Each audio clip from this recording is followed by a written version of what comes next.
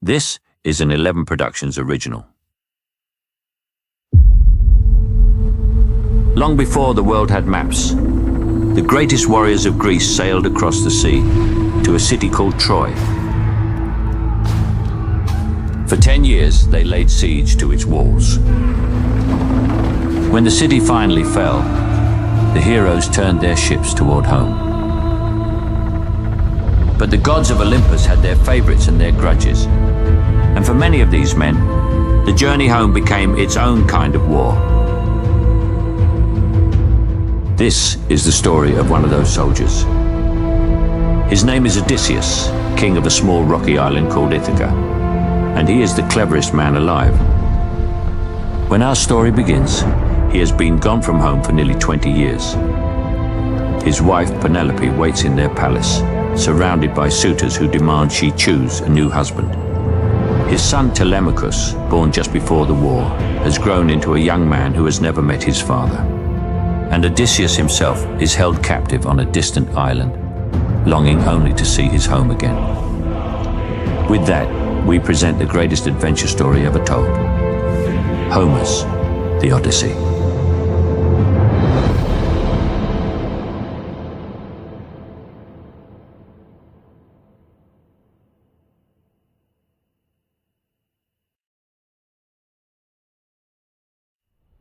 Book 1.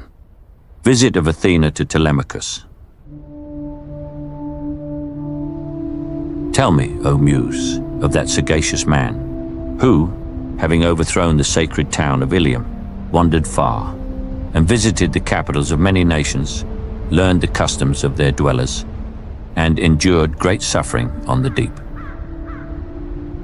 His life was oft in peril, as he labored to bring back his comrades to their homes. He saved them not.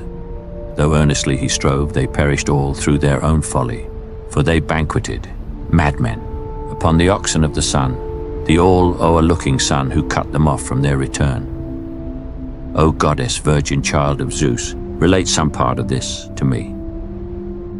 Now, all the rest, as many as escaped the cruel doom of death, were at their homes, safe from the perils of the war and sea, while him alone, who pined to see his home and wife again, Calypso, queenly nymph, great among goddesses, detained within her spacious grot, in hope that he might yet become her husband. Even when the years brought round the time in which the gods decreed that he should reach again his dwelling place in Ithaca, though he was with his friends, his toils were not yet ended. Of the gods all pitied him save Poseidon, who pursued with wrath implacable the godlike chief, Odysseus, even to his native land. Among the Ethiopians was the god far off, the Ethiopians most remote of men. 2 tribes there are, one dwells beneath the rising, one beneath the setting sun. He went to grace a hecatomb of beeves and lambs, and sat delighted at the feast. While in the palace of Olympian Zeus, the other gods assembled, and to them, the father of immortals and of men was speaking. To his mind arose the thought of that Aegisthus, whom the famous son of Agamemnon, Prince Orestes, slew. Of him he thought, and thus bespake the gods. How strange it is that mortals blame the gods and say that we inflict the ills they bear, when they, by their own folly and against the will of fate, bring sorrow on themselves. As late Aegisthus, unconstrained by fate, married the queen of Atreus' son, and slew the husband just returned from war. Yet well he knew the bitter penalty, for we warned him. We sent the herald Hermes, bidding him neither slay the chief nor woo his queen, for that Orestes, when he came to manhood and might claim his heritage, would take due vengeance for Atreides slain. So Hermes said, his prudent words moved not. The purpose of Aegisthus, who now pays the forfeit of his many crimes at once. Athena, the blue-eyed goddess, thus replied, O father, son of Kronos, king of kings, well, he deserved his death, so perish all guilty of deeds like his. But I am grieved for sage Odysseus, that most wretched man. so long detained, repining and afar from those he loves, upon a distant isle, girt by the waters of the central deep, a forest isle where dwells a deity, the daughter of wise Atlas, him who knows the ocean to its utmost depths, and holds upright the lofty columns which divide the earth from heaven. The daughter there detains the unhappy chieftain, and with flattering words would win him to forget his Ithaca. Meanwhile, impatient to behold the smokes that rise from hearths in his own land, he pines and willingly would die. Is not thy heart, Olympian, touched by this? And did he not pay grateful sacrifice to thee, beside the Argive fleet in the broad realm of Troy? Why then, O Zeus, art thou so wroth with him? Then answered cloud-compelling Zeus, My child, what words have passed thy lips? Can I forget godlike Odysseus, who in gifts of mind excels all other men, and who has brought large offerings to the gods that dwell in heaven? Yet he who holds the earth in his embrace, Poseidon, pursues him with perpetual hate because of Polyphemus the Cyclops, strong beyond all others of his giant race, whose eye Odysseus had put out. The nymph Thusa brought him forth, a daughter she of Forces, ruling in the barren deep, and in the covert of o'erhanging rocks she met with Poseidon. For this cause the god who shakes the shores, although he slay him not, sends forth Odysseus wandering far away from his own country. Let us now consult together and provide for his return, and Poseidon will lay by his wrath, for vain it were for one like him to strive alone against the might of all the immortal gods. And then the blue-eyed Athena spake again. O Father, son of Cronos, King of kings, if such the pleasure of the blessed gods that now the wise Odysseus shall return to his own land, let us at once dispatch Hermes, our messenger, down to Ogygia, to the bright-haired nymph, and make our steadfast purpose known to bring the sufferer Odysseus to his home. And I will haste to Ithaca, and move his son, that with a resolute heart he call the long-haired Greeks together, and forbid the excesses of the suitor train, who slay his flocks and slow-paced beeves with crooked horns. To Sparta I will send him and the sands of Pylos, to inquire for the return of his dear father, so a glorious fame shall gather round him in the eyes of men. She spake, and fastened underneath her feet the fair ambrosial golden sandals worn, to bear her over ocean like the wind and o'er the boundless land. In hand she took, well tipped with trenchant brass, the mighty spear, heavy and huge and strong, with which she bears whole phalanxes of heroes to the earth, when she, the daughter of a mighty sire, is angered. From the Olympian heights she plunged, and stood among the men of Ithaca, just at the porch and threshold of their chief, Odysseus. In her hand she bore the spear, and seemed the stranger, Mentes, he who led the Taphians. There before the gate she found the haughty suitors. Some beguiled the time with draughts, while sitting on the hides of beeves which they had slaughtered. Heralds were with them, and busy menials, some who in the bowls tempered the wine with water, some who cleansed the tables with light sponges, and who set the banquet forth and carved the meats for all. Telemachus the godlike was the first to see the goddess as he sat among the crowd of suitors, sad at heart, and thought of his illustrious father who might come and scatter those who filled his palace halls, and win new honor and regain the rule over his own. As thus he sat and mused among the suitors, he beheld where stood Athena, and forth he sprang. He could not bear to keep a stranger waiting at his door. He came, and taking her right hand received the brazen spear, and spake these winged words. Hail, stranger! Thou art truly welcome here. First come and share our feast, and be refreshed. Then say what thou requirest at our hands. He spake and led the way, and in his steps Athena followed. Entering then the lofty halls, he set the spear upright by a tall column in the armory, with polished walls where rested many a lance of the large-souled Odysseus. Then he placed his guest upon a throne, o'er which he spread a covering many-hued and beautiful, and gave her feet a footstool.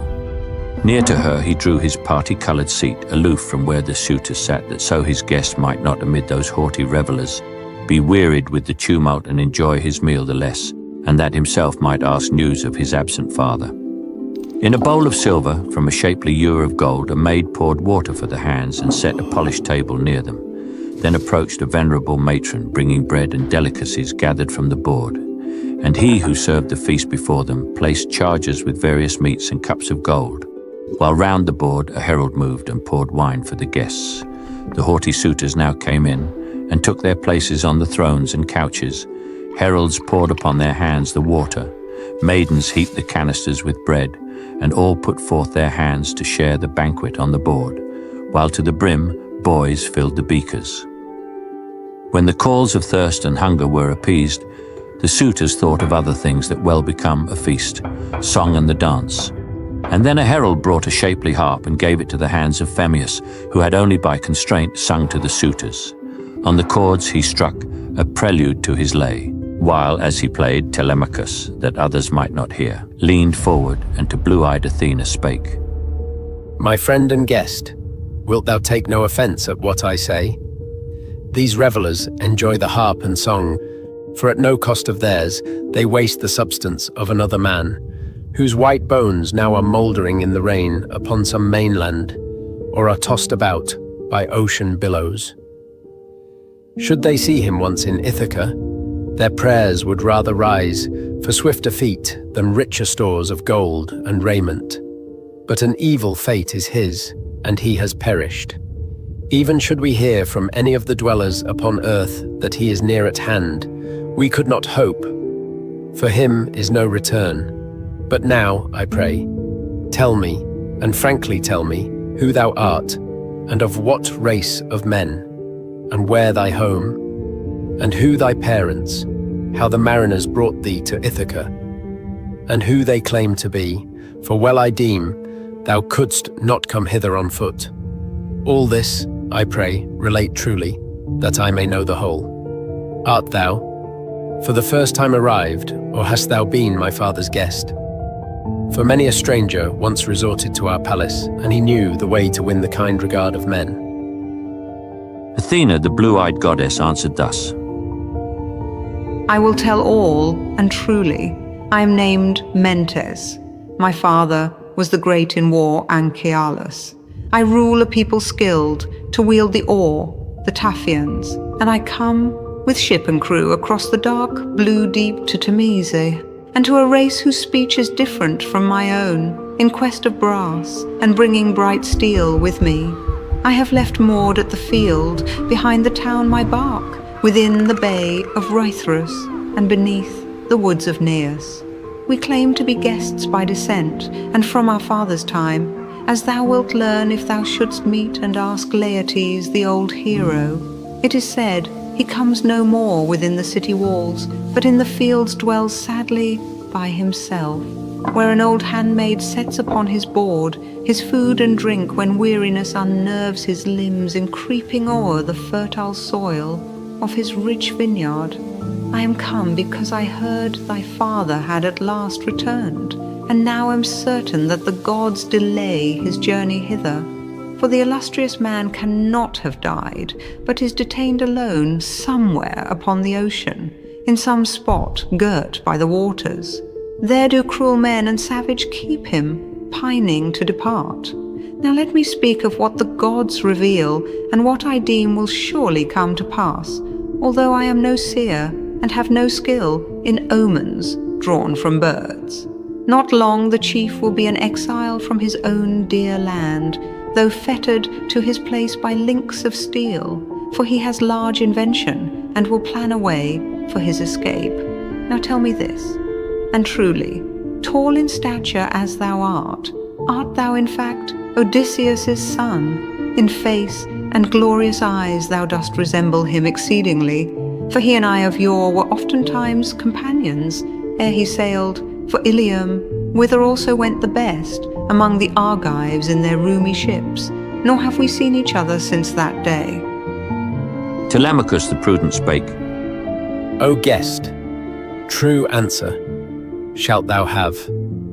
My mother says I am his son, I know not. Never man knew his own father. Would I were the son of one whose happier lot it was to meet, amidst his own estates, the approach of age.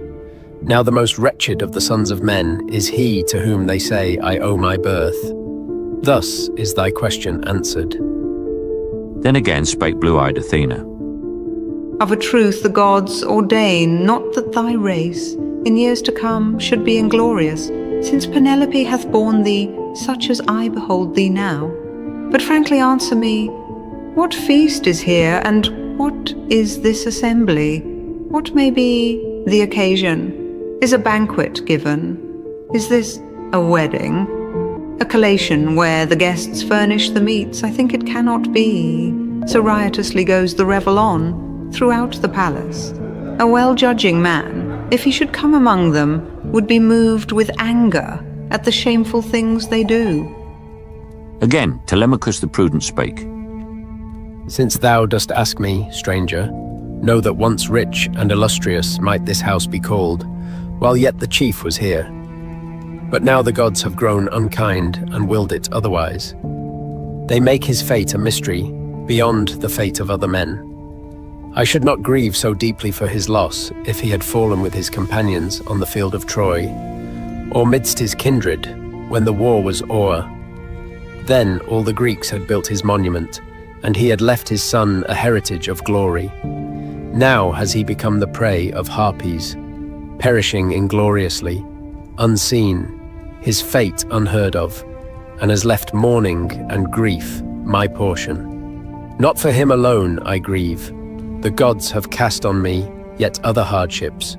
All the chiefs who rule the isles, Dulichium, Samos, and the groves that shade Zacynthus, and who bear the sway in rugged Ithaca, have come to woo my mother, and from day to day consume my substance. She rejects not utterly their hateful suit, and yet she cannot bear to end it by a marriage. Thus they waste my heritage, and soon will seek my life. Again in grief and anger Athena spake. Yea, greatly dost thou need the absent chief Odysseus here, that he might lay his hands upon these shameless suitors. Were he now to come and stand before the palace gate with helm and buckler and 2 spears, as first I saw him in our house when drinking wine and feasting, just returned from Aphra, where Pylos dwelt, the son of Murmurus. For thither went Odysseus in a bark, to seek a deadly drug with which to taint his brazen arrows. Pylos gave it not. He feared the immortal gods. My father gave the poison, for exceedingly he loved his guest. Could now Odysseus in such guise once meet the suitors, short would be their lives, and bitter would the marriage banquet be. Yet whether he return or not to take vengeance in his own palace on this crew of wassailers, rests only with the gods. Now let me counsel thee to think betimes how thou shalt thrust them from thy palace gates. Observe me, and attend to what I say. Tomorrow thou shalt call the Achaean chiefs to an assembly. Speak before them all, and be the gods thy witnesses. Command the suitors all to separate for their homes, and if thy mother's mind be bent to wed, let her return to where her father dwells, a mighty prince, and there they will appoint magnificent nuptials and an ample dower, such as should honor a beloved child. And now if thou wilt heed me, I will give a counsel for thy good. Man thy best ship with 20 rowers, and go forth to seek news of thy absent father. Thou shalt hear haply of him from someone of the sons of men, or else some word of rumor sent by Zeus, revealing what mankind should know. First shape thy course for Pylos, and inquire of noble Nestor. Then, at Sparta, ask of fair-haired Menelaus, for he came last of the mailed Achaeans to his home. And shouldst thou learn that yet thy father lives and will return, have patience yet a year, however hard it seem. But shouldst thou find that he is now no more, return forthwith to thy own native land, and pile on high his monument, and let the funeral rites be sumptuously performed as may become the dead, and let thy mother wed again. And when all this is fully brought to pass, take counsel with thy spirit and thy heart. how to destroy the suitor crew that haunt thy palace, whether by a secret snare or open force. No longer shouldst thou act as if thou wert a boy. Thou hast outgrown the age of childish sports. Hast thou not heard what honour the divine Orestes gained with all men when he slew the murderer, the crafty wretch Aegisthus, by whose hand the illustrious father of Orestes died?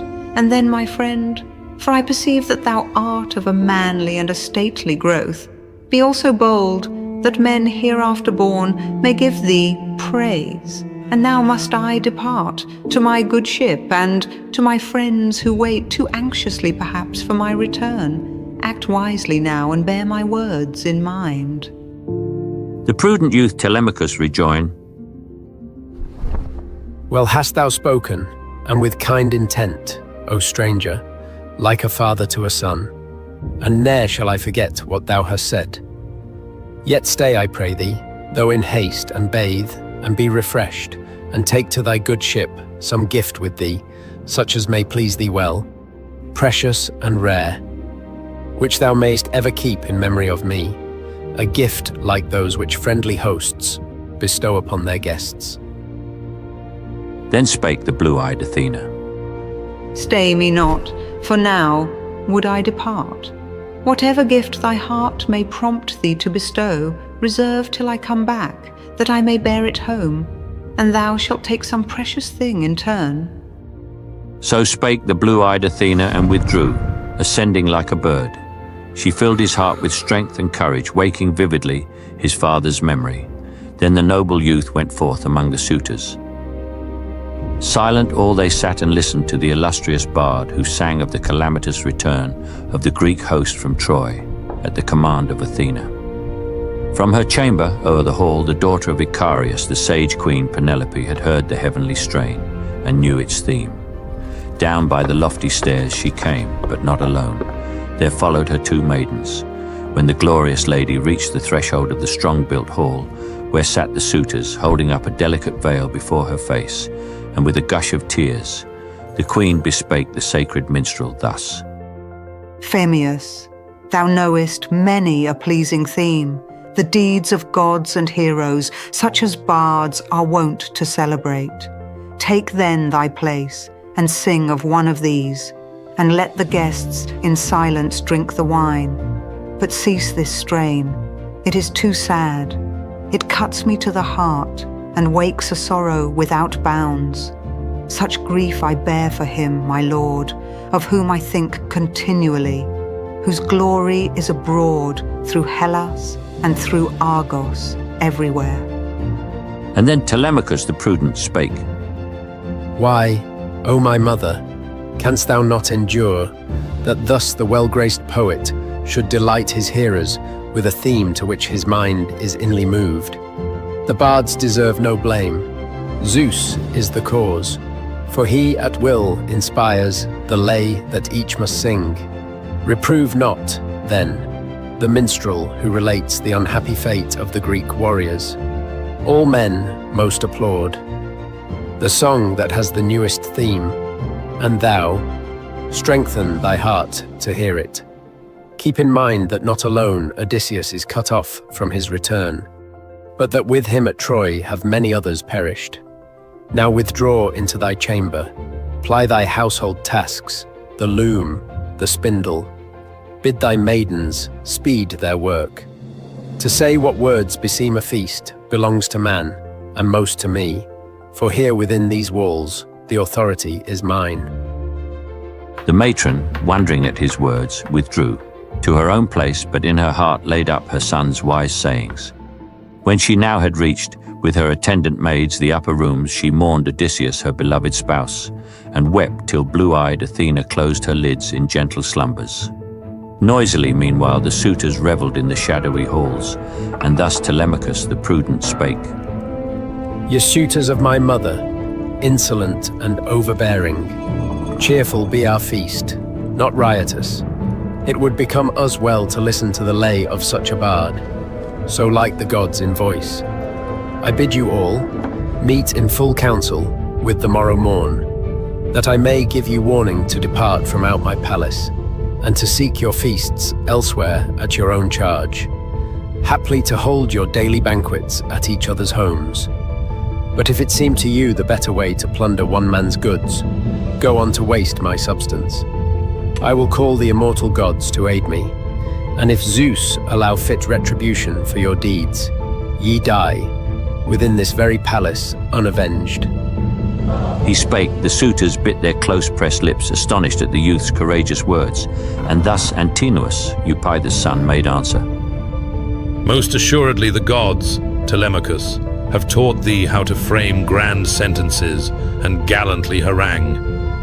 Ne'er may the son of Cronos make thee king over the sea-girt Ithaca, whose isle is thy inheritance by claim of birth." Telemachus the prudent thus rejoined. Wilt thou be angry at the word I speak, Antinous? I would willingly accept the kingly station if conferred by Zeus. Dost thou indeed regard it as the worst of all conditions of mankind? Not so, for him who reigns. His house grows opulent, and he the more is honored. Many kings within the bounds of sea-girt Ithaca.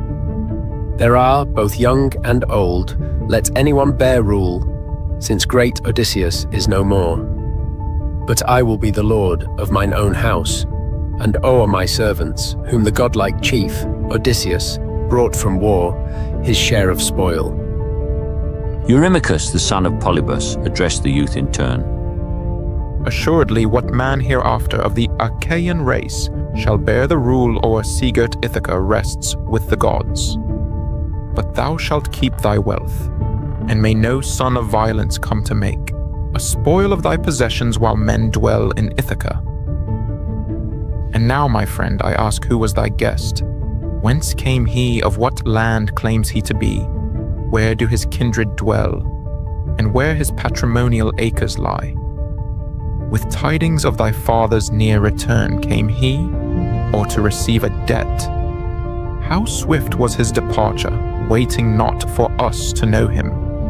Yet in aspect and in air he seemed to be no man of vulgar note." Telemachus the prudent answered thus. My father's coming, O Eurymachus, is to be hoped no more. Nor can I trust tidings from whatsoever part they come, nor pay regard to oracles, although my mother send to bring a soothsayer within the palace and inquire of him. But this man was my father's guest. He comes from Taphos. Mentes is his name, a son of the brave chief Anchialus. He reigns over the Taphians, men who love the sea. He spake, but in his secret heart he knew the immortal goddess. Then the suitors turned, delighted to the dance and cheerful song, and waited for the evening, on their sports. The evening with its shadowy blackness came. Then each to his own home withdrew to sleep, while to his lofty chamber in full view, built high in that magnificent palace home, Telemachus went up and sought his couch, intent on many thoughts. The chaste and sage Dame Euryclea by his side went up with lighted torches, she a child of Ops, Peisenor's son. Her in her early bloom Laertes purchased for 100 beeves, and in his palace honored equally with his chaste wife, yet never sought her bed. He would not wrong his queen. 'Twas she who bore the torches with Telemachus. She loved her young lord more than all the other maids, and she had nursed him in his tender years. He opened now the chamber door, and sat upon the couch, put his soft tunic off, and placed it in the prudent matron's hands. She folded it and smoothed it, hung it near to that fair bed, and going quickly forth, pulled at the silver ring to close the door, and drew the thong that moved the fastening bolt. He lapped in the soft fleeces all night long, thought of the voyage Athena had ordained.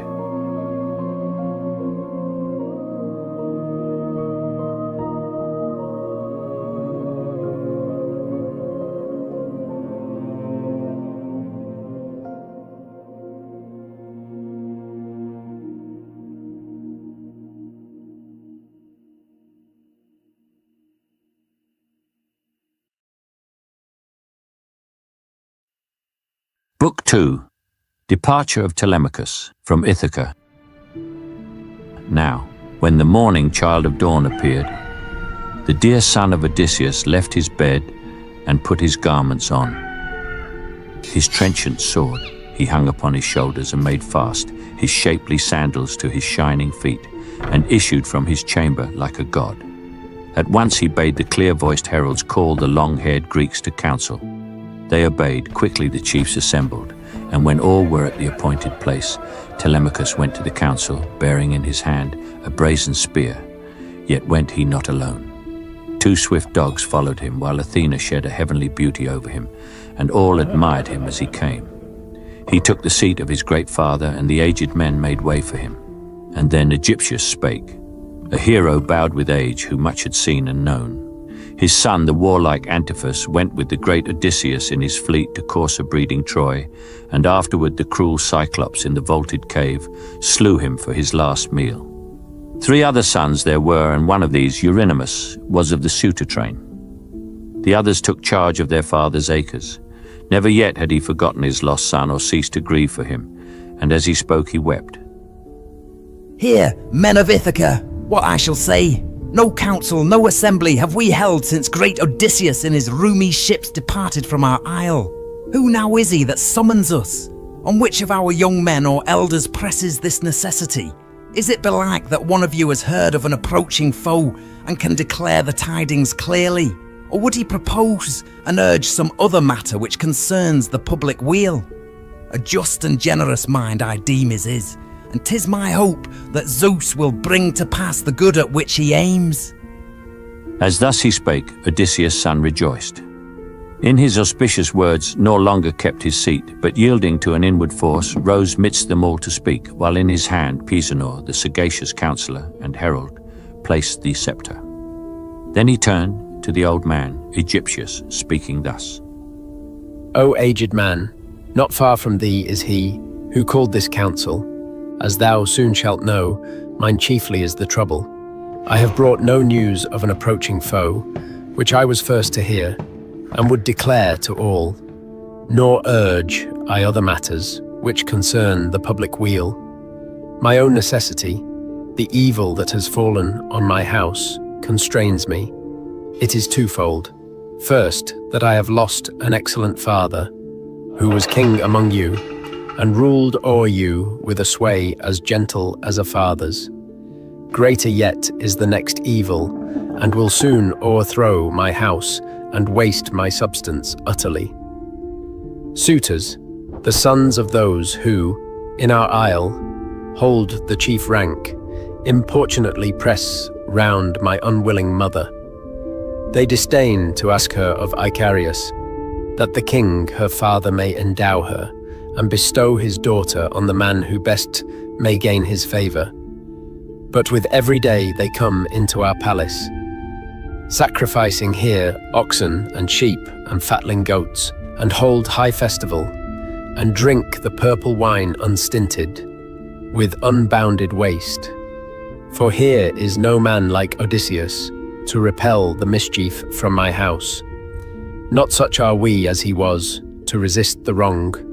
We pass for weaklings, immature in valour. Yet if I had but the power, assuredly I would resist. For by these men are done insufferable things, nor does my house perish with honour. Ye yourselves should feel shame at these doings. Ye should dread reproach from those who dwell around us, and should fear the offended gods, lest they repay these crimes with vengeance. I beseech you, O my friends, both by Olympian Zeus, and her by whom councils of men are summoned and dissolved, the goddess Themis, that ye all refrain, and leave me to my grief alone, unless Odysseus, my great father, may have done wrong in his anger to the gallant Greeks, which ye, by prompting men to acts like these, seek to avenge on me. Far better 'twere should ye yourselves destroy our goods and slay our herds, since, were it so, there might in time be some requital. We, from street to street, would plead continually for recompense, till all should be restored. But now ye heap upon me wrongs for which is no redress. Thus angrily he spake, and clashed to earth the sceptre, shedding tears. The people felt compassion.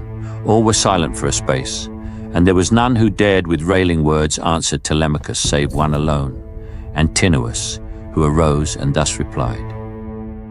Telemachus, thou youth of braggart speech, and boundless in abuse, what hast thou said to our dishonor? Thou wouldst fix on us a brand of shame. The blame is not with us, the Achaean suitors. 'Tis thy mother's fault, skilled as she is in crafty shifts. 'Tis now already the 3rd year, and soon will be the 4th, since she began to cozen us. She gives us all to hope, and sends fair words to each by message, yet in her own mind has other purposes. This shrewd device she planned. She laid upon the loom a web, delicate, wide, and vast in length, and said, thus to us all, young princes, who are come to woo me, since Odysseus is no more, my noble husband, urge me not, I pray, to marriage, till I finish in the loom, that so my threads may not be spun in vain, a funeral vesture for the hero chief Laertes, when his fatal hour shall come with death's long sleep. Else some Achaean dame might blame me, should I leave without a shroud him who in life possessed such ample wealth. Such were her words, and easily they wrought upon our generous minds. So went she on, weaving that ample web, and every night unravelled it by torchlight. 3 full years she practised thus, and by the fraud deceived the Grecian youths. But when the hours had brought the 4th year round, a woman who knew all revealed the mystery, and we ourselves saw her unravelling the ample web. Thenceforth, constrained, and with unwilling hands, she finished it.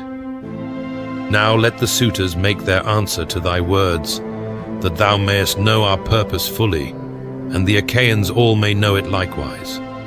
Send thy mother hence, requiring that she wed the suitor whom her father chooses and herself prefers. But if she still go on to treat the sons of Greece with such despite, too confident in gifts which Athena has bestowed on her, so richly noble arts and faculties of mind, and crafty shifts, beyond all those of whom we ever heard that lived of yore, the bright-haired ladies of the Achaean race, Tyro, Alcmena, and Mycenae. Famed for glossy tresses, none of them endowed as is Penelope, though this last shift be ill-devised. So long will we consume thy substance and estate, as she shall hold her present mood, the purpose which the gods have planted in her breast. She to herself gains great renown, but surely brings on thee loss of much goods. And now we go not hence to our affairs nor elsewhere, till she wed, whichever of the Greeks may please her most. And then rejoined discreet Telemachus. Antinous, grievous wrong it were to send, unwilling from this palace, her who bore and nursed me. Whether he be living yet or dead, my father is in distant lands. And should I, of my own accord and will, dismiss my mother, I must make perforce Icarius large amends, and that were hard, and he would do me mischief, and the gods would send yet other evils on my head, for then my mother going forth would call on the grim Furies, and the general curse of all men would be on me. Think not I will ever speak that word, but if ye bear a sense of injury for what is past, go from these halls, provide for other feasts, consuming what is yours, and visiting each other's homes in turn. But if it seem to you the wiser and the better way to plunder one man's goods, go on to waste my substance. I shall call the eternal gods to aid me, and, if Zeus allow fit retribution for your crimes, ye die within this very palace unavenged. So spake Telemachus. The thunderer Zeus sent flying from a lofty mountain top 2 eagles. First they floated on the wind close to each other and with wings outspread. But as they came to where the murmuring crowd was gathered just beneath their flight, they turned and clapped their heavy pinions, looking down with deadly omen on the heads below, and with their talons tore each other's cheeks and necks. And then they darted to the right away through Ithaca, among its roofs. All who beheld the eagles were amazed, and wondered what event was near at hand. Among the rest an aged hero spake, named Halithuses, master's son. He knew more truly than the others of his age, to augur from the flight of birds, and read the will of fate, and wisely thus he spake. Hear, men of Ithaca, what I shall say. I speak of what most narrowly concerns the suitors, over whom already hangs great peril, for Odysseus will not be long at a distance from his home and friends. Even now he is not far, and meditates slaughter and death to all the suitor train, and evil will ensue to many more of us who dwell in sunny Ithaca. Now let us think what measures may restrain these men, or let them of their own accord desist. The soonest were for them the best. For not as one untaught do I foretell events to come, but speak of what I know. All things that I predicted to our chief, what time the Argive troops embarked for Troy, and sage Odysseus with them, are fulfilled. I said that after many hardships borne, and all his comrades lost, the 20th year would bring him back, a stranger to us all, and all that then I spake of comes to pass. Eurymachus, the son of Polyphemus, answered the seer. Go to thy house, old man, and to thy boys, and prophesy to them, lest evil come upon them. I can act in matters such as these a prophet's part better than thou. True, there are many birds that fly about in sunshine, but not all are ominous. Odysseus far away has perished. Well, it would have been if thou hadst perished with him. Then thou wouldst not prate idly of things to come, nor wouldst thou stir Telemachus to anger, in the hope of bearing to thy house some gift from him. Now let me say, and be assured my words will be fulfilled. Experienced as thou art, if thou by treacherous speeches shalt inflame a younger man than thou to violent deeds, the sharper punishment shall first be his. But we will lay on thee a penalty, old man, which thou shalt find it hard to bear, and bitterly wilt thou repent. And now let me persuade Telemachus to send his mother to her father. They will make a marriage for her there, and give with her a liberal dowry, such as may become a favorite daughter on her wedding day. Else never will the sons of Greece renounce, I think, the difficult suit. We do not fear Telemachus himself, though glib of speech, nor care we for the empty oracle which thou, old man, dost utter, making thee only more hated. Still will his estate be wasted, nor will order e'er return, while she defers her marriage with some prince of the Achaeans. We shall urge our suit for that most excellent of womankind as rivals, nor withdraw to seek the hand of others whom we fitly might espouse. To this discreet Telemachus replied, Eurymachus, and ye, the illustrious train of suitors, I have nothing more to ask, no more to say, for now the gods and all the Achaeans know the truth. But let me have a gallant bark, and 20 men to make from coast to coast a voyage, visiting Sparta and sandy Pylos, to inquire for my long-absent father, and the chance of his return, if any of mankind can tell me aught, or if some rumour come from Zeus, since thus are tidings often brought to human knowledge. Should I learn that yet he lives and may return, I then would wait, a 12-month, though impatient. Should I hear that he no longer lives, I shall return homeward, and pile his monument on high, with funeral honours that become the dead, and give my mother to a second spouse. He spake and took his seat, and then arose Mentor, once comrade of the excellent chief Odysseus, who, departing with his fleet, consigned his household to the aged man, that they should all obey him, and that he should safely keep his charge. He rose amid the assembly, and addressed them wisely thus. Hear and attend, ye men of Ithaca. To what I say, let never sceptred king henceforth be gracious, mild, and merciful, and righteous.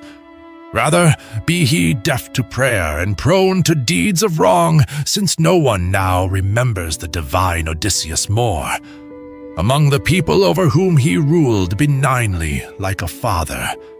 Yet I bear no envy to the haughty suitors here, moved as they are to deeds of violence by evil counsels, since in pillaging the substance of Odysseus, who, they say, will never more return, they risk their lives. But I am angry with the rest, with all of you who sit here mute, nor even with words of stern reproof restrain their violence, though ye so many are, and they so few. Leocritus, Evenor's son, rejoined. Malicious mentor, foolish man, what talk is this of holding us in check? 'Twere hard, for numbers even greater than our own, to drive us from a feast, and should the prince of Ithaca, Odysseus, come himself, thinking to thrust the illustrious suitors forth, that banquet in these palace halls, his queen would have no cause for joy at his return, greatly as she desired it. He would draw sure death upon himself in strife with us, who are so many. Thou hast spoken ill. Now let the people who are gathered here disperse to their employments. We will leave Mentor and Halithuses, who were both his father's early comrades, to provide for the youth's voyage. He will yet remain a long time here, I think, to ask for news in Ithaca, and never will set sail. Thus having said, he instantly dismissed the people. They departed to their homes. The suitors sought the palace of the prince. Then to the ocean side, apart from all, went forth Telemachus and washed his hands in the grey surf, and prayed to Athena thus. Hear me, thou deity, who yesterday, in visiting our palace, didst command that I should traverse the black deep to learn news of my absent father, and the chance of his return. The Greeks themselves withstand. My purpose, the proud suitors most of all. Such was his prayer, and straightway Athena stood in form and voice like Mentor by his side, and thus accosted him with winged words. Telemachus, thou henceforth shalt not lack valour or wisdom. If with thee abides thy father's gallant spirit, as he was in deed and word, thou wilt not vainly make this voyage. But if thou be not in truth the son of him and of Penelope, then I rely not on thee to perform what thou dost meditate. Few sons are like their fathers, most are worse, a very few excel their parents. Since thou wilt not lack valour and wisdom in the coming time, nor is thy father's shrewdness wanting quite in thee, great hope there is that happily this plan will be fulfilled. Regard not then the suitor train, their purposes and plots. Senseless are they, as little wise as just, and have no thought of the black doom of death, now drawing near to sweep them in a day to their destruction. But thy enterprise must suffer no delay. So much am I thy father's friend and thine, that I will cause a swift bark to be fitted out for sea, and will myself attend thee. Go now hence among the suitors, and make ready there the needful stores, and let them all be put in vessels, wine in jars, and meal, the strength of man, in close thick skins, while I engage, among the people here, a willing crew. Ships are there in our sea-girt Ithaca, full many, new and old, and I will choose the best of these and see it well equipped. Then will we drag it down to the broad sea. Thus Athena spake, the child of Zeus. Telemachus obeyed the heavenly voice, and stayed not. Home he hastened, where he saw sadly the arrogant suitors in the hall, busily flaying goats and roasting swine. Antinous, laughing, came to meet the youth, and fastened on his hand, and thus he spake. Telemachus, thou youth of lofty speech, and boundless in abuse, Let neither word nor deed that may displease thee vex thy heart, but gaily eat and drink as thou wert wont. The Achaeans generously will provide whatever thou requirest, ship and men, all chosen rowers, that thou mayest arrive sooner at sacred Pylos, there to learn tidings of thy illustrious father's fate. Then spake discreet Telemachus in turn. Antinous, never could I sit with you, arrogant ones, in silence, nor enjoy the feast in quiet. Is it not enough, O suitors, that while I was yet a child, ye wasted on your revelries my large and rich possessions? Now that I am grown, and when I hear the words of other men, discern their meaning, now that every day strengthens my spirit, I will make the attempt to bring the evil fates upon your heads, whether I go to Pylos or remain among this people. I shall surely make this voyage, and it will not be in vain. Although I go a passenger on board another's ship, since neither ship have I nor rowers, ye have judged that so were best. He spake, and quickly from the suitor's hand withdrew his own. The others who prepared their banquet in the palace scoffed at him, and flung at him their bitter taunts, and one among the insolent youths reviled him thus. Telemachus is certainly resolved to butcher us. He goes to bring allies from sandy Pylos or the Spartan coast. He is so bent on slaughter. Or perhaps he visits the rich land of Ephyre in search of deadly poisons to be thrown into a cup and end us all at once. Then said another of the haughty youths, who knows but, wandering in his hollow bark, he too may perish far from all his friends, just as Odysseus perished. This would bring increase of labor. It would cast on us the trouble to divide his goods, and give his palace to his mother, and to him who takes the woman as his wedded wife. So spake they, but Telemachus went down to that high-vaulted room, his father's, where lay heaps of gold and brass, and garments store in chests and fragrant oils. And there stood casks of delicate old wine and pure, a drink for gods in rows against the wall, to wait if ever, after many hardships borne, Odysseus should return. Upon that room close-fitting double doors were shut, and there was one who night and day kept diligent watch, a woman, Euryclea, child of Ops, Pisanor's son. Telemachus went in and called her to him and bespake her thus. Nurse, let sweet wine be drawn into my jars, the finest next to that which thou dost keep, expecting our unhappy lord, if yet the nobly born Odysseus shall escape the doom of death and come to us again. Fill 12 and fit the covers close, and pour meal into well-sewn skins, and let the tale be 20 measures of the flour of wheat. This none but thou must know. Let all these things be brought together. Then, as night shuts in, when to her upper chamber, seeking rest, my mother shall withdraw, I come and take what thou providest for me. I am bound for Sparta and for Pylos in the sands, to gather news concerning the return of my dear father, if I haply may. So spake the youth, and his beloved nurse sobbed, wept aloud, and spake these winged words.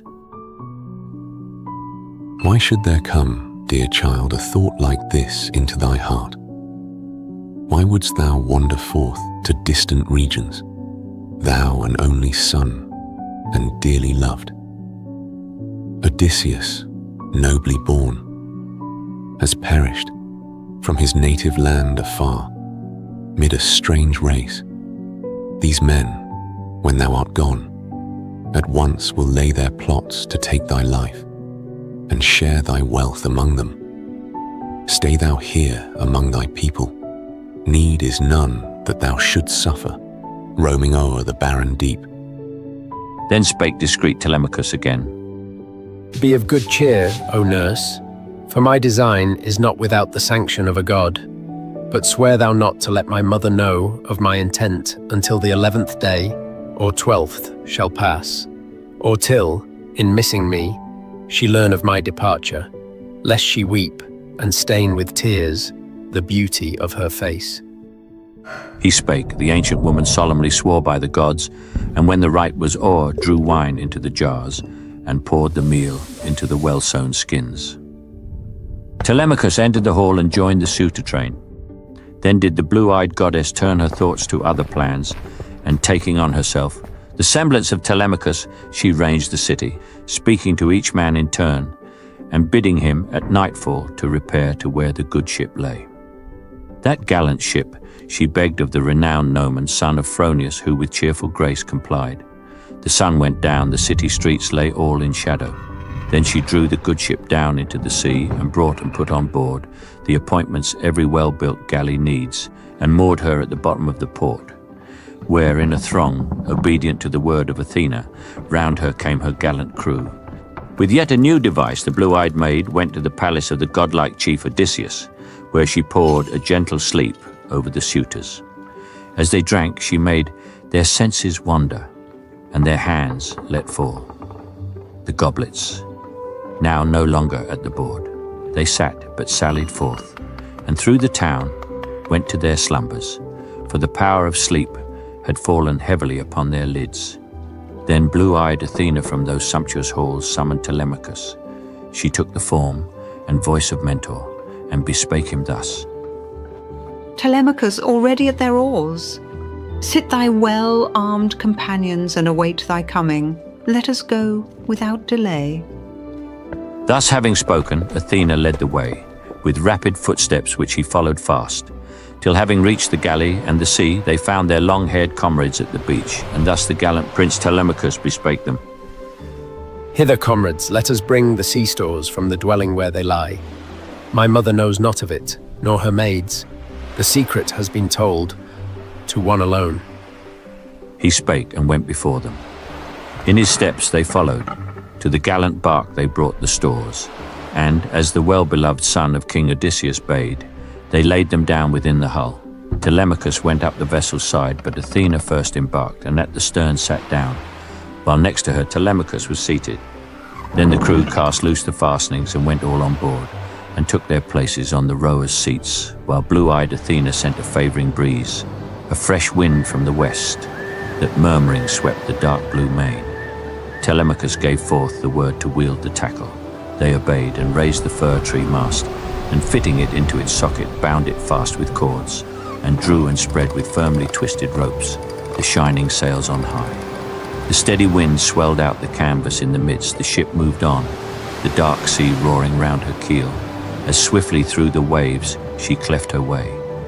And when the rigging of that swift black ship was firmly in its place, they filled their cups with wine, and to the ever-living gods poured out libations, most of all to one, Zeus's blue-eyed daughter. Thus through all that night and all the ensuing morn, they held their way.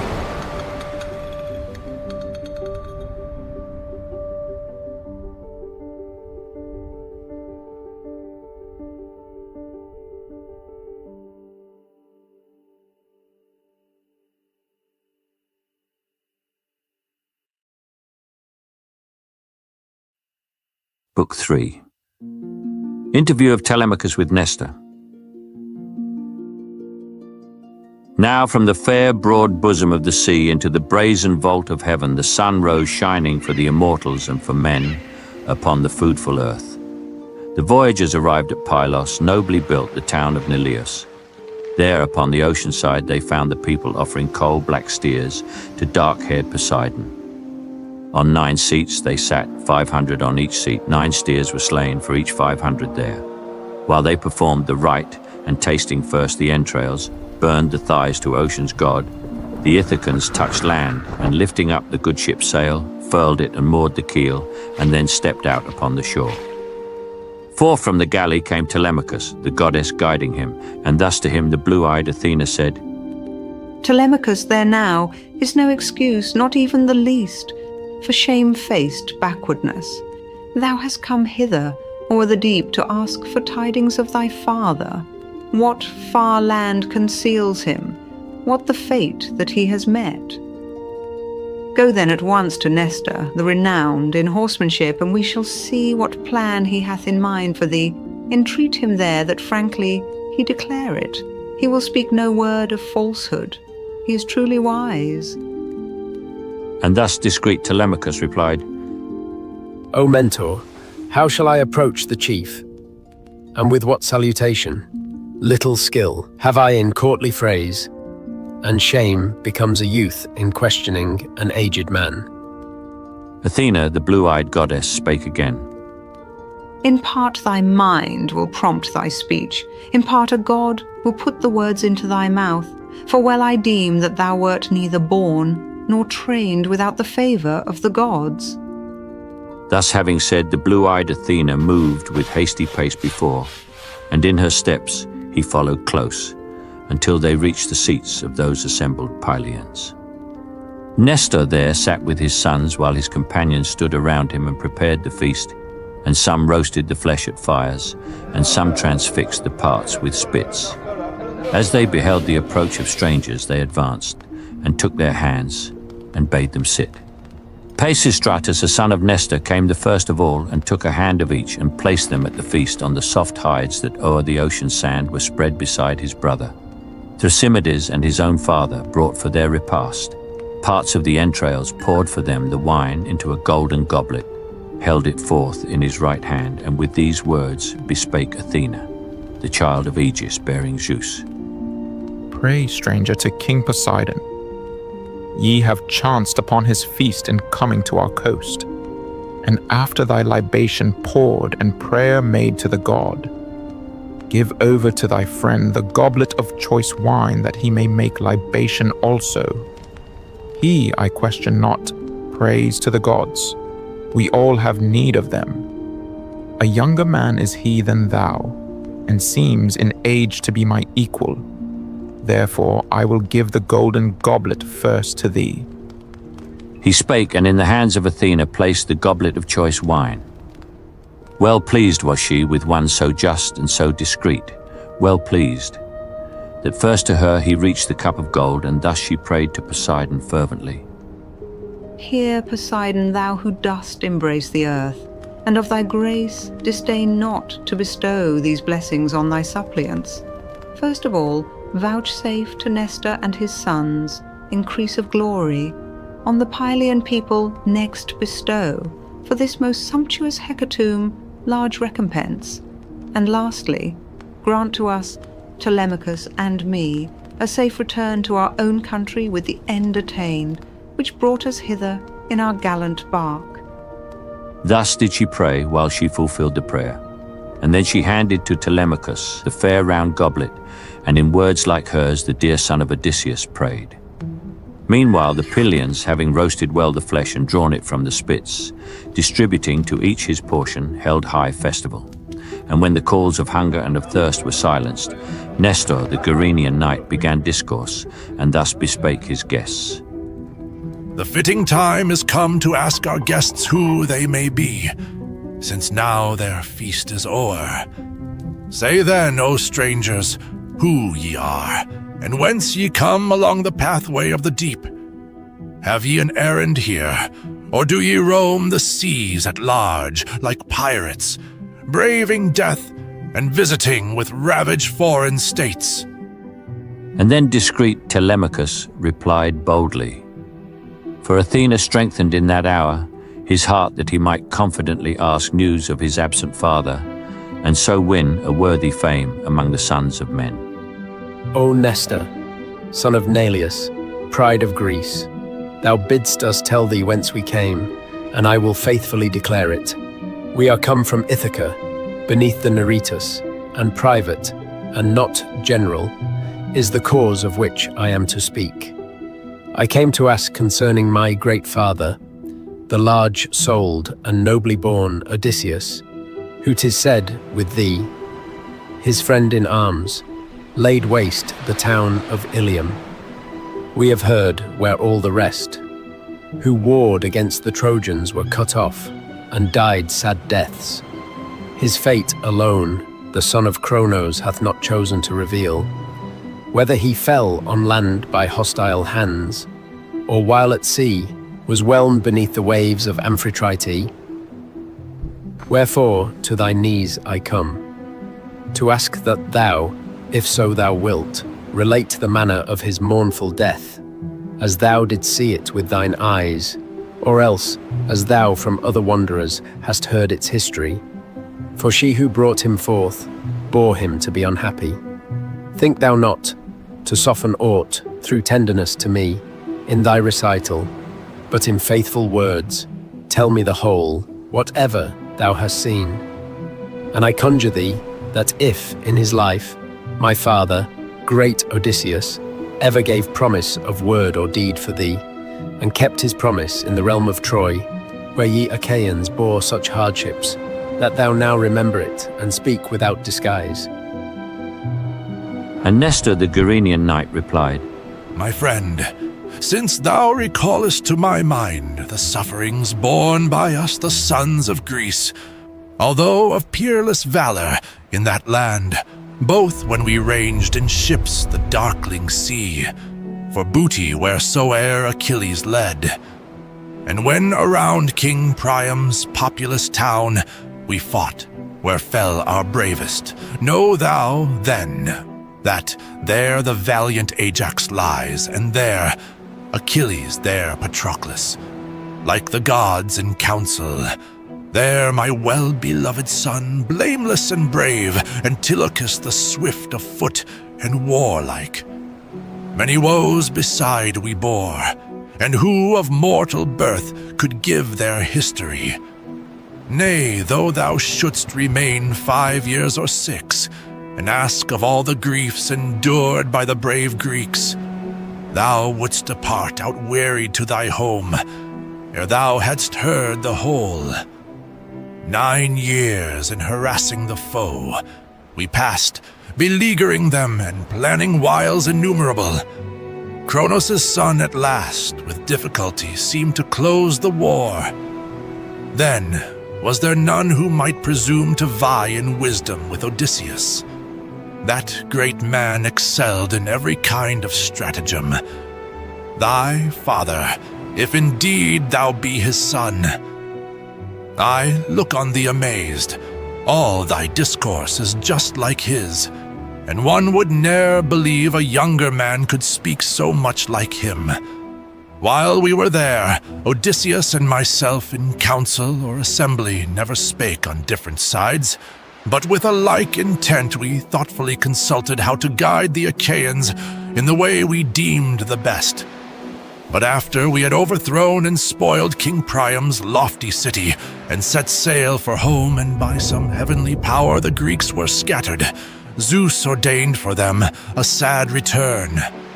For all were neither wise nor just, and many drew upon themselves an evil doom, the fatal wrath of her, the blue-eyed maid, who claims her birth from Zeus. 'Twas she who kindled strife between the sons of Atreus. They had called the Achaeans all to an assembly, not with due regard to order at the setting of the sun. And thither came the warriors overpowered with wine. The brother kings set forth the cause of that assembly. Menelaus first bade all the Greeks prepare for their return o'er the great deep. That counsel little pleased King Agamemnon, who desired to keep the people longer there, that he might soothe by sacred hecatombs the fiery wrath of Athena. Fool, who could not see how vain were such persuasion? For the eternal gods are not soon won to change their purposes. They stood disputing thus with bitter words, till wrangling noisily on different sides rose up the well-armed Greeks. The ensuing night we rested, but we cherished in our breasts a mutual hate. So for our punishment had Zeus ordained. With early morn we drew our ships to the great deep, and put our goods and our deep-bosomed women all on board. Yet half the host went not, but on the shore remained with Agamemnon, Atreus' son, and shepherd of the people. All the rest embarked, weighed anchor, and sailed swiftly thence. A deity made smooth the mighty deep, and when we came to Tenedos, we paid our offerings to the gods, and longed for home, vainly. It pleased not unpropitious Zeus to favor our return, and once again he sent among us strife. A part of us led by Odysseus, that sagacious prince, to please Atreides, Agamemnon turned their well-oared galleys back. But I, with all the vessels of the fleet that followed me, fled on my way, perceiving that some god was meditating evil. With us fled, encouraging his men, the warlike son of Tydeus. Fair-haired Menelaus came later to us in Lesbos, where we planned for a long voyage, whether we should sail around the rugged Chios, toward the Isle of Syria, keeping that upon the left, or under Chios pass beside the steeps of windy Mimas. We besought the god that he would show a sign, and he complied, and bade us to Euboea cross the deep right in the midst, the sooner to escape all danger.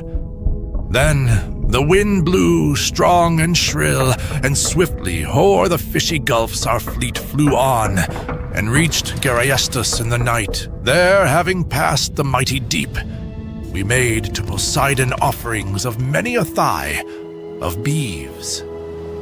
The fourth day dawned, and now the men of Diomed, the mighty horseman, son of Tydeus, stopped at Argos with their fleet, while I went on to Pylos with the wind, which never, from the moment that the god first sent it o'er the waters, ceased to blow. So, my dear child, I reached my home, nor knew nor heard from others who among the Greeks was saved, or who had perished on the way. Yet what I since have heard while here I sit within my palace, thou shalt duly learn, nor is it what I ought to keep from thee. 'Tis said the Myrmidonian spearmen, led by great Achilles' famous son, returned happily home, as happily the son of Paeus. Philoctetes the renowned, Idomeneus brought also back to Crete all his companions who survived the war. The sea took none of them.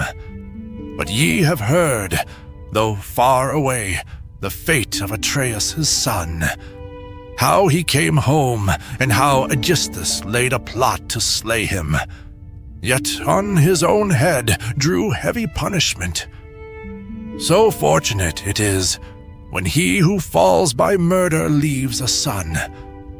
For 'twas the monarch's son who took vengeance upon the crafty murderer Aegisthus, by whose hand Atreides died. Thou too, my friend, for thou art large of frame and of a noble presence, be thou brave, that men in time to come may give thee praise. Then spake discreet Telemachus again. O Nestor, son of Neleus, pride of Greece, ample was his revenge, and far and wide the Greeks will spread his fame to be the song of future times. O might the gods confer on me an equal power to avenge myself on that importunate, overbearing crew of suitors who insult me and devise evil against me. But the gods deny such fortune to my father and to me, and all that now is left me is to bear. Again spake Nestor the Gerenian knight.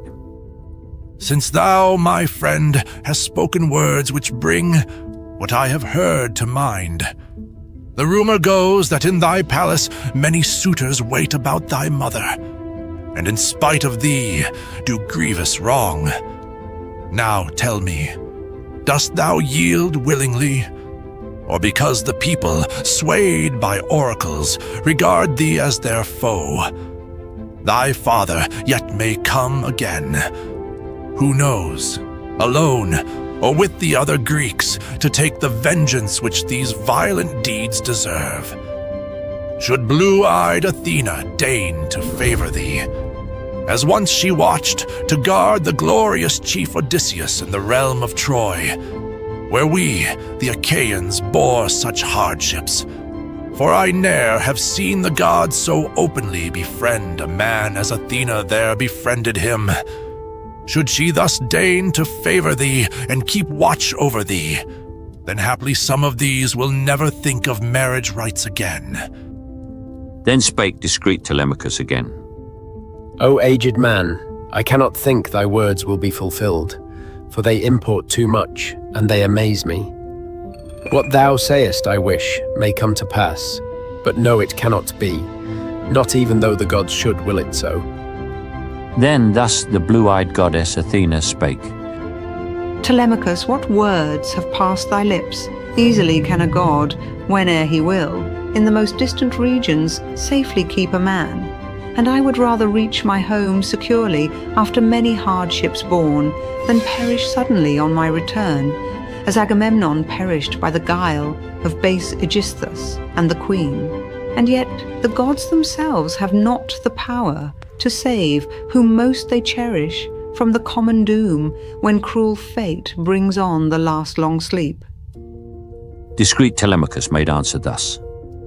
Let us, O Mentor, talk no more of this. Though much we grieve, he never will return, for his is the black doom of death ordained by the great gods. Now suffer me to ask of Nestor further, since to him are known, beyond all other men, the rules of right and prudence. He has governed, so men say, 3 generations, and to me he seems, in aspect like the ever-living gods.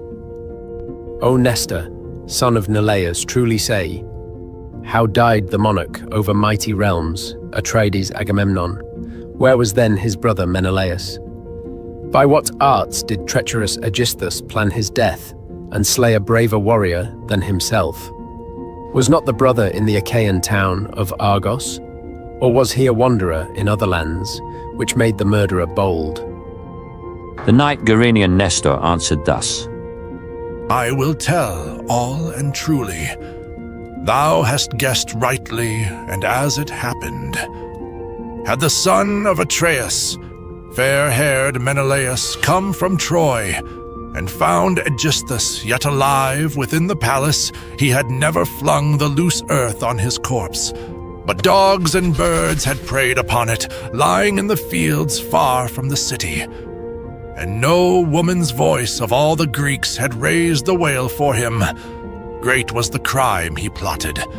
We were yet afar, enduring the hard toils of war, while he, securely couched in his retreat at Argos, famed for steeds, with flattering words corrupted Agamemnon's queen. At first, the noble Clytemnestra turned away with horror from the crime, for yet her heart was right, and by her side there stood a bard, with whom Atreides, when he went to Troy, had left his wife with many an earnest charge. But when the gods and fate had spread a net for his destruction, then Aegisthus bore the minstrel to a desert isle, and there left him to be devoured by birds of prey, and led the queen, as willing as himself, to his own palace. Many a victim's thigh upon the hallowed altars of the gods he offered. Many a gift of ornaments, woven or wrought in gold, he hung within their temples, since at length the mighty end, for which he hardly dared to hope, was gained. We sailed together from the coast of Troy, Atreides, Menelaus, and myself, friends to each other, when the headland height of Athens, hallowed Sunium, met our eyes.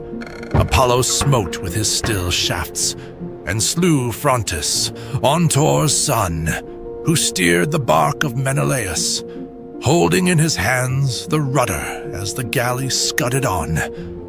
And skilled was he beyond all other men to guide a vessel when the storm was high.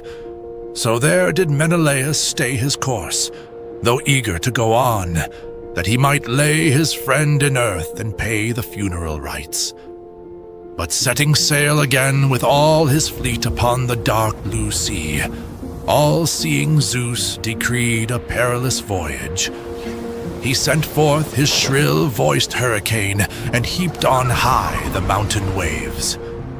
There, scattering the barks far from each other, part he drove to Crete, where the Sidonians dwell, beside the stream of Dardanus.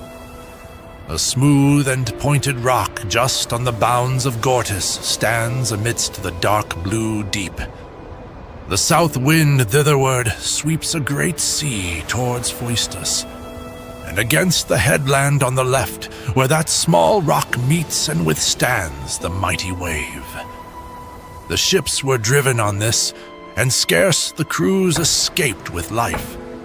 The ships were dashed against the crags and wrecked, save 5, and these, with their black prows, were swept toward Egypt by the winds and waves. Thus, adding to his wealth and gathering gold, he roamed the ocean in his ships among men of strange speech. Aegisthus, meantime, planned his guilty deeds at home. He slew the king Atreides, and the people took his yoke. 7 years in rich Mycenae he bore rule, and on the 8th to his destruction came the nobly born Orestes, just returned from Athens, and cut off that man of blood, the crafty wretch Aegisthus, by whose hand fell his illustrious father. Then he bade the Argives to the solemn burial feast of his bad mother and the craven wretch Aegisthus. Menelaus, that same day the great in war, arrived, and brought large wealth, so large his galleys could contain no more. And thou, my friend, be thou not long away.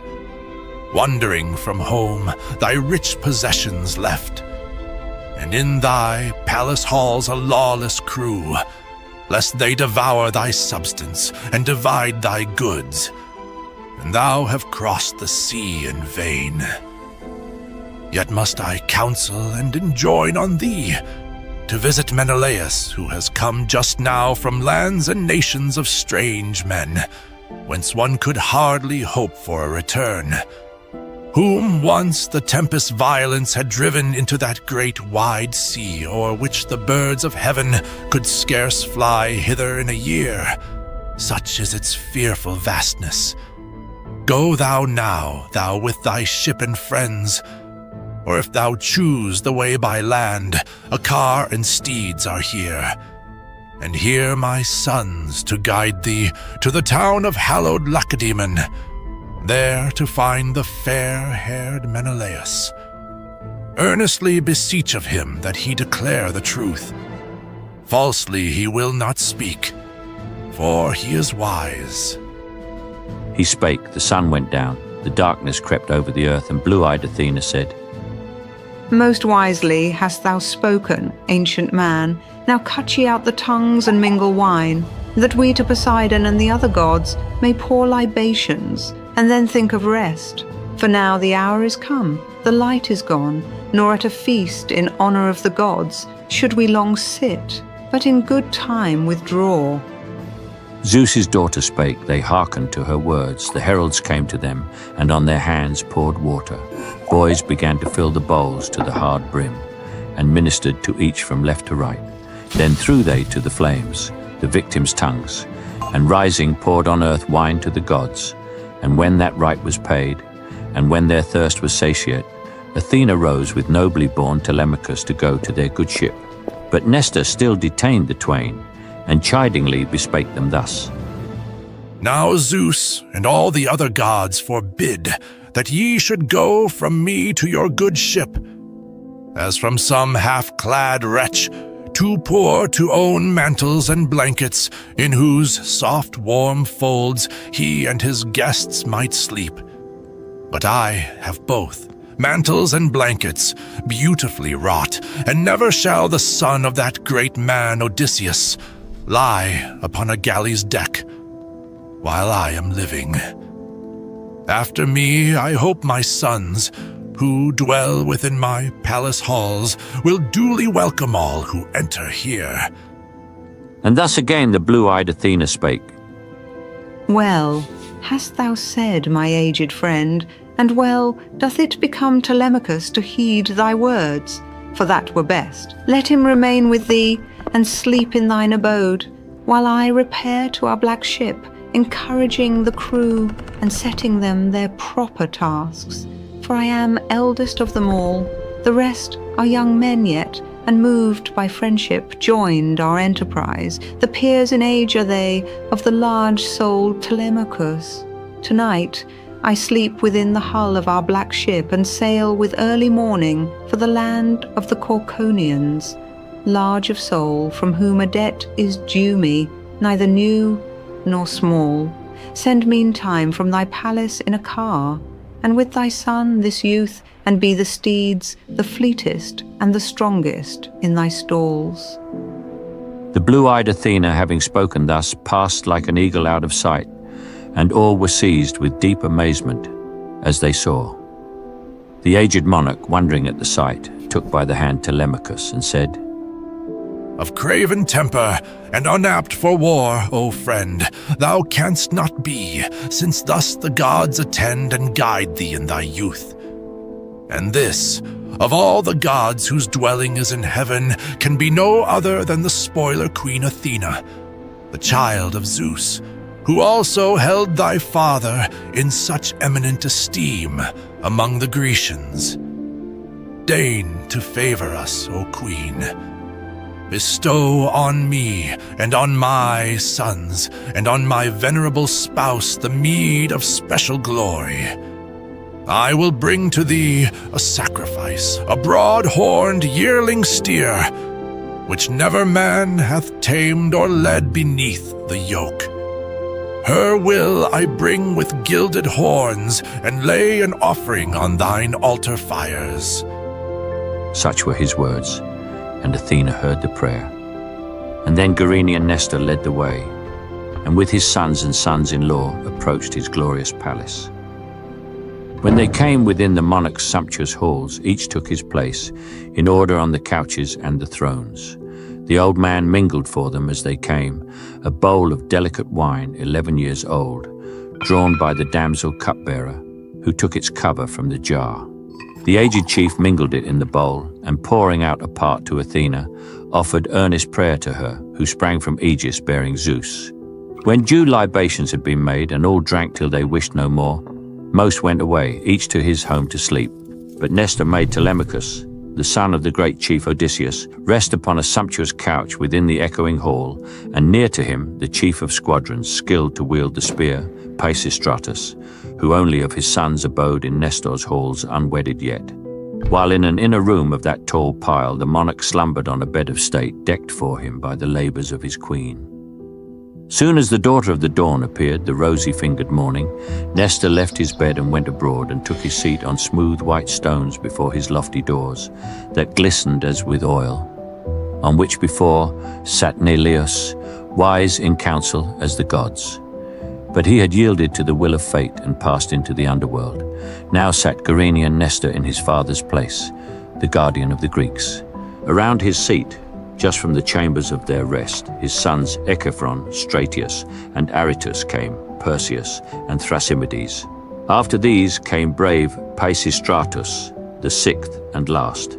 They led Telemachus, the godlike youth, and placed him near them. The Gerenian knight, Nestor, began, and thus bespake his sons. Do quickly what I ask, dear sons, and aid to render Athena, first of all the gods, propitious. Athena, who has deigned to come, and at a solemn feast to manifest herself to me. Let one of you go forth among the fields, and bring a heifer thence, led by the herdsmen, to the dark-hulled ship of the large-souled Telemachus. I bid another son repair, and bring the crew, save only 2. And let another call Laertius hither, skilled to work in gold, that he may plate with gold the heifer's horns.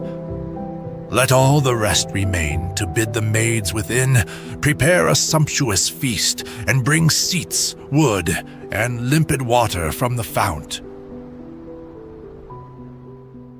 He spake, and all were busy. From the field the bullock came, from the swift-sailing bark came the companions of the gallant youth Telemachus.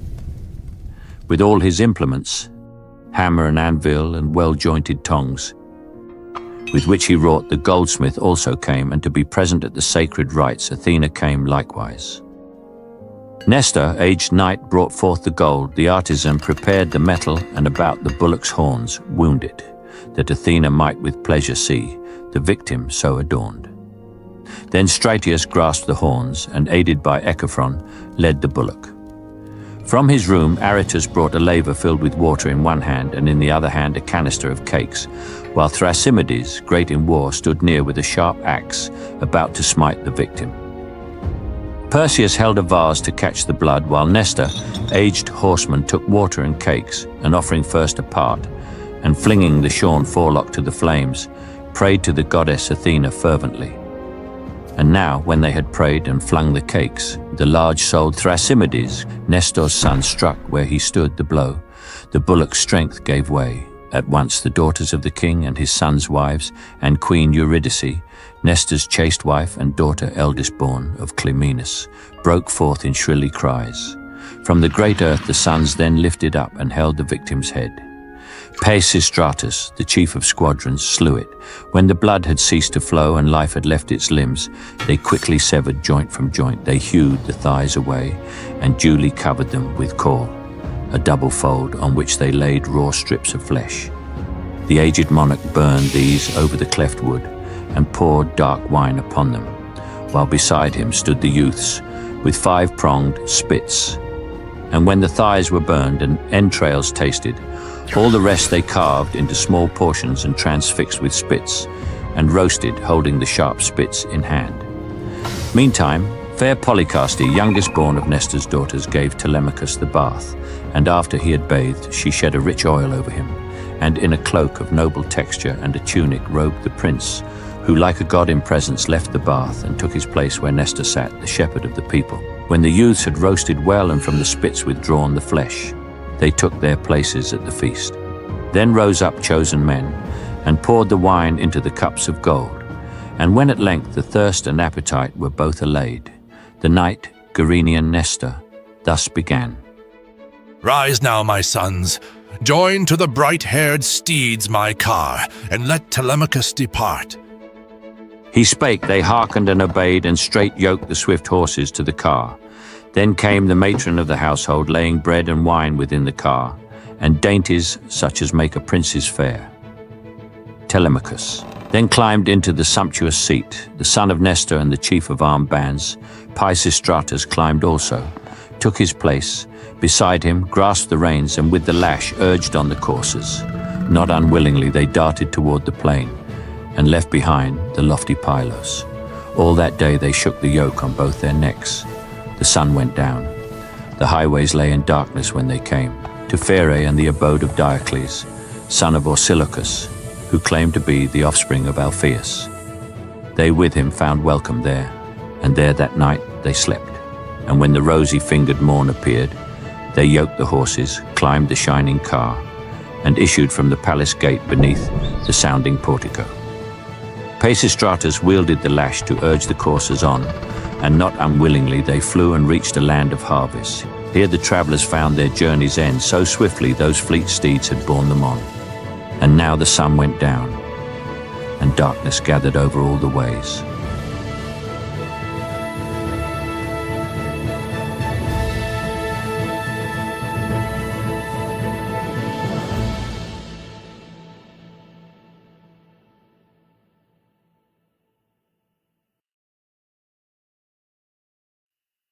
Book 4.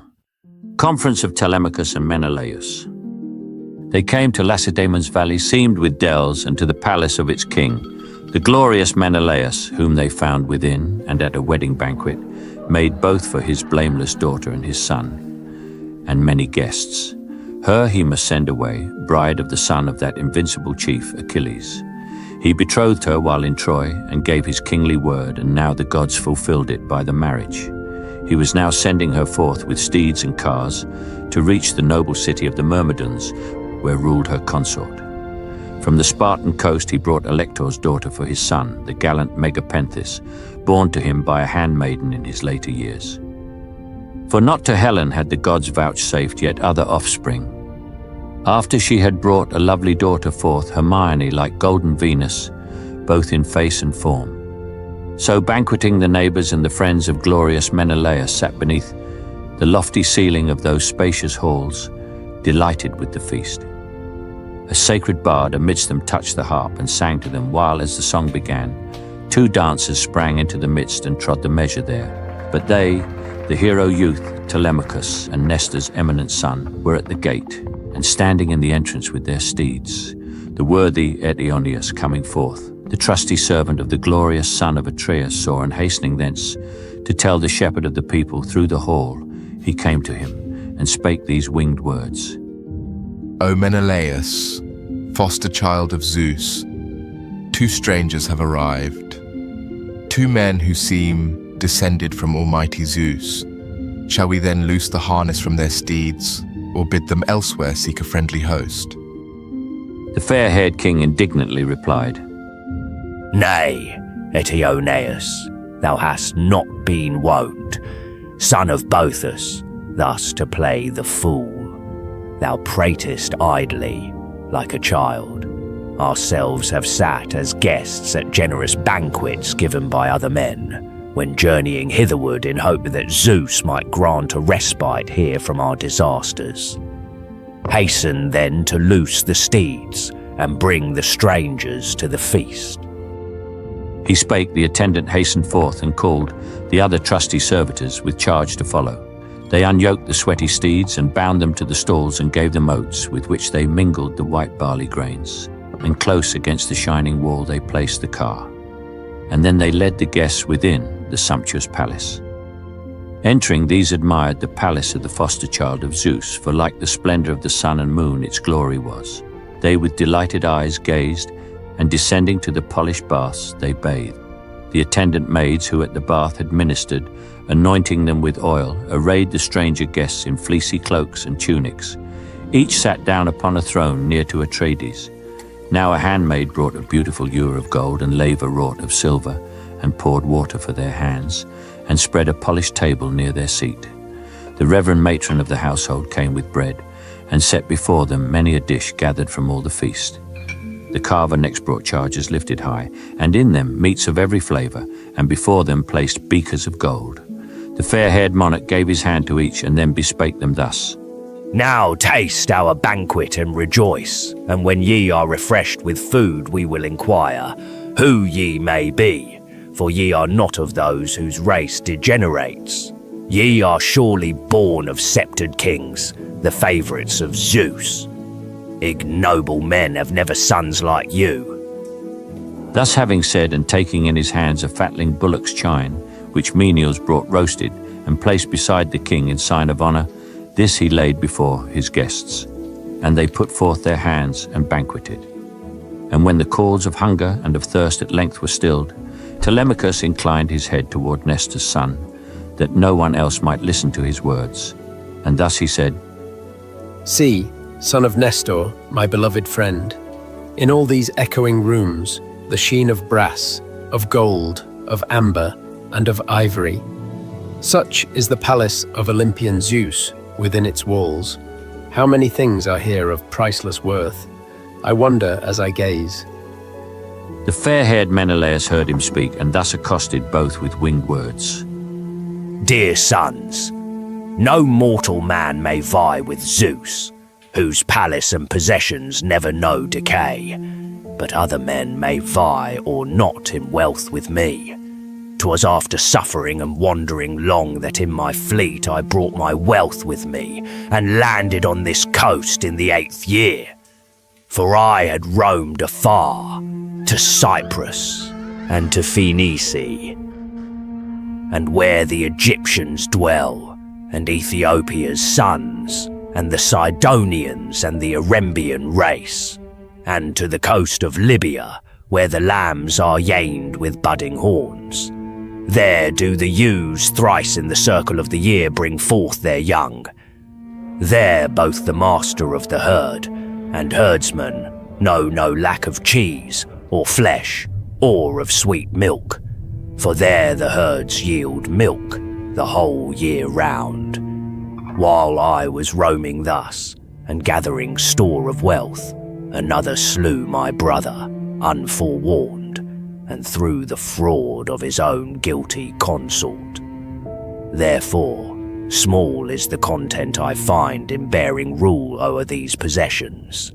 Ye have doubtless heard this from your parents, be they who they may. For much have I endured, and I have lost a palace, a most noble dwelling place, full of things rare and precious.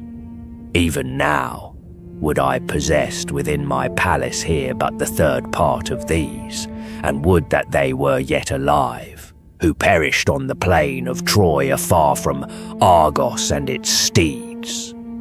Yet while I grieve and while I mourn them all, here, sitting in my palace, I by turns indulge my heart in weeping, and by turns I pause, for with continual sorrow comes a weariness of spirit. Yet, in truth, for none of all those warriors, though their fate afflicts me sorely, do I so much grieve as for one hero. When I think of him, the feast and couch are joyless, since, of all the Achaean chiefs, none brought so much to pass as did Odysseus, both in what he wrought and what he suffered. Great calamities fell to his lot in life, and to my own grief for his sake that cannot be consoled. Long has he been divided from his friends, and whether he be living now or dead we know not. Old Laertes, the sage queen Penelope, and young Telemachus, whom when he went to war he left newborn at home, are sorrowing somewhere for his sake. He spake and woke anew the young man's grief for his lost father.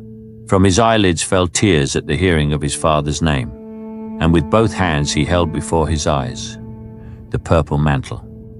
Menelaus saw his tears and pondered, doubting which were best, to let the stranger of his own accord speak of his father, or to question him at first, and then to tell him all he knew. As thus he pondered, Helen, like in form to Dian of the golden distaff, left her high-roofed chamber, where the air was sweet with perfumes, and approached. Adrasta placed a seat for her of costly workmanship. Alcippe brought a mat of soft light wool, and Philo with a silver basket came, given by Alcandra, wife of Polybus, who dwelt at Thebes in Egypt, and whose house was rich in things of price. 2 silver baths he gave to Menelaus, tripods 2, and talents 10 of gold. His wife bestowed beautiful gifts on Helen, 1 of gold, a distaff, 1 a silver basket edged with gold and round in form. This Philo brought heaped with spun yarn and placed before the queen. Upon it lay the distaff wrapped in wool of colour like the violet. Helen there sat down, a footstool at her feet, and straight questioned with earnest words her husband thus. Say, Menelaus, foster child of Zeus, is it yet known what lineage these men claim, these visitants? And what I now shall say, will it be false or true? Yet must I speak. Woman or man, I think I never saw. So like another is this youth on whom I look with deep astonishment, is like Telemachus, the son whom our great chief Odysseus left at home, a tender babe, when ye Achaeans for my guilty sake went forth to wage the bloody war with Troy. And fair-haired Menelaus answered her, Yea, wife, so deem I, as it seems to thee. Such are his feet, his hands, the cast of the eye, his head, the hair upon his brow.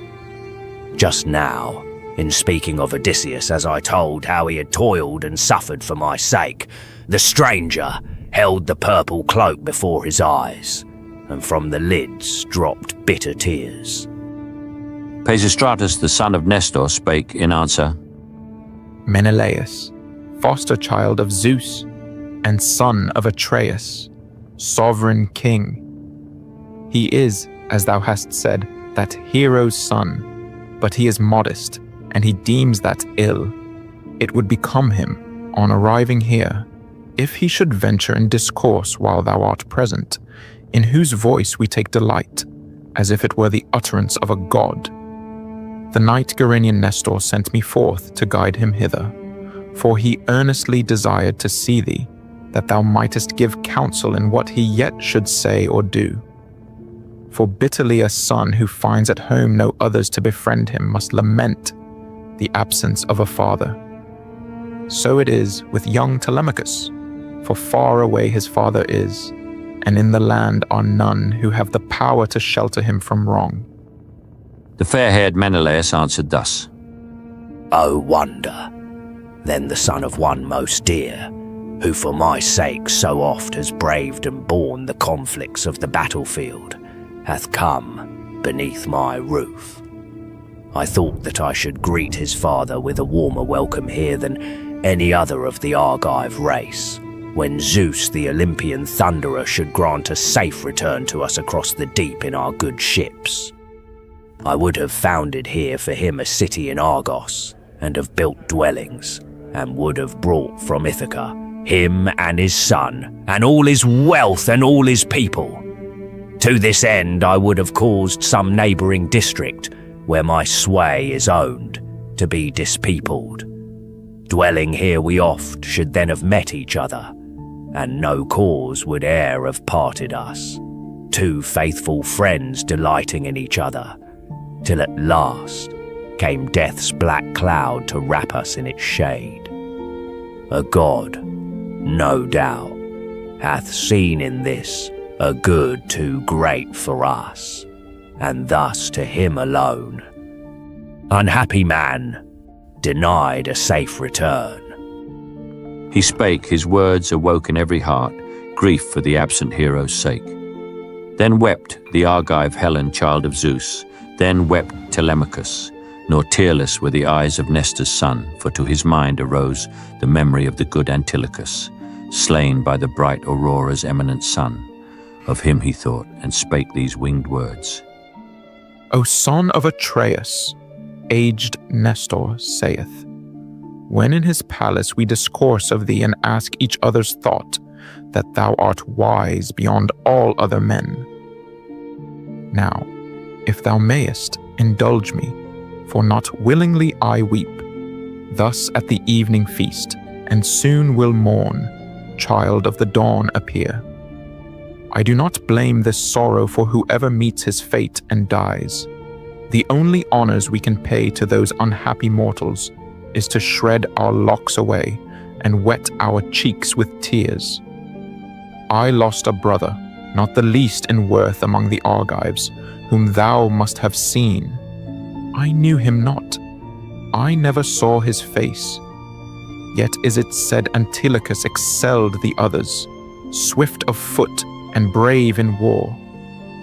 The fair-haired Menelaus answered him, Since thou, my friend, hast spoken thus, as one discreet in word and deed of riper years, then thou might speak and act, for thou art born of such a father, and thy words are wise, and easy is it to discern the son of one on whom Saturnius has bestowed, both at the birth hour and in wedded life, his blessing, as he gives to Nestor now, a calm old age that lapses pleasantly within his palace halls from day to day, and sons wise-minded, mighty with the spear.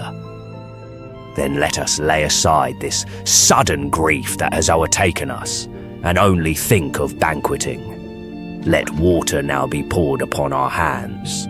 There will be time enough tomorrow for discourse. Telemachus and I will then engage in mutual talk. He spake as Phalion, who with diligent heed served the great Menelaus, on their hands poured water, and they shared the meats that lay upon the board. But Helen, Zeus-born dame, had other thoughts, and with the wine they drank mingled a drug and antidote to grief and anger, bringing quick forgetfulness of all life's evils. Whoso drinks when once it is infused and in the cup that day shall never wet his cheeks with tears, although his father and his mother lie in death, nor though his brother or beloved son fall butchered by the sword before his eyes. Such sovereign drug she had, that child of Zeus, given her by Polydamna, wife of Thon, dame of Egypt, where the bounteous soil brings forth abundantly its potent herbs, of healing some and some of bane, and where dwell the physicians who excel in skill, all other men, for they are of the race of Paeon. Now when Helen in the cups had placed the drug and bidden them to pour the wine upon it, thus she spake again. Atreides Menelaus reared by Zeus, and ye the sons of heroes.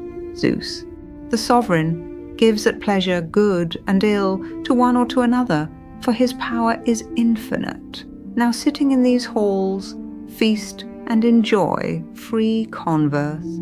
I will speak what suits the occasion. I could not relate, I could not even name the many toils borne by Odysseus, stout of heart.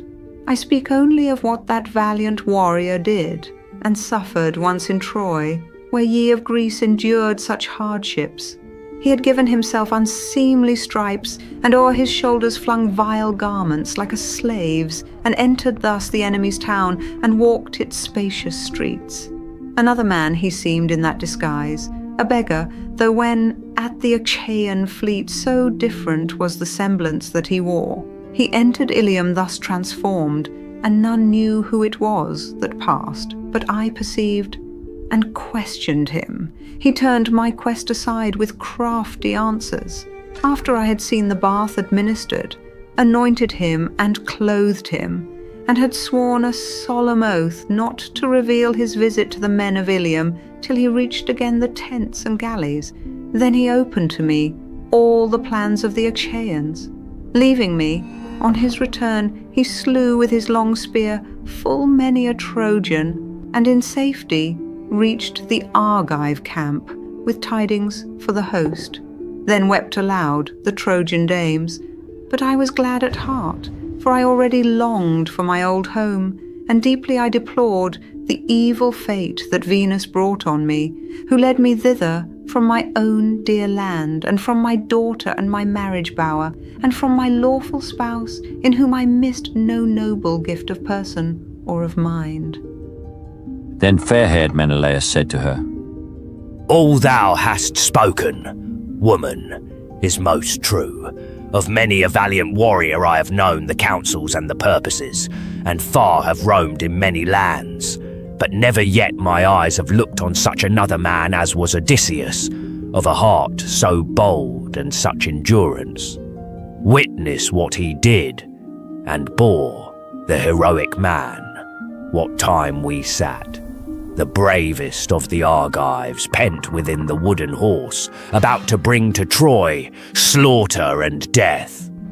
Thou earnest to the place, moved as it seemed by some divinity who thought to give the glory of the day to Troy. Deiphobus, the godlike chief, was with thee.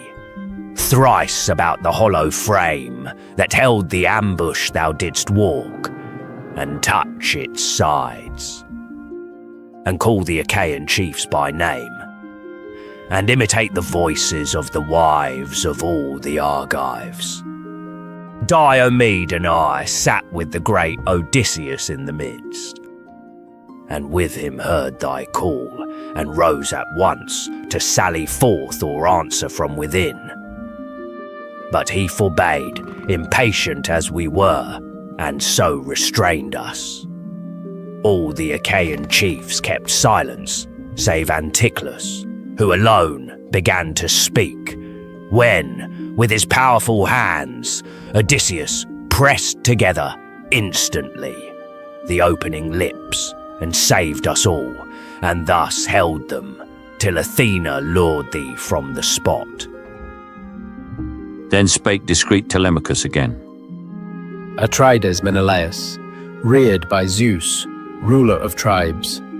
The harder was his lot, since even thus he could not shun the stroke of death, not though a heart of steel were his. But now dismiss us to our beds, that there, couched softly, we may welcome balmy sleep. He spake, and Argive Helen called her maids to make up couches in the portico, and throw fair purple blankets over them, and tapestry above, and cover all with shaggy cloaks. Forth from the palace halls they went with torches, and made ready soon the couches. Thither heralds led the guests. There in the vestibule Telemachus, the hero, and with him the eminent son of Nestor, took their rest. Meanwhile the son of Atreus lay within an inner room of that magnificent pile, and near to him the glorious lady, long-robed Helen, slept. But when at length the daughter of the dawn, the rosy-fingered morning, brought her light, Then Menelaus, great in battle, rose, put on his garments, took his trenchant sword, and having hung it on his shoulder, laced the shapely sandals to his shining feet, and issued from his chamber like a god in aspect. Near Telemachus he took his seat, and calling him by name, he spake. What urgent cause, my brave Telemachus, brings thee to sacred Lacedaemon o'er the breast of the great ocean? Frankly say, is it a private or a public need? And thus discreet Telemachus replied, Atreides Menelaus, reared by Zeus, ruler of nations, I am come to ask news of my father, if thou knowest aught. My heritage is wasting, my rich fields are made a desolation. Enemies swarm in my palace, and from day to day slaughter my flocks and slow-paced horned herds. My mother's suitors, they, and measureless, their insolence. And therefore am I come to clasp thy knees, and pray thee to relate the manner of my father's sorrowful death, as thou hast seen it with thine eyes, or heard its story from some wandering man. For sure his mother brought him forth to wretchedness beyond the common lot. I ask thee not to soften aught in the sad history, through tenderness to me, or kind regard, but tell me plainly all that thou dost know. And I beseech thee, if at any time my father, good Odysseus, brought to pass aught that he undertook for thee in word, or act, while ye were in the realm of Troy, where the Greeks suffered sorely, bear it now in mind, and let me have the naked truth. Then Menelaus of the amber locks drew a deep sigh, and thus in answer said, Heavens, they would climb into a brave man's bed, these craven weaklings, but as when a hart has hid her newborn suckling fawns within the lair of some fierce lion, and gone forth herself to range the mountainsides and feed among the grassy lawns, the lion comes back to the place and brings them sudden death, so will Odysseus bring a bloody fate upon the suitor crew. O Father Zeus, and Athena, and Apollo, I could wish that now, with prowess such as once was his, when he of yore in Lesbos nobly built, rising to strive with Philomela's son, in wrestling threw him heavily, and all the Greeks rejoiced, Odysseus might engage the suitors. Short were then their term of life, and bitter would the nuptial banquet be. Now for the questions thou hast put, and craved from me a true reply. I will not seek to pass them by with talk of other things, nor yet deceive thee. But of all that once was told me by the Ancient of the Deep, whose words are truth, I shall keep nothing back. I shall keep nothing back. In Egypt still, though longing to come home, the gods detained me, for I had not paid the sacrifice of chosen hecatombs, and ever do the gods require of us remembrance of their laws. There is an isle within the billowy sea before you reach the coast of Egypt. Pharos is its name, at such a distance as a ship could pass in one whole day with a shrill breeze astern. A sheltered haven lies within that isle, whence the good ships go forth with fresh supplies of water. There the gods constrained my stay for 20 days, and never in that time blew favouring winds across the waters, such as bear the galley over the great deep. Now would our stores of food have been consumed, now would the courage of my men have died, had not a goddess pitied me and come to my relief, by name Odyssea, born to the great Proteus, Ancient of the Deep, for she was moved by my distress, and came to me while I was wandering alone, apart from all the rest. They, through the isle, roamed everywhere from place to place, and, pinched with hunger, threw the hook for fish. She came, and, standing near, accosted me and said, "Stranger, thou art an idiot, or at least of careless mood, or else art willingly neglectful and art pleased with suffering, that thou dost linger in this isle so long and find no means to leave it, while the hearts of thy companions faint with the delay." She spake, and I replied, "Whoe'er thou art, goddess, let me say, not willingly I linger here. I surely must have sinned against the immortal dwellers of high heaven. But tell me, for the gods know all things, who of all the immortals holds me windbound here, hindering my voyage? Tell me also how to reach my home across the fishy deep." I ended, and the glorious goddess said in answer, "Stranger, I will truly speak. The deathless ancient of the deep, whose words are ever true, Egyptian Proteus, oft here makes his haunt. To him are fully known, for he is Poseidon's subject, all the depths of the great ocean. It is said I owe to him my birth. If him thou canst ensnare and seize, he will disclose to thee thy way and all its distances, and tell thee how to reach thy home across the fishy deep, and further will reveal, if so he choose, O foster child of Zeus, whate'er of good or ill has in thy palace come to pass, while thou wert wandering long and wearily." So said the goddess, and I spake again. "Explain by what device to snare and hold the aged deity, lest he foreknow, or else suspect our purpose and escape. 'Twere hard for mortals to constrain a god." I ended, and the glorious goddess thus made answer. "When the climbing sun has reached the middle heaven, the ancient of the deep, who ne'er deceives, emerges from the waves, and, covered with the dark scum of the sea, walks forth, and in a cavern vault lies down. Thither fair Halcydona's progeny, the sea calves from the hoary ocean, throng, rank with the bitter odour of the brine, and slumber near him. With the break of day I will conduct thee thither, and appoint thy place, but thou shalt choose to go with thee 3 of the bravest men in thy good ships. And let me now relate the stratagems of the old prophet. He at first will count the sea calves, going o'er them all by 5s, and when he has beheld and numbered all, amidst them all will he lie down, as lies a shepherd midst his flock. And then, as soon as ye behold him stretched at length, exert your utmost strength to hold him there, although he strive and struggle to escape your hands, for he will try all stratagems, and take the form of every reptile on the earth, and turn to water and to raging flame. Yet hold him firmly still, and all the more make fast the bands. When he again shall take the form in which thou sawest him asleep, desist from force, and loose the bands that held the ancient prophet. Ask of him what god afflicts thee thus, and by what means to cross the fishy deep and find thy home again." Thus, having said, the goddess straightway sprang into the billowy ocean, while I sought the galleys, where they rested on the sand with an uneasy spirit.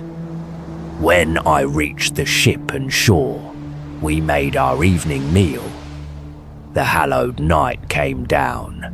We lay and slept upon the sea beach. When the morning came, the rosy-fingered daughter of the dawn, forth on the border of the mighty main I went, and prayed the immortals fervently. I led 3 comrades, whom I trusted most in all adventures. Entering the depths of the great sea, the goddess brought us thence 4 skins of sea calves newly flayed, that thus we might deceive her father. Then she scooped beds for us in the sea sand, and sat down to wait his coming. We were near to her, and there she laid us duly down, and threw a skin o'er each.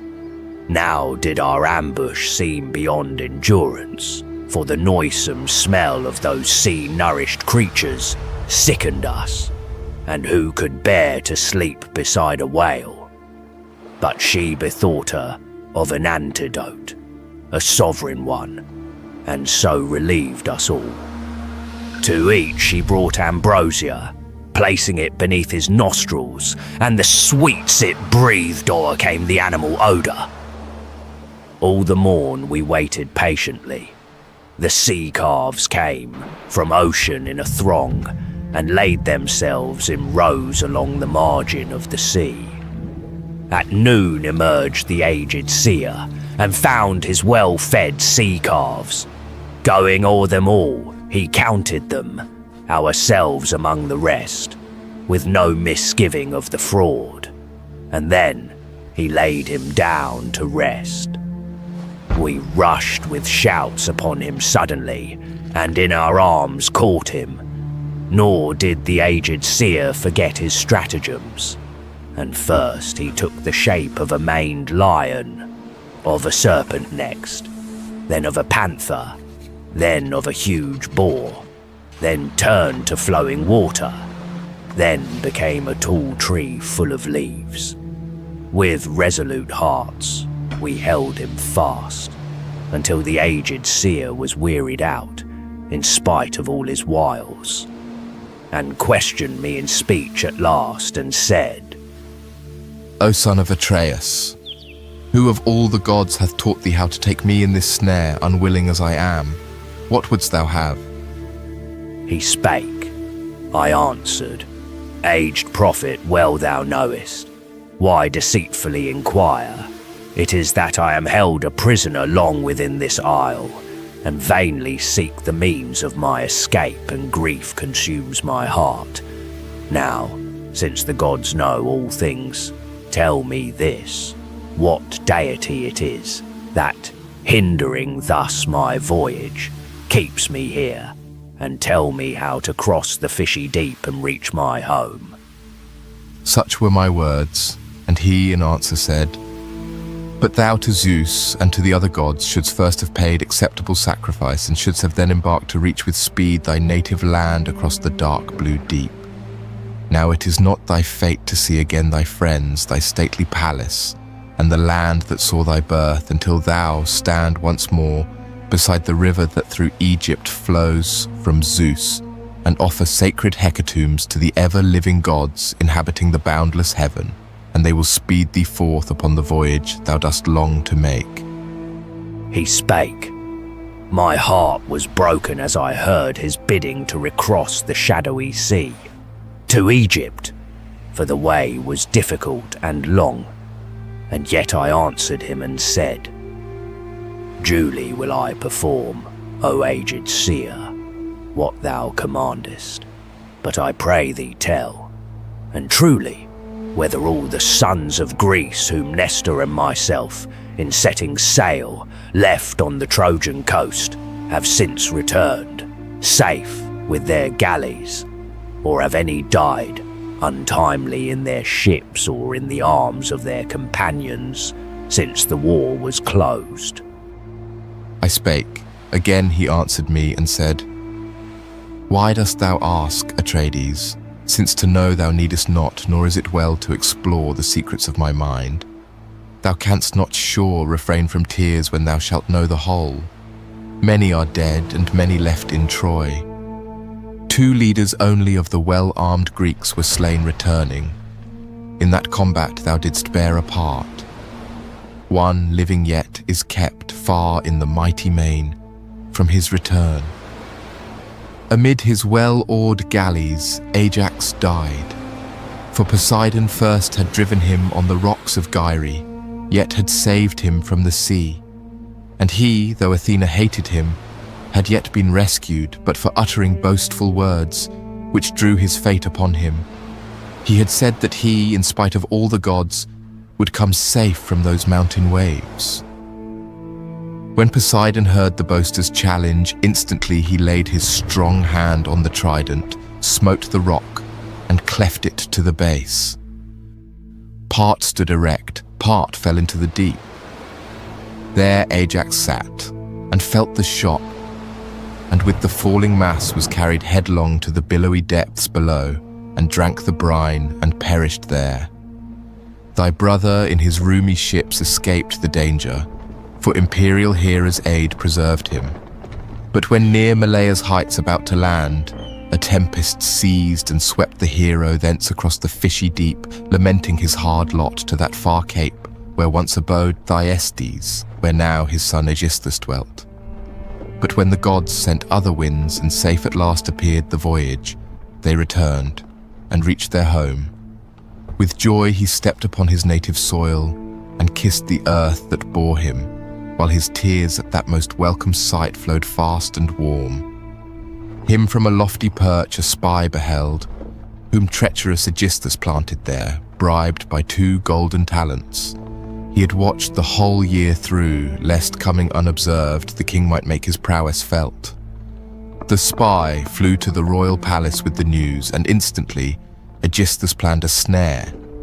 He chose among the people 20 men, the bravest, whom he stationed out of sight and gave command that others should prepare a banquet.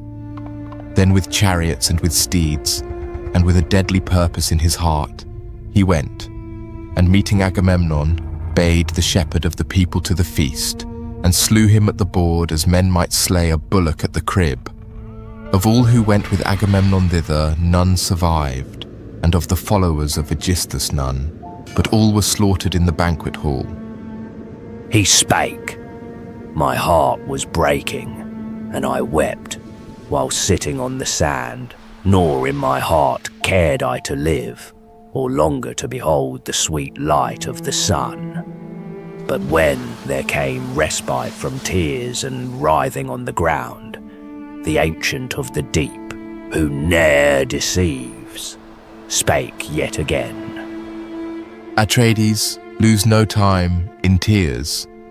They profit nothing. Rather seek the means by which thou mayest the soonest reach thy native land.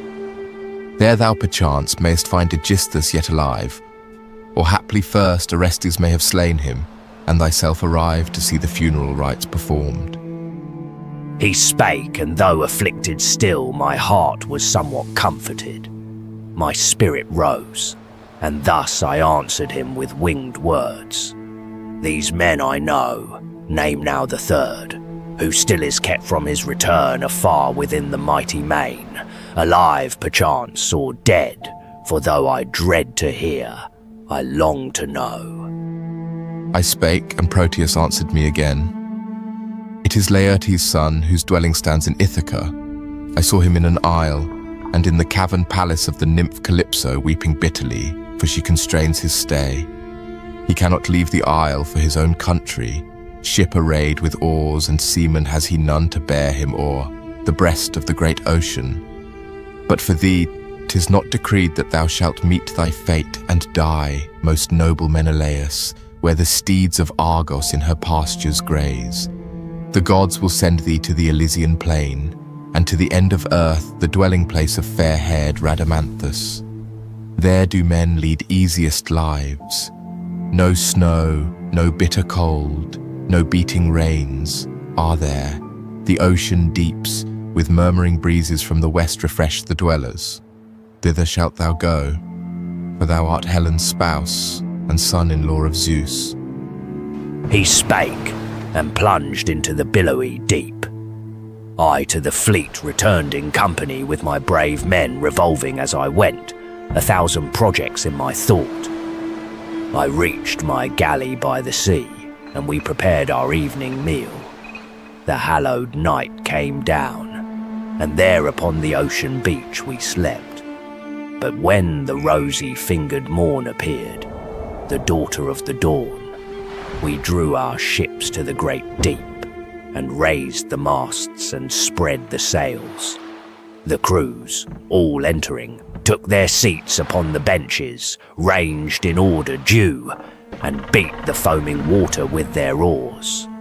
Again to Egypt's coast I brought the fleet, and to the river that descends from Zeus, and there, I offered chosen hecatombs, and having thus appeased the gods, I reared a tomb to Agamemnon, that his fame might never die. When this was done, I sailed for home. The gods bestowed a favouring wind.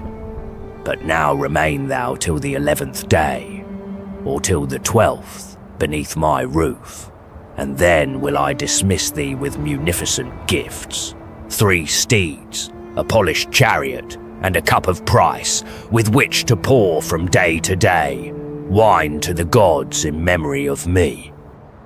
Then spake discreet Telemachus again. Atreides, seek not to detain me long, though I could sit contentedly a year beside thee, never longing for my home, nor for my parents. Such delight I find in listening to thy words. But even now, in hallowed Pylos, my companions grow weary, while thou delayest my return. The gifts, whate'er thou choosest to bestow, let them be such as I can treasure up. The steeds to Ithaca I may not take, I leave them to adorn thy retinue, for thou art ruler o'er a realm of plains, where grows as much lotus, and sweet grasses spring, and wheat and rye, and the luxuriant stalks of the white barley. But in Ithaca are no broad grounds for coursing, meadows none. Goats graze amid its fields, a fairer land than those where horses feed. No isle that lies within the deep has either roads for steeds or meadows, least of all has Ithaca. He spake, the valiant Menelaus smiled, and kindly touched him with his hand, and said, Dear son, thou comest of a generous stock. Thy words declare it. I will change my gifts, as well I may. Of all that in my house are treasured up, the choicest I will give, and the most precious. I will give a cup wrought all of silver save its brim of gold. It is the work of Vulcan. Phaeacius the hero, king of Sidon, gave it me when I was coming home, and underneath his roof was sheltered. Now it shall be thine. So talked they with each other. Meantime came those who prepared the banquet to the halls of the great monarch. Bringing sheep they came, and strengthening wine. Their wives, who on their brows wore showy fillets, brought the bread, and thus within the house of Menelaus all was bustle, setting forth the evening meal. But in the well-paved court which lay before the palace of Odysseus, where of late their insolence was shown, the suitor train amused themselves with casting quoits and spears, while by themselves Antinous and the youth of godlike mien Eurymachus, who both were eminent above the others, sat. To them Noemon, son of Phronius, drew near, bespake Antinous, and inquired, Is it among us known, or is it not, Antinous, when Telemachus returns from sandy Pylos? Thither he is gone, and in my galley, which I need to cross to spacious Elis. There I have 12 mares and hardy mule colts with them yet untamed, and some I must subdue to take the yoke. He spake, and they were both amazed, for they had never thought of him as visiting Nelean Pylos, deeming that the youth was somewhere in his fields, among the flocks, or haply with the keeper of the swine. Then did Antinous, Eupeithes' son, make answer. Tell me truly when he sailed, and what young men of Ithaca he chose to go with him. Were they his slaves, or hired to be his followers? Tell, for I would know the whole. Took he thy ship against thy will, or didst thou yield it at his first request? Noemon, son of Phronius, thus replied, Most willingly I gave it, for what else would anyone have done when such a man desired it in his need? It would have been hard to deny it. For the band of youths who followed him, they are the bravest here of all our people, and I saw embark, as their commander, Mentor, or some god like Mentor altogether. One thing moves my wonder. Only yesterday, at dawn, I met with Mentor here, whom I before had seen embarking for the Pylian coast. Noemon spake, and to his father's house departed. Both were troubled at his words, and all the suitors took at once their seats, and ceased their pastimes. Then Antinous spake, son of Eupeithes, greatly vexed. His heart was darkened with blind rage, his eyes shot fire. Strange doings these, a great and proud exploit performed, this voyage of Telemachus, which we had called impossible. The boy, in spite of us, has had his will and gone, and carried off a ship, and for his crew chosen the bravest of the people here. He yet will prove a pest. May Zeus crush him ere he can work us further harm. Now give me a swift bark and 20 men, that I may lie in ambush and keep watch for his return within the straits between this isle and rugged Samos.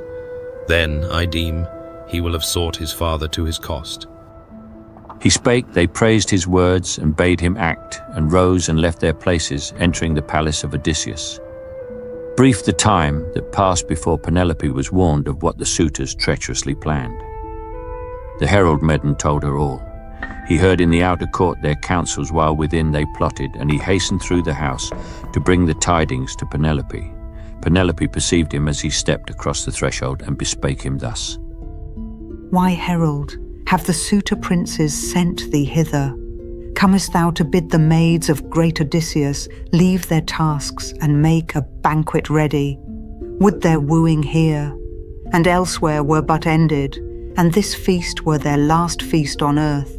Ye who in throngs come hither, and so wastefully consume the substance of the brave Telemachus, have ye not from your parents, while ye yet were children, heard how once Odysseus lived among them, never wronging any man in all the realm by aught he did or said, as mighty princes often do, through hate of some and love of others? Never man endured injustice at his hands, but you, your vile designs and acts are known. Ye bear no grateful memory of a good man's deeds. And then in turn, experienced Medon spake. O Queen, I would this evil were the worst. The suitors meditate a greater still, and a more heinous far. May Zeus never permit the crime. Their purpose is to meet Telemachus on his return and slay him with the sword. For thou must know that on a voyage to the Pylian coast, a noble Lacedaemon he has sailed, to gather tidings of his father's fate. He spake, and her knees failed her, and her heart sank as she heard. Long time she could not speak. Her eyes were filled with tears, and her clear voice was choked. Yet finding words at length, she said, O herald, wherefore should my son have gone? There was no need that he should trust himself to the swift ships, those horses of the sea, with which men traverse its unmeasured waste. Was it that he might leave no name on earth? And then again experienced Medon spake. I know not whether prompted by some god, or moved by his own heart, thy son has sailed for Pylos, hoping there to hear some news of his returning father, or his fate. Thus having said, the herald, traversing the palace of Odysseus, went his way, while a keen anguish overpowered the queen, nor could she longer bear to keep her place upon her seat, and many seats were there, but on the threshold of her gorgeous rooms lay piteously lamenting. Round her came her maidens wailing, all, both old and young, who formed her household. These Penelope, sobbing in her great sorrow, thus bespake. Hear me, my friends.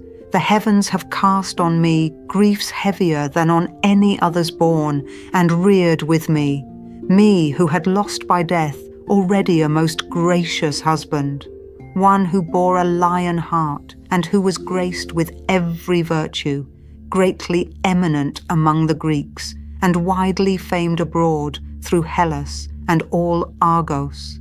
Now my son, he whom I loved, is driven before the storms from home, inglorious, and I was not told of his departure, ye too worthless crew.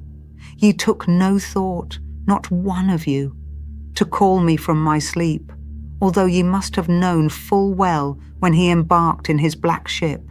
And if it had been told me that he planned this voyage, then, impatient as he was to sail, he would have certainly remained, or else have left me in these halls a corpse. And now, let one of my attendants call the aged Dolius, whom, when first I came to this abode, my father gave to me to be my servant, and who has in charge my orchards. Let him haste and take his place beside Laertes, and to him declare all that has happened, that he may devise some fitting remedy, or go among the people to deplore the dark designs of those who now are plotting to destroy the heir of great Odysseus and his own. Then Euryclea, the beloved nurse, answered, Dear lady, slay me with the sword, or leave me here alive. I will conceal nothing that has been done or said. I gave all that he asked, both bread and delicate wine, and took a solemn oath which he required, to tell thee naught of this till 12 days past, or till thou shouldst thyself inquire and hear of his departure, that those lovely cheeks might not be stained with tears. Now bathe and put fresh garments on, and to the upper rooms ascending, with thy handmaids offer prayer to Athena, daughter of the god who bears the aegis. She will then protect thy son, even from death. Grieve not the aged man, already much afflicted. Sure I am the lineage of Arcesius has not lost the favor of the gods, but someone yet surviving will possess its lofty halls, and its rich acres stretching far away. She spake. The queen repressed her grief, and held her eyes from tears. She took the bath and put fresh garments on, and to the upper rooms ascending with her maidens, heaped with cakes a canister, and prayed to Athena thus. Daughter invincible of Zeus, the aegis-bearer, hear me. If within thy courts the wise Odysseus ever burned fat thighs of beeves or sheep, remember it, and rescue my dear son, and bring to naught the wicked plots of the proud suitor crew. She spake, and wept aloud. The goddess heard her prayer. Meantime the suitors filled with noise the shadowy palace halls, and there were some among that throng of arrogant youths who said, Truly the queen whom we have wooed so long prepares for marriage. Little does she know the bloody death we destine for her son. So spake they, unaware of what was done elsewhere. Antinous then stood forth and said, Good friends, I warn you all that ye refrain from boasts like these, lest someone should report your words within. Now, let us silently rise up, and all conspire to put in act the counsel all so heartily approve. He spake and chose a crew of 20 men, the bravest. To the seaside and the ship they went, and down to the deep water drew the ship, and put the mast and sails on board, and fitted duly to their leathern rings the oars, and spread the white sail overhead. Their nimble-handed servants brought them arms, and there they moored the galley, went on board, and supped and waited for the evening star. Now in the upper chamber the chaste queen, Penelope, lay fasting. Food or wine she had not tasted, and her thoughts were still fixed on her blameless son. Would he escape the threatened death, or perish by the hands of the insolent suitors? As a lion's thoughts when, midst a crowd of men, he sees with dread the hostile circle slowly closing round, such were her thoughts when balmy sleep at length came creeping over her, as on her couch she lay reclined, her limbs relaxed in rest. Now Athena framed a new device. She called a phantom up in aspect like the dame Iphtime, whom Eumelus had espoused in Phaeacia, daughter of the high-souled chief Icarius. Her she sent into the halls of great Odysseus, that she might beguile the sorrowful Penelope from tears and lamentations. By the thong that held the bolt she slid into the royal bower, and standing by her head bespake the queen. Penelope, afflicted as thou art thou asleep? The ever-blessed gods, permit thee not to grieve and weep. Thy son, who has not sinned against them, shall return. And then discreet Penelope replied, still sweetly slumbering at the gate of dreams. Why, sister, art thou here, who ne'er before hast come to me? The home is far away in which thou dwellest. Thou exhortest me to cease from grieving, and to lay aside the painful thoughts that crowd into my mind and torture me, who have already lost a noble-minded, lion-hearted spouse, one eminent among Achaea's sons for every virtue, and whose fame was spread through Hellas and through Argos. Now my son, my best beloved, goes to sea, a boy, unused to hardships and unskilled to deal with strangers. More I sorrow for his sake than for his father's. I am filled with fear, and a tremble lest he suffer wrong from those among whom he has gone, or on the deep, where he has enemies who lie in wait to slay him ere he reach his home again. And then the shadowy image spake again. Be of good courage. Let not fear o'ercome thy spirit. For there goes with him a guide, such as all others would desire to have beside them ever. Trusting in her power, Athena. And she looks on thee with pity. From her presence, I am sent her messenger, declaring this to thee. Again discreet Penelope replied, If then thou be a goddess, and hast heard a goddess speak these words, declare, I pray, of that ill-fated one, if yet he live and look upon the sun, or else have died, and passed to the abodes beneath the earth. Once more the shadowy image spake. Of him will I say nothing, whether living yet or dead. No time is this for idle words. She said, and from the chamber glided forth, beside the bolt and mingled with the winds. Then quickly from her couch of sleep arose the daughter of Icarius, for her heart was glad, so plainly had the dream conveyed its message in the stillness of the night. Meanwhile the suitors on their ocean path went in their galley, plotting cruelly to slay Telemachus, a rocky isle. Far in the middle sea between the coast of Ithaca and craggy Samos lies, named Asteris, of narrow bounds, yet there a sheltered haven is to which two straits give entrance. There the Achaeans lay in wait.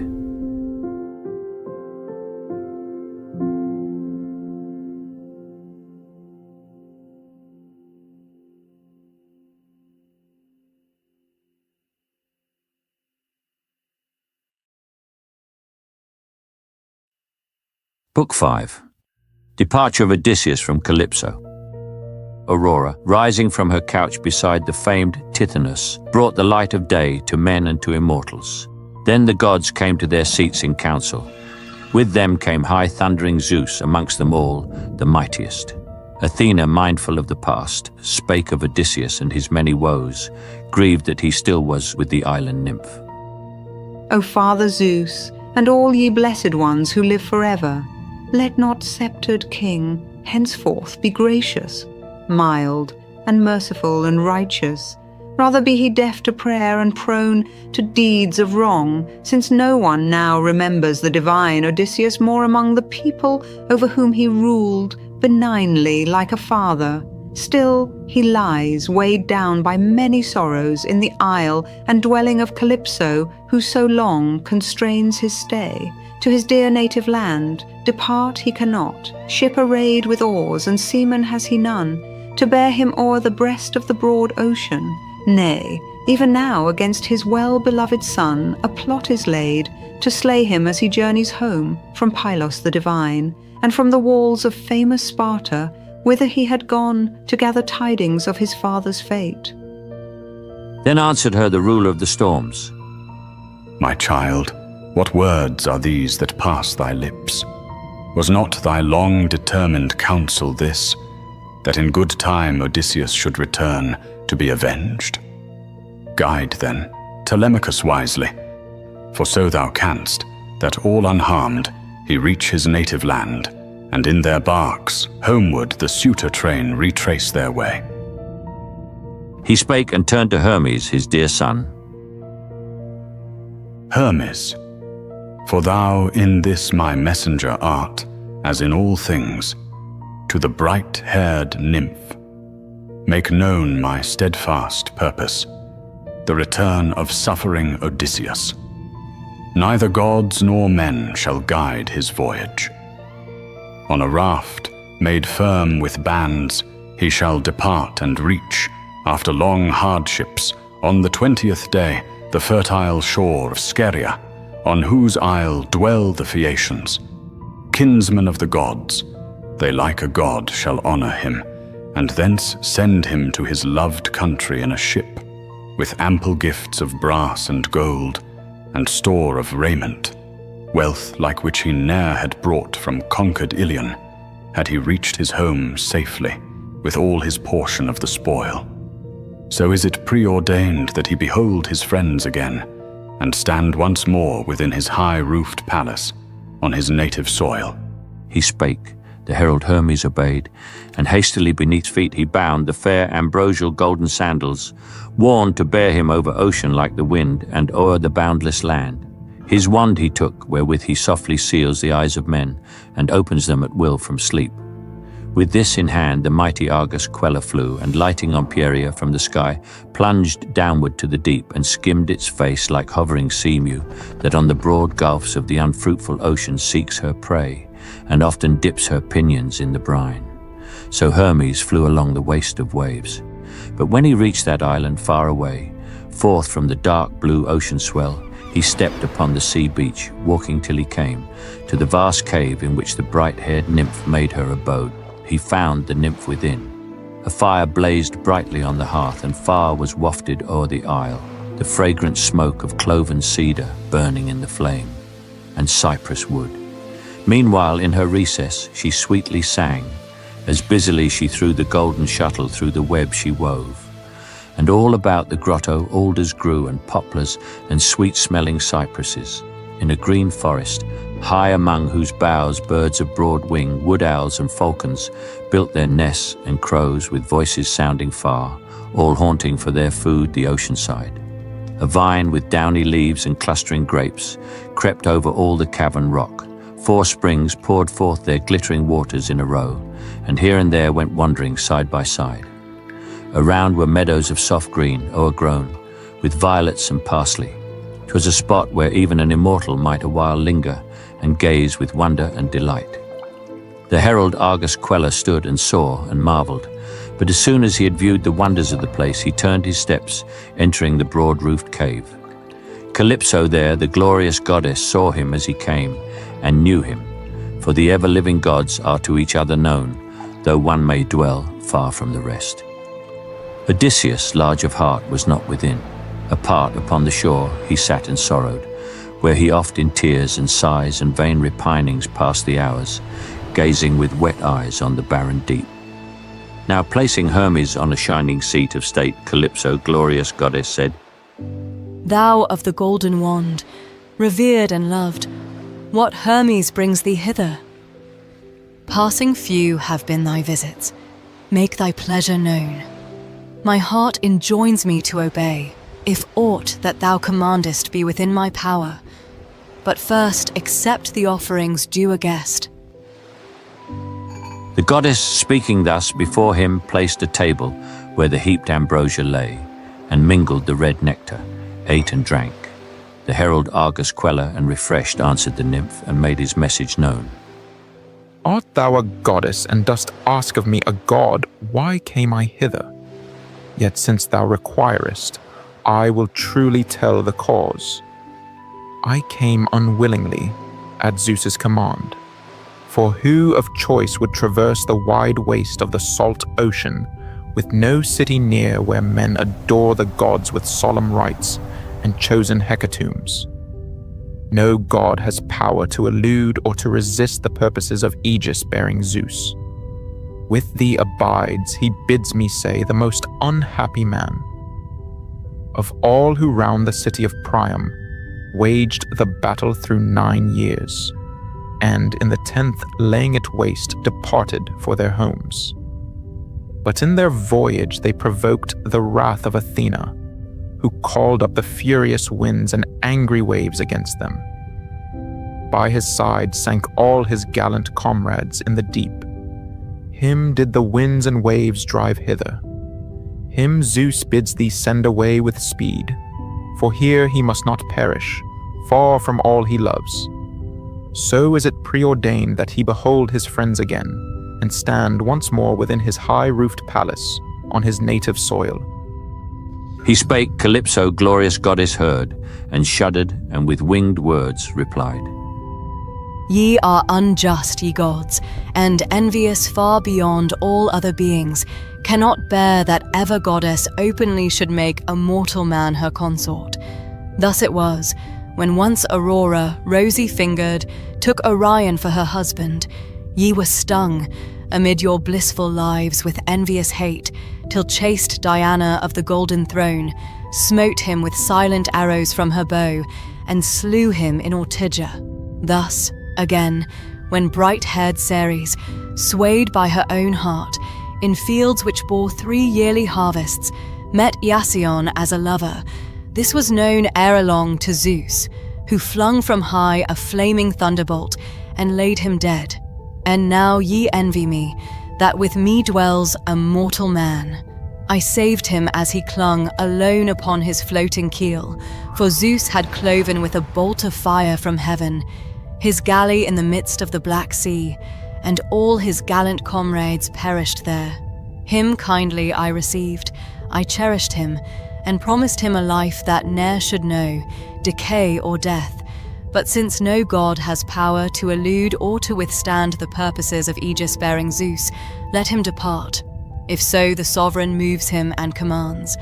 Over the barren deep I send him not, for neither ship arrayed with oars have I, nor seamen o'er the boundless waste of waves to bear him hence.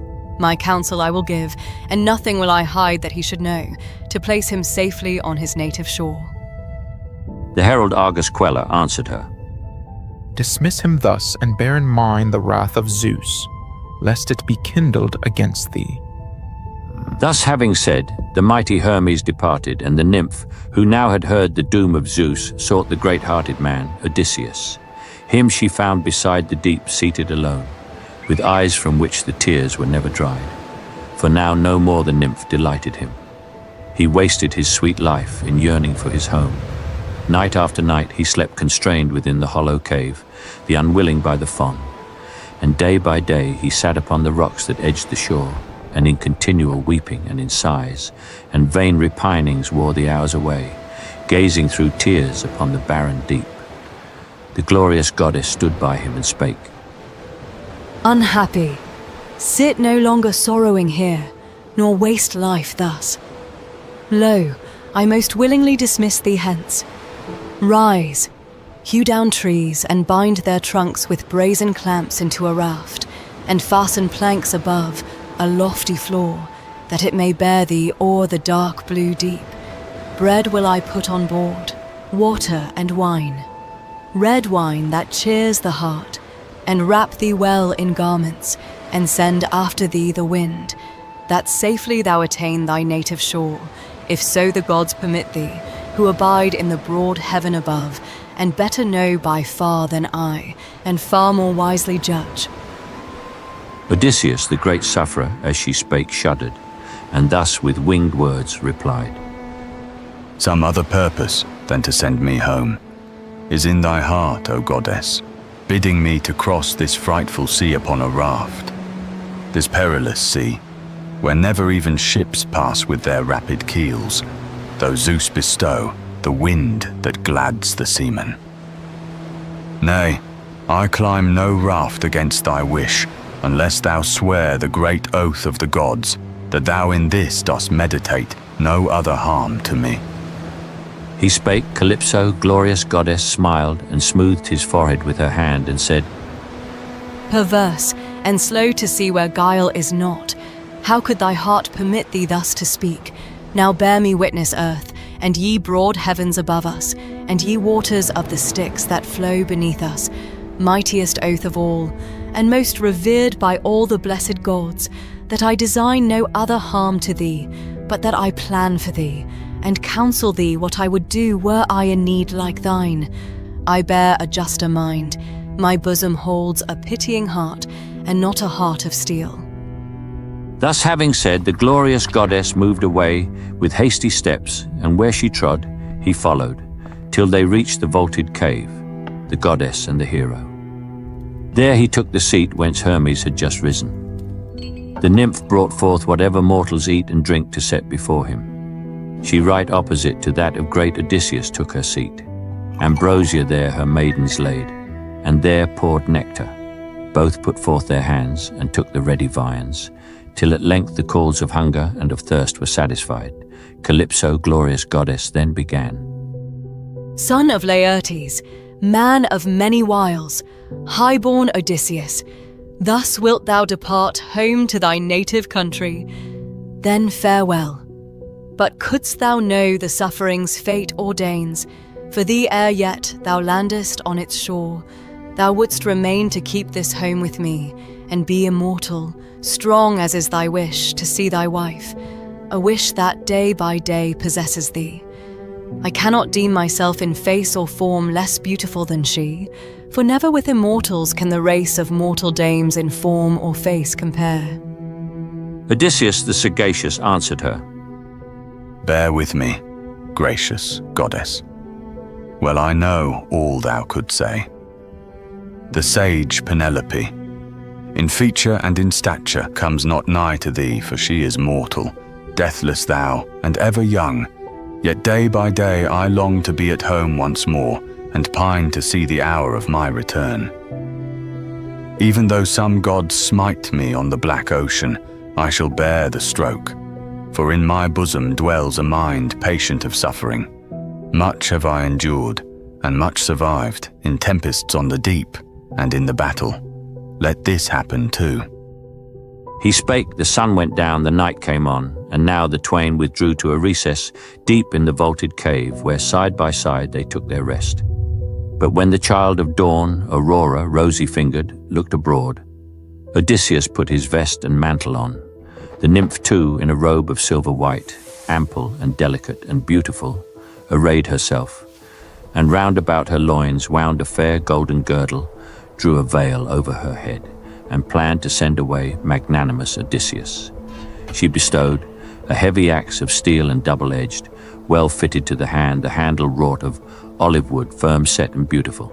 A polished adze she gave him next, and led the way to a far corner of the isle, where lofty trees, alders and poplars stood, and firs that reached the clouds, sapless and dry long since, and fitter thus to ride the waves. Then, having shown where grew the tallest trees, Calypso, glorious goddess, sought her home. Trees then he felled, and soon the task was done. 20 in all he brought to earth, and squared their trunks with the sharp steel, and carefully he smoothed their sides, and wrought them by a line. Calypso, gracious goddess, having brought wimbles, he bored the beams, and fitting them together, made them fast with nails and clamps, as when some builder, skillful in his art, frames for a ship of burden the broad keel. Such ample breadth Odysseus gave the raft. Upon the massy beams he reared a deck, and floored it with long planks from end to end. On this a mast he raised, and to the mast fitted a yard. He shaped a rudder next, to guide the raft along her course, and round with woven work of willow boughs he fenced her sides against the dashings of the sea. Calypso, gracious goddess, brought him store of canvas, which he fitly shaped to sails, and rigging her with cords and ropes and stays, heaved her with levers into the great deep. 'Twas the 4th day. His labours now were done, and on the 5th the goddess from her isle dismissed him, newly from the bath, arrayed in garments given by her that shed perfumes. A skin of dark red wine she put on board, a larger one of water, and for food a basket, stored with viands such as please the appetite. A friendly wind and soft she sent before. The great Odysseus spread his canvas joyfully to catch the breeze, and sat and guided with nice care the helm, gazing with fixed eye on the Pleiades, booties setting late, and the great bear by others called the Wain, which, wheeling round, looks ever toward Orion, and alone dips not into the waters of the deep. For so Calypso, glorious goddess, bade that on his ocean journey he should keep that constellation ever on his left. Now 17 days were in the voyage past, and on the 18th shadowy heights appeared, the nearest point of the Phaeacian land, lying on the dark ocean like a shield. But mighty Poseidon, coming from among the Ethiopians, saw him. Far away he saw from mountain heights of Solyma the voyager, and burned with fiercer wrath, and shook his head, and said within himself, Strange, Now I see the gods have new designs for this Odysseus, formed while I was yet in Ethiopia. He draws near the land of the Phaeacians, where it is decreed he shall o'erpass the boundary of his woes. But first, I think, he will have much to bear. He spake, and round about him called the clouds and roused the ocean. Wielding in his hand the trident, summoned all the hurricanes of all the winds, and covered earth and sky at once with mists, while from above the night fell suddenly. The east wind and the south pushed forth at once, with the strong blowing west, and the clear north rolled up his mighty waves. Odysseus trembled in his knees and heart, and thus to his great soul lamenting said, What will become of me? Unhappy man. I fear that all the goddess said was true, foretelling what disasters should o'ertake my voyage ere I reach my native land. Now are her words fulfilled. How Zeus wraps the great heaven in clouds and stirs the deep to tumult. Wilder grow the hurricanes of all the winds, and now my fate is sure. Thrice happy, 4 times happy, they who fell on Troy's wide field, warring for Atreus' sons. Oh, had I met my fate, and perished there, that very day on which the Trojan host, around the dead Achilles, hurled at me their brazen javelins. I had then received due burial, and great glory with the Greeks. Now must I die a miserable death. As thus he spake, upon him from on high a huge and frightful billow broke. It whirled the raft around, and far from it he fell. His hands let go the rudder, a fierce rush of all the winds together snapped in twain the mast. Far off the yard and canvas flew into the deep. The billow held him long beneath the waters, and he strove in vain quickly to rise to air from that huge swell of ocean, for the garments weighed him down, which fair Calypso gave him. But at length emerging, he rejected from his throat the bitter brine that down his forehead streamed. Even then, though hopeless with dismay, his thought was on the raft, and struggling through the waves he seized it, sprang on board, and, seated there, escaped the threatened death. Still to and fro the rolling billows drave it, as the wind in autumn sweeps the thistles o'er the field, clinging together. So the blasts of heaven hither and thither drove it o'er the sea. And now the south wind flung it to the north to buffet, now the east wind to the west. Leucothea saw him clinging there, the delicate-footed child of Cadmus, once a mortal, speaking with a mortal voice, though now within the ocean gulfs she shares the honours of the gods. With pity she beheld Odysseus struggling thus distressed, and rising from the abyss below in form. A cormorant, the sea nymph, took her perch on the well-banded raft, and thus she said, Ah, luckless man, how hast thou angered thus earth-shaking Poseidon, that he visits thee with these disasters? Yet he cannot take, although he seek it earnestly, thy life. Now do my bidding, for thou seemest wise. Laying aside thy garments, let the raft drift with the winds, while thou, by strength of arm, makest thy way in swimming to the land of the Phaeacians, where thy safety lies. Receive this veil, and bind its heavenly woof beneath thy breast, and have no further fear of hardship or of danger. But, as soon as thou shalt touch the island, take it off, and turn away thy face, and fling it far from where thou standest into the black deep. The goddess gave the veil, as thus she spoke, and to the tossing deep went down, in form a cormorant. The black wave covered her. But still Odysseus, mighty sufferer, pondered, and thus to his great soul he said, Ah me, perhaps some god is planning here, some other fraud against me, bidding me forsake my raft. I will not yet obey, for still far off I see the land in which 'tis said my refuge lies. This will I do, for this seems wisest. While the fastenings last that hold these timbers, I will keep my place and bide the tempest here. But when the waves shall dash my raft in pieces, I will swim, for nothing better will remain to do. As he revolved this purpose in his mind, earth-shaking Poseidon sent a mighty wave, horrid and huge and high, and where he sat it smote him. As a violent wind uplifts the dry chaff heaped upon a threshing floor and sends it scattered through the air abroad, so did that wave fling loose the ponderous beams. To one of these Odysseus, clinging fast, bestrode it like a horseman on his steed. And now he took the garments off, bestowed by fair Calypso, binding round his breast the veil, and forward plunged into the deep, with palms outspread, prepared to swim. Meanwhile Poseidon beheld him, Poseidon, mighty king, and shook his head and said within himself, Go thus, and laden with mischances roam the waters till thou come among the race cherished by Zeus. But well I deem thou wilt not find thy share of suffering light. Thus having said, he urged his coursers on with their fair flowing manes until he came to Aegae, where his glorious palace stands. But Athena, child of Zeus, had other thoughts. She stayed the course of every wind beside, and bade them rest and lulled them into sleep, but summoned the swift north to break the waves, that so Odysseus the highborn, escaped from death and from the fates, might be the guest of the Phaeacians, men who love the sea. 2 days and nights among the mighty waves he floated, oft his heart foreboding death. But when the bright-haired Eos had fulfilled the 3rd day's course, and all the winds were laid, and calm was on the watery waste, he saw that land was near.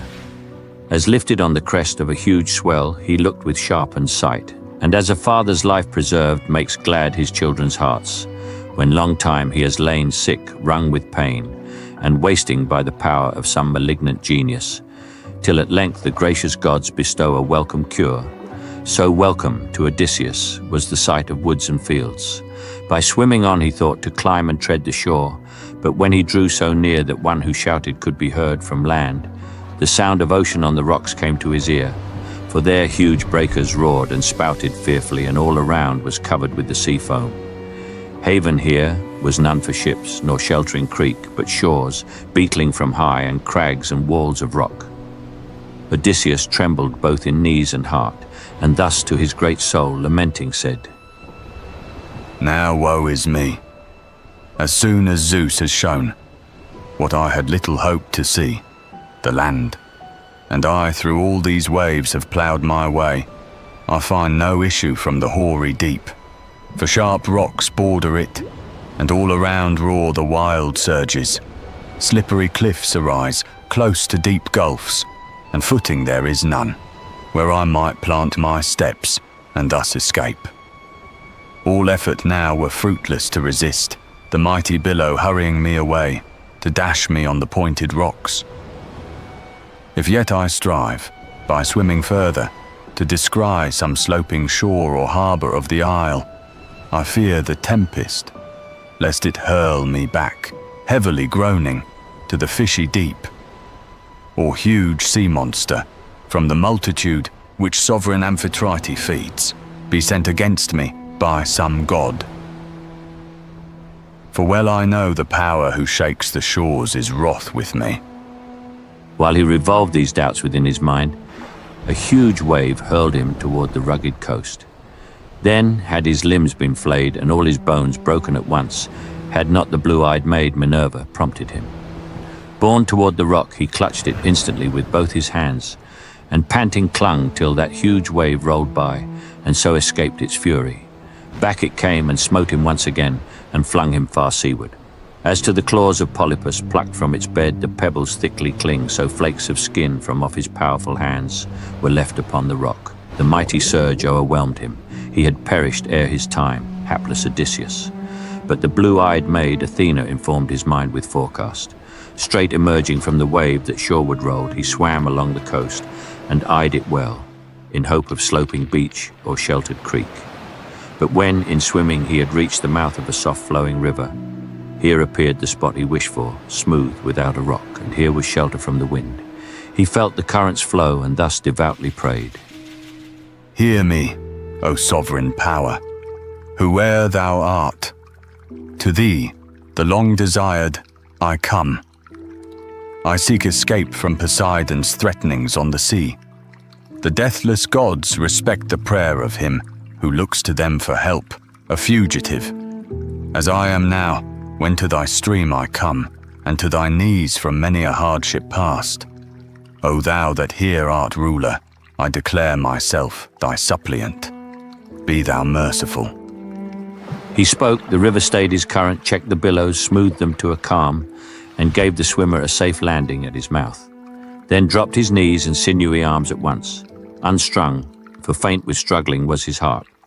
His body was all swollen, the brine gushed forth from mouth and nostrils. All unnerved he lay, breathless and speechless. Utter weariness o'ermastered him. But when he breathed again, and his flown senses had returned, he loosed the veil that Ino gave him from his breast, and to the salt flood cast it. A great wave bore it far down the stream. The goddess there in her own hands received it. He, meanwhile, withdrawing from the brink, lay down among the reeds, and kissed the harvest-bearing earth, and thus to his great soul lamenting said, Ah me, what must I suffer more? What yet will happen to me? If by the river's side I pass the unfriendly watches of the night, the cruel cold and dews that steep the bank may, in this weakness, end me utterly. For chilly blows this river air at dawn. But should I climb this hill to sleep within the shadowy wood, among thick shrubs, if cold, and weariness allow me, then I fear that while the pleasant slumbers o'er me steal, I may become the prey of savage beasts. Yet as he longer pondered, this seemed best. He rose and sought the wood, and found it near the water, on a height, o'erlooking far the region round. Between two shrubs that sprang, both from one spot he entered, olive trees, one wild, one fruitful. The damp blowing wind ne'er pierced their covert, never blazing sun darted his beams within, nor pelting shower beat through, so closely intertwined they grew. Here entering, Odysseus heaped a bed of leaves with his own hands. He made it broad and high, for thick the leaves had fallen around. 2 men and 3 in that abundant store might bide the winter storm, though keen the cold. Odysseus, the great sufferer, on his couch looked and rejoiced, and placed himself within, and heaped the leaves high o'er him and around, as one who, dwelling in the distant fields, without a neighbour near him, hides a brand in the dark ashes, keeping carefully the seeds of fire alive, lest he, perforce, to light his hearth must bring them from afar. So did Odysseus in that pile of leaves bury himself, while Athena o'er his eyes poured sleep and closed his lids, that he might take, after his painful toils, the fitting rest.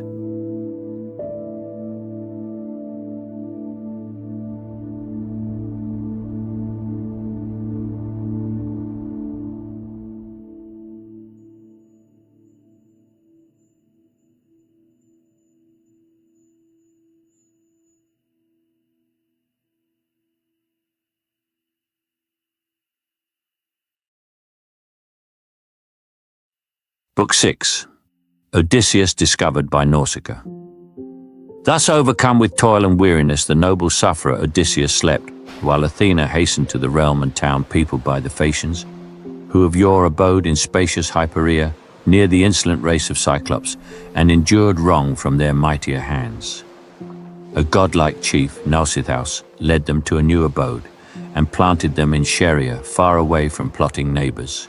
With a wall he fenced their city, built them dwellings there, and reared fanes to the gods, and changed the plain to fields. But he had bowed to death, and had gone down to Hades and Alcinous, whom the gods, endowed with wisdom, governed in his stead.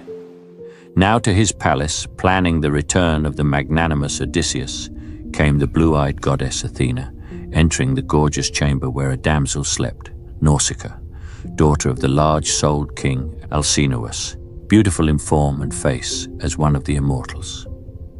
Near her lay, and by the portal, one on either side, fair as the Graces, 2 attendant maids. The shining doors were shut, but Athena came as comes a breath of air, and stood beside the damsel's head and spake.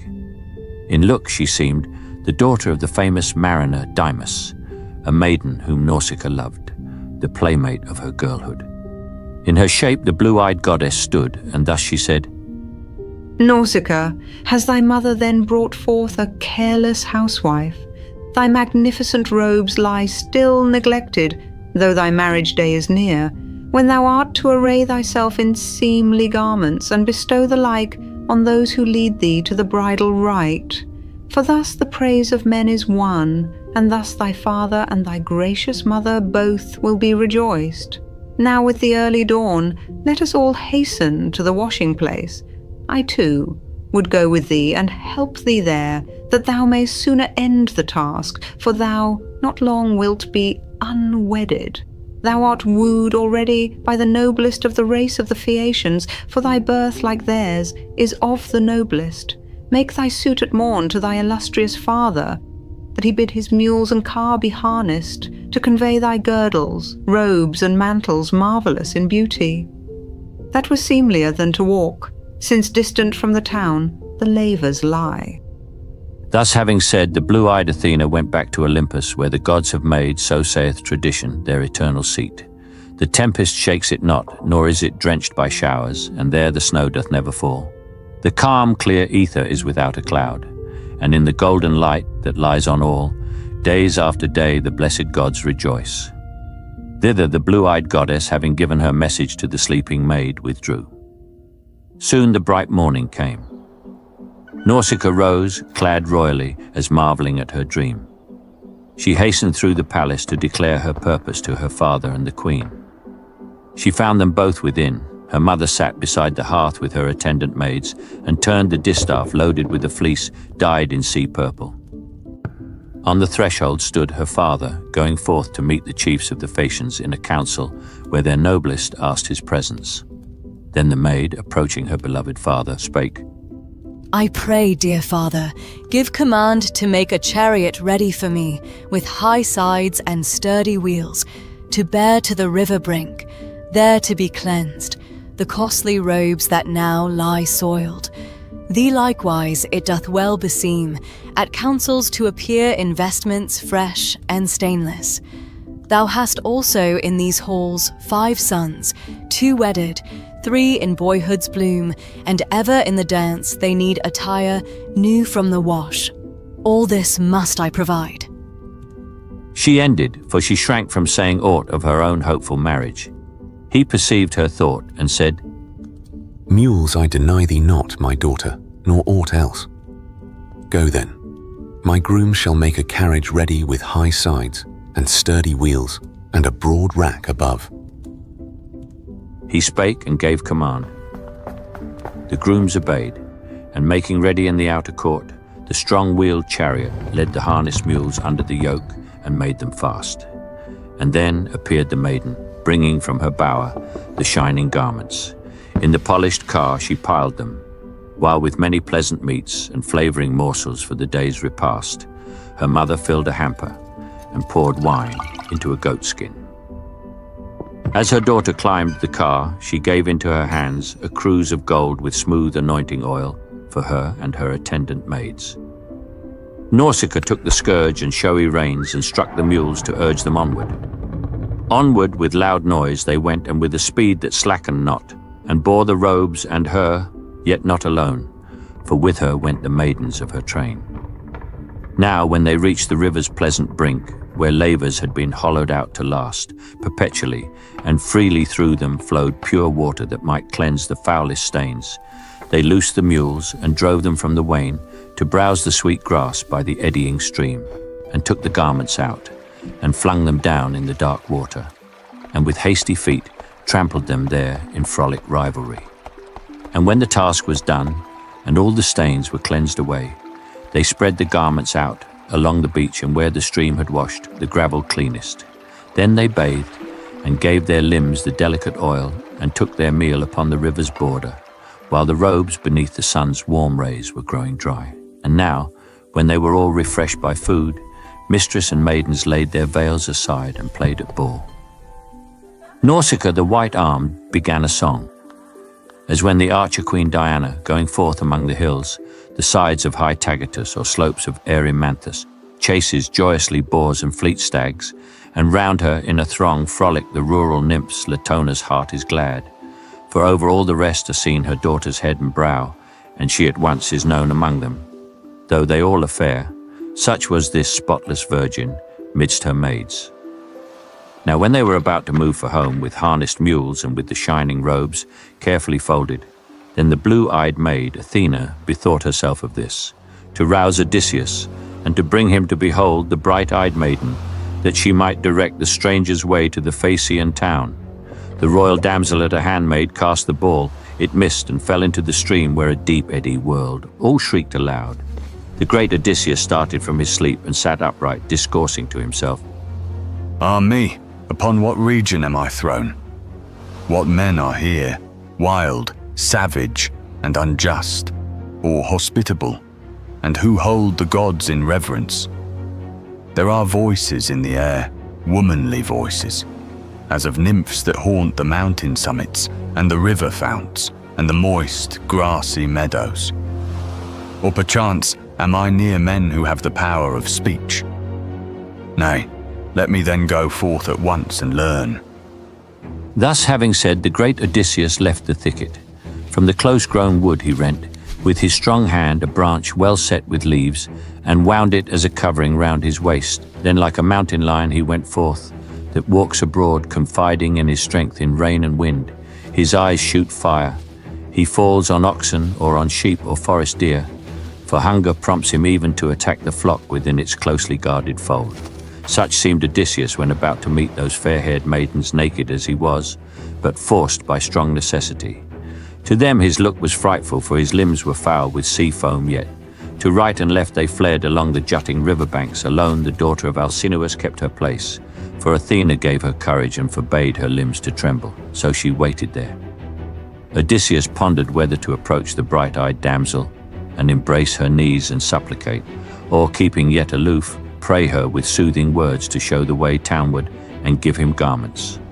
Musing thus, it seemed the best to keep at distance still, and use soft words, lest should he clasp her knees, the maid might be displeased. With gentle words skillfully ordered thus, Odysseus spake. O Queen, I am thy suppliant, whether thou be mortal or a goddess. If perchance thou art of that immortal race who dwell in the broad heaven, thou art, I deem, most like to Dian, daughter of imperial Zeus, in shape, in stature, and in noble air. If mortal and a dweller of the earth, thrice happy are thy father and his queen.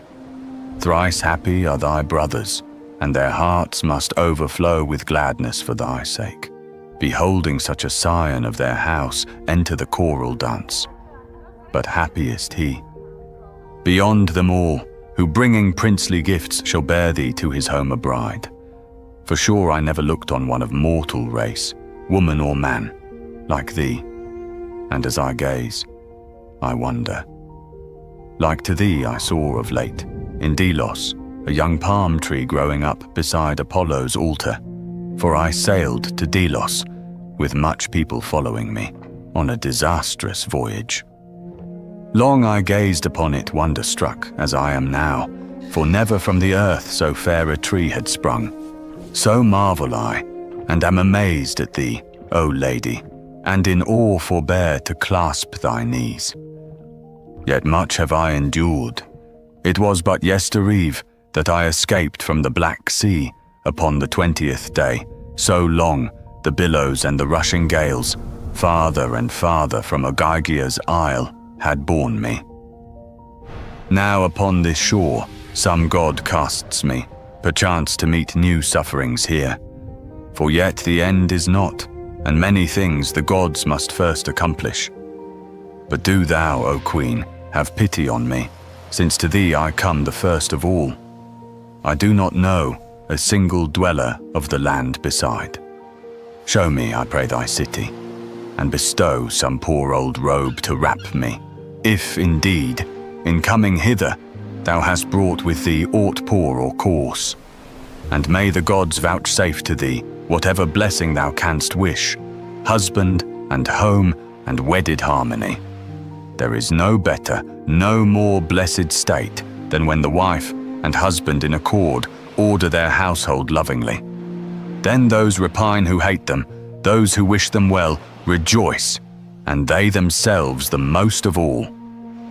And then the white-armed maid Nausicaa said, Since then, O stranger, thou art not malign of purpose nor weak-minded, yet, in truth, Olympian Zeus bestows the goods of fortune on the noble and the base, to each one at his pleasure, and thy griefs are doubtless sent by him, and it is fit that thou submit in patience. Now that thou hast reached our lands and art within our realm, thou shalt not lack for garments nor for aught, due to a suppliant stranger in his need. The city I will show thee, and will name its dwellers, the Phaeacians. They possess the city, all the region lying round is theirs, and I am daughter of the prince Alcinous, large of soul, to whom are given the rule of the Phaeacians and their power. So spake the damsel, and commanded thus her fair-haired maids. Stay, whither do ye flee, my handmaids, when a man appears in sight? Ye think perhaps he is some enemy. Nay, there is no man living now, nor yet will live, to enter, bringing war, the land of the Phaeacians. Very dear are they to the great gods. We dwell apart, afar, within the unmeasured deep, amid its waves, the most remote of men. No other race hath commerce with us. This man comes to us a wanderer and unhappy, and to him our cares are due. The stranger and the poor are sent by Zeus, and slight regards to them are grateful. Maidens, give the stranger food and drink, and take him to the riverside to bathe where there is shelter from the wind. So spake the mistress, and they stayed their flight, and bade each other stand, and led the chief under a shelter as the royal maid, daughter of stout Alcinous, gave command, and laid a cloak and tunic near the spot to be his raiment, and a golden cruse of limpid oil. Then, as they bade him bathe in the fresh stream, the noble chieftain said, Withdraw, ye maidens, hence, while I prepare to cleanse my shoulders from the bitter brine, and to anoint them. Long have these my limbs been unrefreshed by oil. I will not bathe before you. I should be ashamed to stand unclothed in presence of these bright-haired maids. He spake, they hearkened and withdrew, and told the damsel what he said. Odysseus then washed the salt spray of ocean from his back and his broad shoulders in the flowing stream, and wiped away the sea froth from his brows. And when the bath was over, and his limbs had been anointed, and he had put on the garments sent him by the spotless maid, Zeus's daughter Athena caused him to appear of statelier size and more majestic mien, and bade the locks that crowned his head flow down, curling like blossoms of the hyacinth. As when some skillful workman, trained and taught by Vulcan and Minerva in his art, binds the bright silver with a verge of gold, and graceful is his handiwork, such grace did Athena shed upon the hero's brow and shoulders, as he passed along the beach, and glorious in his beauty and the pride of noble bearing sat aloof. The maid admired, and to her bright-haired women spake, Listen to me, my maidens, while I speak. This man comes not among the godlike sons of the Phaeacian stock, against the will of all the gods of heaven. I thought him late of an unseemly aspect. Now he bears a likeness to the immortal ones whose home is the broad heaven. I would that I might call a man like him my husband, dwelling here, and here content to dwell. Now hasten, maids, and set before the stranger food and wine. She spake, they heard and cheerfully obeyed, and set before Odysseus food and wine. The patient chief Odysseus ate and drank full eagerly, for he had fasted long. White-armed Nausicaa then had other cares. She placed the smoothly folded robes within the sumptuous chariot, yoked the firm-hoofed mules, and mounted to her place, and from the seat spake kindly, counselling Odysseus thus, Now, stranger, rise and follow to the town, and to my royal father's palace I will be thy guide, where, doubt not, thou wilt meet the noblest men of our Phaeacian race, but do as I advise, for not inapt I deem thee. While we traverse yet the fields among the tilth, keep thou among my train of maidens, following fast behind the mules and chariot. I will lead thee in the way. But when our train goes upward toward the town, fenced with its towery wall, and on each side embraced by a fair haven, with a strait of narrow entrance, where our well-oared barks have each a mooring place along the road, and there round Poseidon's glorious fane extends a marketplace, surrounded by huge stones, dragged from the quarry hither, where is kept the rigging of the barks, sailcloth and ropes, and oars are polished there. For little reck Phaeacians of the quiver and the bow, and give most heed to masts and shrouds and ships, well poised, in which it is their pride to cross the foamy deep, when there I would not bring rude taunts upon myself, for in the crowd are brutal men. One of the baser sort, perchance might say, on meeting us, "What man, handsome and lusty-limbed, is he who thus follows Nausicaa? Where was it her luck to find him? Will he be her husband yet? Perhaps she brings some wanderer from his ship, a stranger from strange lands, for we have here no neighbours, or perhaps it is a god, called down by fervent prayer from heaven, to dwell henceforth with her. 'Tis well, if she have found a husband elsewhere, since at home she meets her many noble wooers with disdain. They are Phaeacians."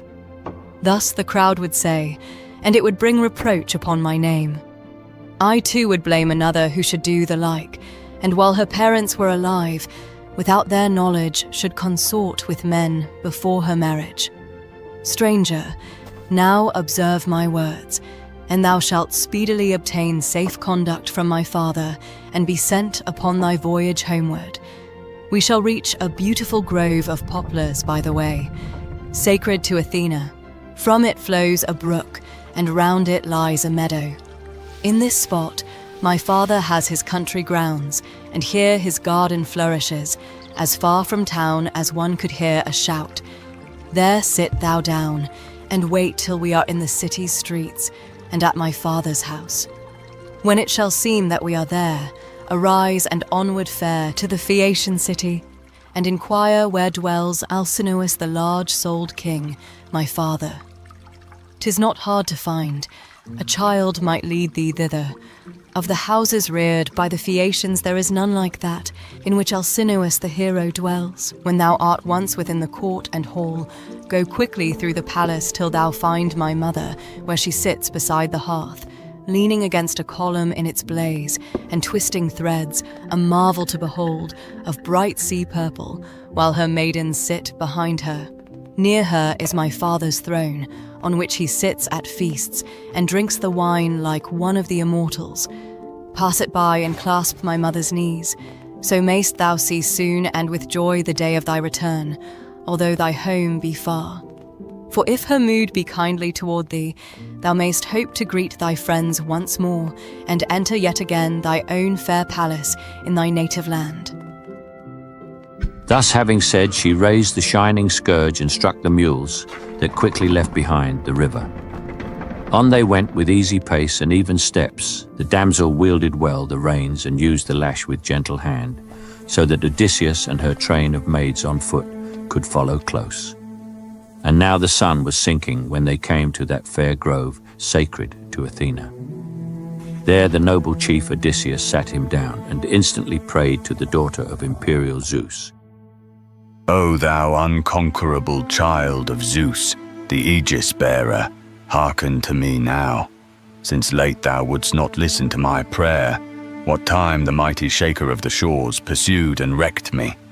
Grant me to receive pity and kindness from Phaeacia's sons. So prayed he, supplicating. Athena heard the prayer, but came not to him openly. Awe of her father's brother held her back, for he would still pursue with violent hate Odysseus, till he reached his native land.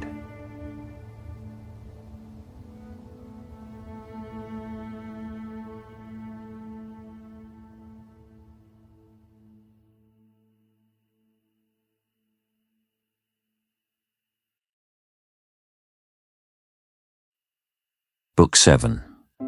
Reception of Odysseus by Alcinous. So prayed Odysseus the great sufferer. The strong mules bore the damsel toward the town, and when she reached her father's stately halls, she stopped beneath the porch. Her brothers came around her, like in aspect to the gods, and loosed the mules and bore the garments in. She sought her chamber, where an aged dame attendant there, an epirote and named Medusa, lighted her a fire. She by the well-oared galleys had been brought before time from Epirus, and was given to King Alcinous, ruler over all Phaeacia's sons, who hearkened to his voice as if he were a god. 'Twas she who reared white-armed Nausicaa in the royal halls, tended her hearth and dressed her evening meal. Now rose Odysseus up, and townward turned his steps, while friendly Athena wrapped his way in darkness, lest someone among the sons of the Phaeacians with unmannerly words might call to him or ask him who he was. And just as he was entering that fair town, the blue-eyed Athena met him in the form of a young virgin with an urn. She stood before him, and Odysseus thus inquired, Wilt thou, my daughter, guide me to the house? Where dwells Alcinous, he who rules this land? I am a stranger, who have come from far after long hardships, and of all who dwell within this realm I know not even one. Athena, the blue-eyed goddess, thus replied, Father and stranger, I will show the house. The dwelling of my own good father stands close by it. Follow silently, I pray, and I will lead. Look not on any man, nor ask a question. For the people here affect not strangers, nor do oft receive with kindly welcome him who comes from far. They trust in their swift barks, which to and fro, by Poseidon's favour, cross the mighty deep. Their galleys have the speed of wings or thought. Thus Athena spake, and quickly led the way. He followed in her steps. They saw him not, those trained Phaeacian seamen. For the power that led him, Athena of the amber hair, forbade the sight and threw a friendly veil of darkness over him. Odysseus saw wondering the haven and the gallant ships, the marketplace where heroes thronged, the walls long, lofty, and beset with palisades, a marvel to the sight. But when they came to the king's stately palace, thus began the blue-eyed goddess, speaking to the chief. Father and stranger, hear, thou seest the house which thou hast bid me show thee. Thou wilt find the princes, nurslings of the gods, within royally feasting. Enter and fear not. The bold man ever is the better man, although he come from far. Thou first of all wilt see the queen. Arete is the name the people give her. She is of a stock, the very same from which Alcinous the king derives his lineage. For long since Nausicaa, its founder, was brought forth to Poseidon, the great shaker of the shores, by Penelope, fairest of her sex, and youngest daughter of Eurymedon, the large of soul, who ruled the arrogant brood of giants, and beheld that guilty race cut off and perished by a fate like theirs. Her Poseidon wooed, she bore to him a son, large-souled Nausicaa, whom Phaeacia owned its sovereign. To Nausicaa were born Rhexenor and Alcinous. He who bears the silver bow, Apollo, smote to death Rhexenor newly wedded in his home. He left no son, and but one daughter named Arete. Her Alcinous made his wife, and honoured her as nowhere else on earth. Is any woman honoured who bears charge over a husband's household? From their hearts her children pay her reverence, and the king, and all the people, for they look on her as if she were a goddess. When she goes abroad into the streets, all welcome her with acclamations. Never does she fail in wise discernment, but decides disputes kindly and justly between man and man. And if thou gain her favour, there is hope that thou mayest see thy friends once more, and stand in thy tall palace on thy native soil. The blue-eyed Athena, having spoken thus, departed o'er the barren deep. She left the pleasant isle of Scheria, paired to Marathon and to the spacious streets of Athens, entering there the massive halls where dwelt Erechtheus, while Odysseus toward the gorgeous palace of Alcinous turned his steps, yet stopped and pondered ere he crossed the threshold. For on every side, beneath the lofty roof of that magnanimous king, a glory shone as of the sun or moon. There from the threshold on each side were walls of brass that led towards the inner rooms, with blue steel cornices. The doors within the massive building were of gold, and posts of silver on the brazen threshold stood, and silver was the lintel, and above its architrave was gold, and on each side stood gold and silver mastiffs, the rare work of Vulcan's practiced skill, placed there to guard the house of great Alcinous and endowed with deathless life that knows no touch of age. Along the walls within, on either side, and from the threshold to the inner rooms, were firmly planted thrones on which were laid delicate mantles, woven by the hands of women. The Phaeacian princes here were seated. Here they ate and drank and held perpetual banquet. Slender forms of boys in gold upon the shapely altars stood with blazing torches in their hands to light at eve the palace guests, while 50 maids waited within the halls where some in querns ground small the yellow grain, some wove the web or twirled the spindle sitting with a quick light motion, like the aspen's glancing leaves. The well-wrought tissues glistened as with oil. As far as the Phaeacian race excelling, guiding their swift galleys o'er the deep, so far the women in their woven work surpass all others. Athena gives them skill in handiwork and beautiful design. Without the palace court and near the gate, a spacious garden of 4 acres lay. A hedge enclosed it round, and lofty trees flourished in generous growth within, the pear and the pomegranate and the apple tree, with its fair fruitage and the luscious fig and olive always green. The fruit they bear falls not, nor ever fails in wintertime nor summer, but is yielded all the year. The ever-blowing west wind causes some to swell and some to ripen. Pear succeeds to pear, to apple, grape to grape, fig ripens after fig.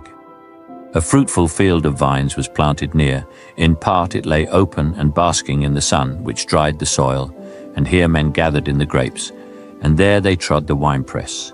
Farther on were grapes unripened yet, which just had cast the flower, and others still, which just began to redden. At the garden's furthest bound were beds of many plants that all the year bore flowers. There gushed 2 fountains. One of them ran wandering through the field, the other flowed beneath the threshold to the palace court, and all the people filled their vessels there. Such were the blessings which the gracious gods bestowed on King Alcinous and his house. Odysseus, the great sufferer, standing there, admired the sight, and when he had beheld the whole in silent wonderment, he crossed the threshold quickly, entering the hall where the Phaeacian peers and princes poured wine from their goblets to the sleepless one, the Argus queller, to whose deity they made the last libations when they thought of slumber. The great sufferer concealed in a thick mist which Athena raised and cast around him, and came close to Arete and Alcinous, the royal pair. Then did Odysseus clasp Arete's knees, when suddenly the cloud raised by the goddess vanished. All within the palace were struck mute as they beheld the man before them. Thus Odysseus prayed. Arete, daughter of the godlike chief Rhexenor, to thy husband I am come, and to thy knees from many hardships borne, and to these guests to whom may the good gods grant to live happily, and to hand down, each one to his own children in his home, the wealth and honours which the people's love bestowed upon him. Grant me, I entreat, an escort, that I may behold again, and soon my own dear country. I have passed long years in sorrow, far from all I love. He ended and sat down upon the hearth, among the ashes near the fire, and all were silent utterly. At length outspake Icenius, oldest and most eloquent chief of the Phaeacians. Large his knowledge was of things long past. With generous intent, and speaking to the assembly, he began. Alcinous, this is not a seemly sight. A stranger sitting on the hearth among the cinders. All the others here await thy order and move not. I pray thee, raise the stranger up and seat him on a throne studded with silver. Be thy heralds called, and bid them mingle wine, which we may pour to Zeus, the god of thunders, who attends and honours every suppliant. Let the dame who oversees the palace feast provide our guest a banquet from the stores within. This when the reverend King Alcinous heard.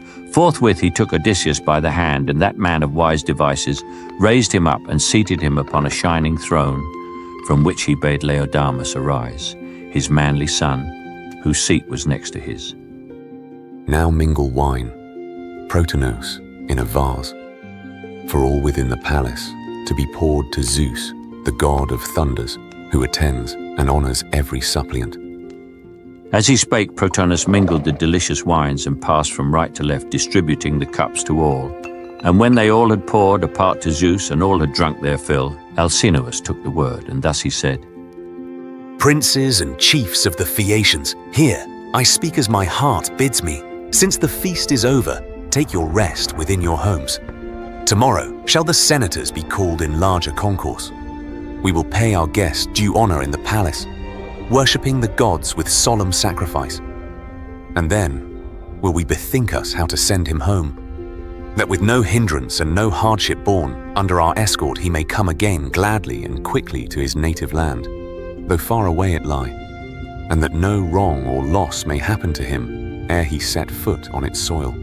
And there must he endure whatever when his mother brought him forth, fate and the unrelenting sisters spun for the newborn. But should he prove to be one of the immortals who has come from heaven, then have the gods a different design. For hitherto the gods have shown themselves visibly at our solemn hecatombs, and sat with us, and feasted like ourselves. And when the traveller meets with them alone, they never hide themselves. For we to them are near of kin, as near as is the race of Cyclops and the savage giant brood. Odysseus the sagacious answered him, Nay, think not so, Alcinous. I am not in form or aspect as the immortals are, whose habitation is the ample heaven. But I am like whomever thou mayest know, among mankind, inured to suffering. To them shouldst thou compare me. I could tell of bitterer sorrows yet, which I have borne. Such was the pleasure of the gods. But now leave me, whatever have my hardships been, to take the meal before me. Naught exceeds the impatient stomach's importunity, when even the afflicted and the sorrowful are forced to heed its call. So even now, midst all the sorrow that is in my heart, it bids me eat and drink, and put aside the thought of my misfortunes till itself be satiate. But, ye princes, with the dawn provide for me in my calamity the means to reach again my native land. For after all my hardships I would die willingly, could I look on my estates, my servants, and my lofty halls once more. He ended, they approved his words, and bade set forward on his homeward way the guest who spake so wisely.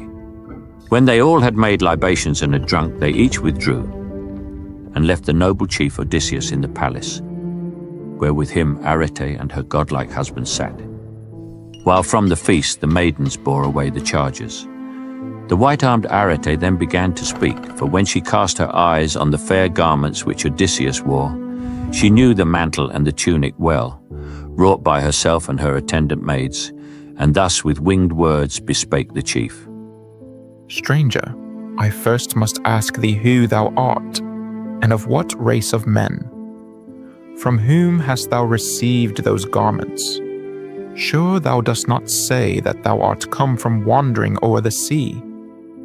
Odysseus the sagacious answered thus, 'Twere hard, O sovereign lady, to relate, in order all my sufferings, for the gods of heaven have made them many. Yet will I tell all thou askest of me, and obey thy bidding. Far within the ocean lies an island named Ogygia, where abides Calypso, artful goddess, with bright locks, daughter of Atlas, and of dreaded power. No god consorts with her, nor anyone of mortal birth. But me in my distress, some god conveyed alone to her abode, when, launching his white lightning, Zeus had cloven in the midst of the Black Sea my galley.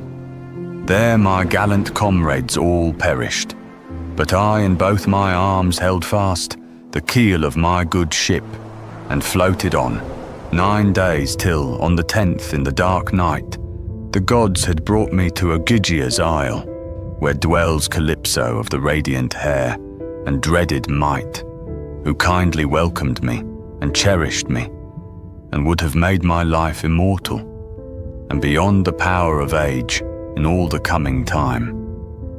And there I wore, 7 years away, still moistening with my tears, the ambrosial raiment which the goddess gave. But when the 8th year had begun its round, she counselled my departure, whether Zeus had so required, or she herself had changed her purpose. On a raft made strong with clamps, she placed me, sent on board an ample store of bread and pleasant wine, and made me put ambrosial garments on, and gave a soft and favourable wind. For 17 days I held my steady course across the deep, and on the 18th day the shadowy heights of your own isle appeared, and then my heart, ill-fated as I was, rejoiced. Yet still was I to struggle with calamities, sent by earth-shaking Poseidon, who called up the winds against me, and withstood my way, and stirred the boundless ocean to its depth. Nor did the billows suffer me to keep my place, but swept me, groaning, from the raft, whose planks they scattered. Still I laboured through the billowy depth, and swam till wind and wave drove me against your coast. As there I sought to land, I found the surges hurrying me against huge rocks that lined the frightful shore. But, turning back, I swam again and reached a river and the landing place I wished. Smooth, without rocks, and sheltered from the wind. I swooned, but soon revived. Ambrosial night came on. I left the Zeus-descended stream and slept among the thickets, drawing round my limbs the withered leaves, while on my lids a deity poured bounteously the balm of slumber. All night long among the leaves I slept, with all that sorrow in my heart, till morn, till noon. Then as the sun went down, the balmy slumber left me, and I saw thy daughter's handmaids sporting on the shore, and her among them, goddess-like. To her I came a suppliant, nor did she receive my suit, unkindly as a maid so young might do, for youth is foolish. She bestowed food and red wine abundantly, and gave, when I had bathed, the garments I have on. Thus is my tale of suffering truly told. And then Alcinous answered him and said, Stranger, one duty hath my child o'erlooked, to bid thee follow hither with her maids, since thou didst sue to her the first of all. Odysseus the sagacious thus replied, Blame not for that, O hero, I entreat, thy faultless daughter. She commanded me to follow with her maids, but I refrained for fear and awe of thee, lest at the sight thou mightest be displeased, for we are prone to dark misgivings, we, the sons of men. Again Alcinous spake, The heart that beats within my bosom is not rashly moved to wrath, and better is the temperate mood. This must I say, O Father Zeus, and Athena, and Apollo, I could wish that being as thou art, and of like mind with me, thou wouldst receive to be thy bride my daughter, and be called my son-in-law, and here abide. A palace I would give, and riches, shouldst thou willingly remain.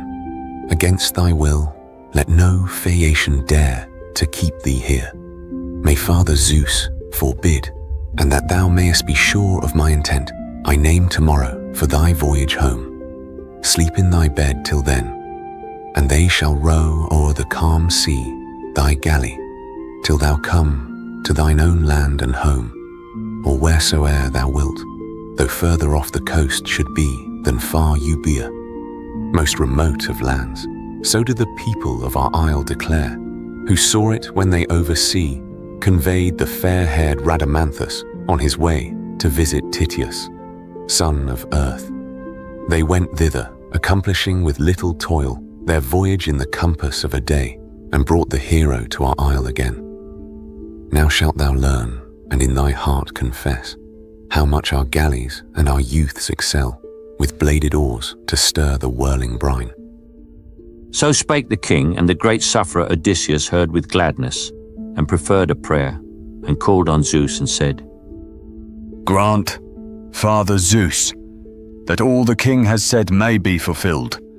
So shall his praise go forth over the foodful earth and never die, and I shall see my native land again. So they conferred.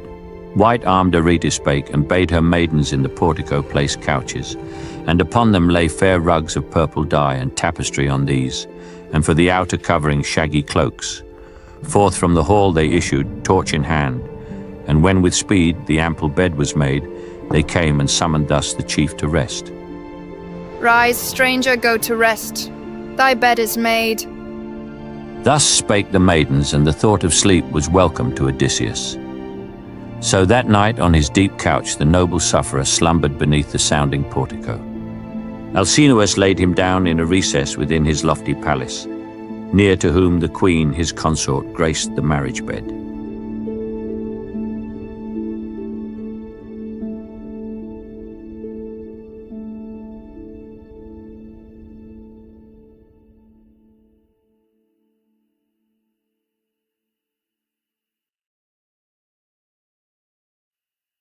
Book 8.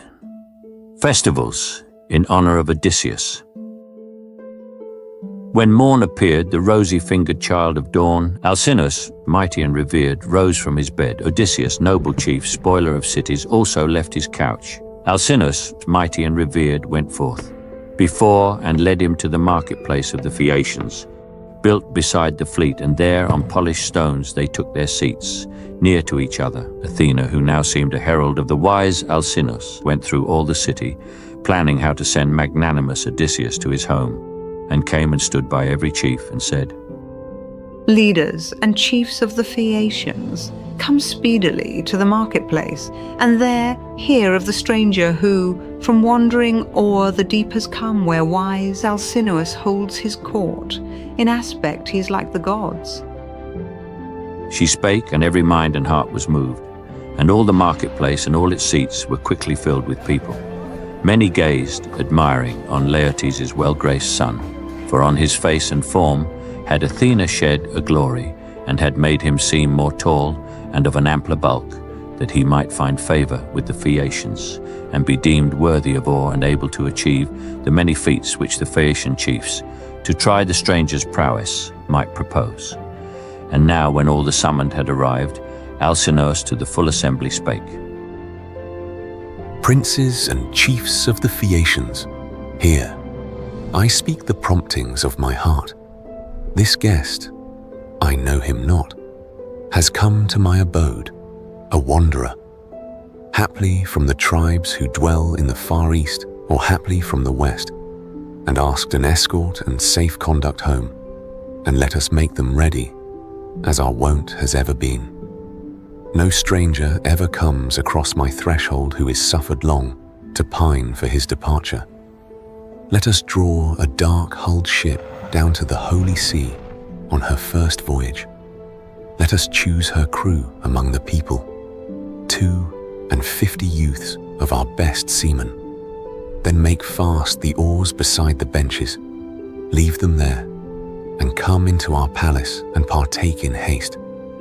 A feast which I will liberally spread for all of you. This I command the youths. But you, ye sceptred princes, come at once to my fair palace, that we there may pay the honours due our guest. Let none refuse. Call also the divine Demodocus, the bard, on whom a deity bestowed in ample measure the sweet gift of song, delightful when the spirit prompts the lay. He spake and led the way. The sceptred train of princes followed him. The herald sought meantime the sacred bard. The chosen youths, 52, betook them to the marge of the unfruitful sea. And when they reached the ship and beach, they drew the dark hull down to the deep water, put the mast on board and the ship's sails, and fitted well the oars into the leathern rings, and having moored their bark in the deep water, went with speed to their wise monarch in his spacious halls. There portico and court and hall were thronged with people, young and old in multitude. And there Alcinous sacrificed 12 sheep, 8 white-toothed swine, and 2 splay-footed beeves. And these they flayed and duly dressed, and made a noble banquet ready. Then appeared the herald, leading the sweet singer in, him whom the muse with an exceeding love had cherished and had visited with good and evil, quenched his eyesight and bestowed sweetness of song. Pontonous mid the guests placed for the bard a silver-studded throne against a lofty column hung his harp above his head, and taught him how to find and take it down. Near him the herald set a basket and fair table, and a cup of wine that he might drink when he desired. Then all put forth their hands and shared the feast. And when their thirst and hunger were allayed, the muse inspired the bard to sing the praise of heroes. 'Twas a song whose fame had reached to the high heaven, a story of the strife between Odysseus and Achilles, son of Pylos, wrangling at a solemn feast made for the gods. They strove with angry words, and Agamemnon, king of men, rejoiced to hear the noblest of the Achaean host contending. For all this had been foretold to him in sacred Phthia by the voice of Phoebus when the monarch to inquire at the oracle had crossed the rock which formed its threshold. Then began the train of woes which at the will of sovereign Zeus befell the sons of Ilium and of Greece. So sang renowned Demodocus. Meanwhile Odysseus took into his brawny hands an ample veil of purple, drawing it around his head to hide his noble face, ashamed that the Phaeacians should behold the tears that flowed so freely from his lids. But when the sacred bard had ceased his song, he wiped the tears away and laid the veil aside, and took a double beaker filled with wine, and poured libations to the gods. Yet when again the minstrel sang, and all the chiefs of the Phaeacian people, charmed to hear his music, bade the strain proceed, again Odysseus hid his face and wept. No other eye beheld the tears he shed. Alcinous only watched him, and perceived his grief, and heard the sighs he drew, and spake to the Phaeacians, lovers of the sea. Now that we all, to our content, have shared the feast and heard the harp, whose notes so well suit with a liberal banquet, let us forth and try our skill in games, that this our guest, returning to his country, may relate how in the boxing and the wrestling match, in leaping and in running, we excel. He spake and went before, they followed him. Then did the herald hang the clear-toned harp again on high, and taking by the hand Demodocus, he led him from the place, guiding him in the way which just before the princes of Phaeacia trod to see the public games. Into the marketplace they went. A vast innumerable crowd pressed after. Then did many a valiant youth arise, Acroneus and Ocealus, Elatrius, Nautius, Prymneus, after whom upstood Anchialus, and by his side Eretmeus, Pontius, Piraeus, Thun rose, Anabasinius and Amphialus, a son of Polyneus, Tecton's son. Then rose the son of Naubolus, like Mars in warlike port, Euryalus by name, and goodliest both in feature and in form, of all Phaeacia's sons save one alone, Laodamas the faultless. Next 3 sons of King Alcinous rose, Laodamas, Halius, and Clytoneus, like a god in aspect. Some of these began the games, contending in the race. For them a course was marked from goal to goal. They darted forth at once and swiftly, raising as they ran the dust along the plain. The swiftest there was Clytoneus in the race. As far as mules, in furrowing the fallow ground, gain on the steers, he ran before the rest, and reached the crowd, and left them all behind. Others in wrestling strove laboriously, and here Euryalus excelled them all. But in the leap Amphialus was first. Elatrius flung the quoit with firmest hand, and in the boxer's art Laodamas, the monarch's valiant son, was conqueror. This when the admiring multitude had seen, thus spake the monarch's son, Laodamas. And now, my friends, inquire we of our guest if he has learned and practiced feats like these. For he is not ill-made in legs and thighs, and in both arms, in firmly planted neck and strong-built frame. Nor does he seem to lack a certain youthful vigor, though impaired by many hardships. For I know of naught that more severely tries the strongest man, and breaks him down than perils of the sea. Euryalus replied, Laodamas, well hast thou said, and rightly. Go thou now and speak to him thyself, and challenge him. The son of King Alcinous, as he heard, came forward, and bespake Odysseus thus.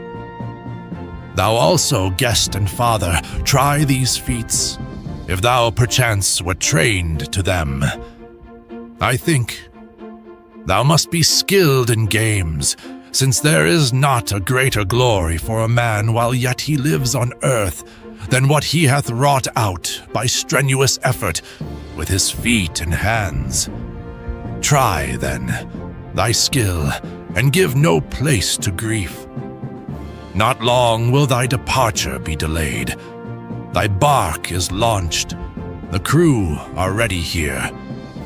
Odysseus the sagacious answered thus: Why press me, O Laodamas, to try these feats, when all my thoughts are of my woes, and not of games? I, who have borne so much of pain and toil, sit pining for my home in your assembly, supplicating, hear your king and all the people of your land. Then spake Euryalus with chiding words: Stranger, I well perceive thou canst not boast, as many others can, of skill in games. But thou art one of those who dwell in ships with many benches, rulers or a crew of sailors, a mere trader looking out for freight and watching o'er the wares that form the cargo. Thou hast doubtless gathered wealth by rapine, and art surely no athlete. Odysseus the sagacious frowned and said, Stranger, thou speakest not becomingly, but like a man who recks not what he says. The gods bestow not equally on all the gifts that men desire, the grace of form, the mind, the eloquence. One man to sight is undistinguished, but on him the gods bestow the power of words. All look on him gladly. He knows whereof he speaks. His speech is mild and modest.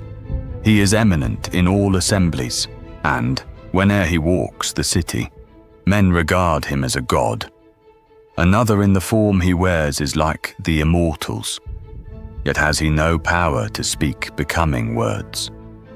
So thou hast comely looks. A god would not have shaped thee otherwise than we behold thee. Yet thy wit is small, and thy unmannerly words have angered me even to the heart. Not quite unskilled am I in games, as thou dost idly talk. And once, when I could trust my youth and my strong arms, I think that in these contests I was deemed among the first.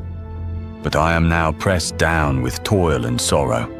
Much have I endured, in wars with heroes and on stormy seas. Yet even thus, a sufferer as I am, will I essay these feats. For sharp have been thy words, and they provoke me to the proof. He spake, and rising with his mantle on, he seized a broader, thicker, heavier quoit, by no small odds than the Phaeacians used, and swinging it around with vigorous arm, he sent it forth. It sounded as it went, and the Phaeacians, skillful with the oar and sail, bent low as o'er them from his hand, flew the swift stone beyond the other marks.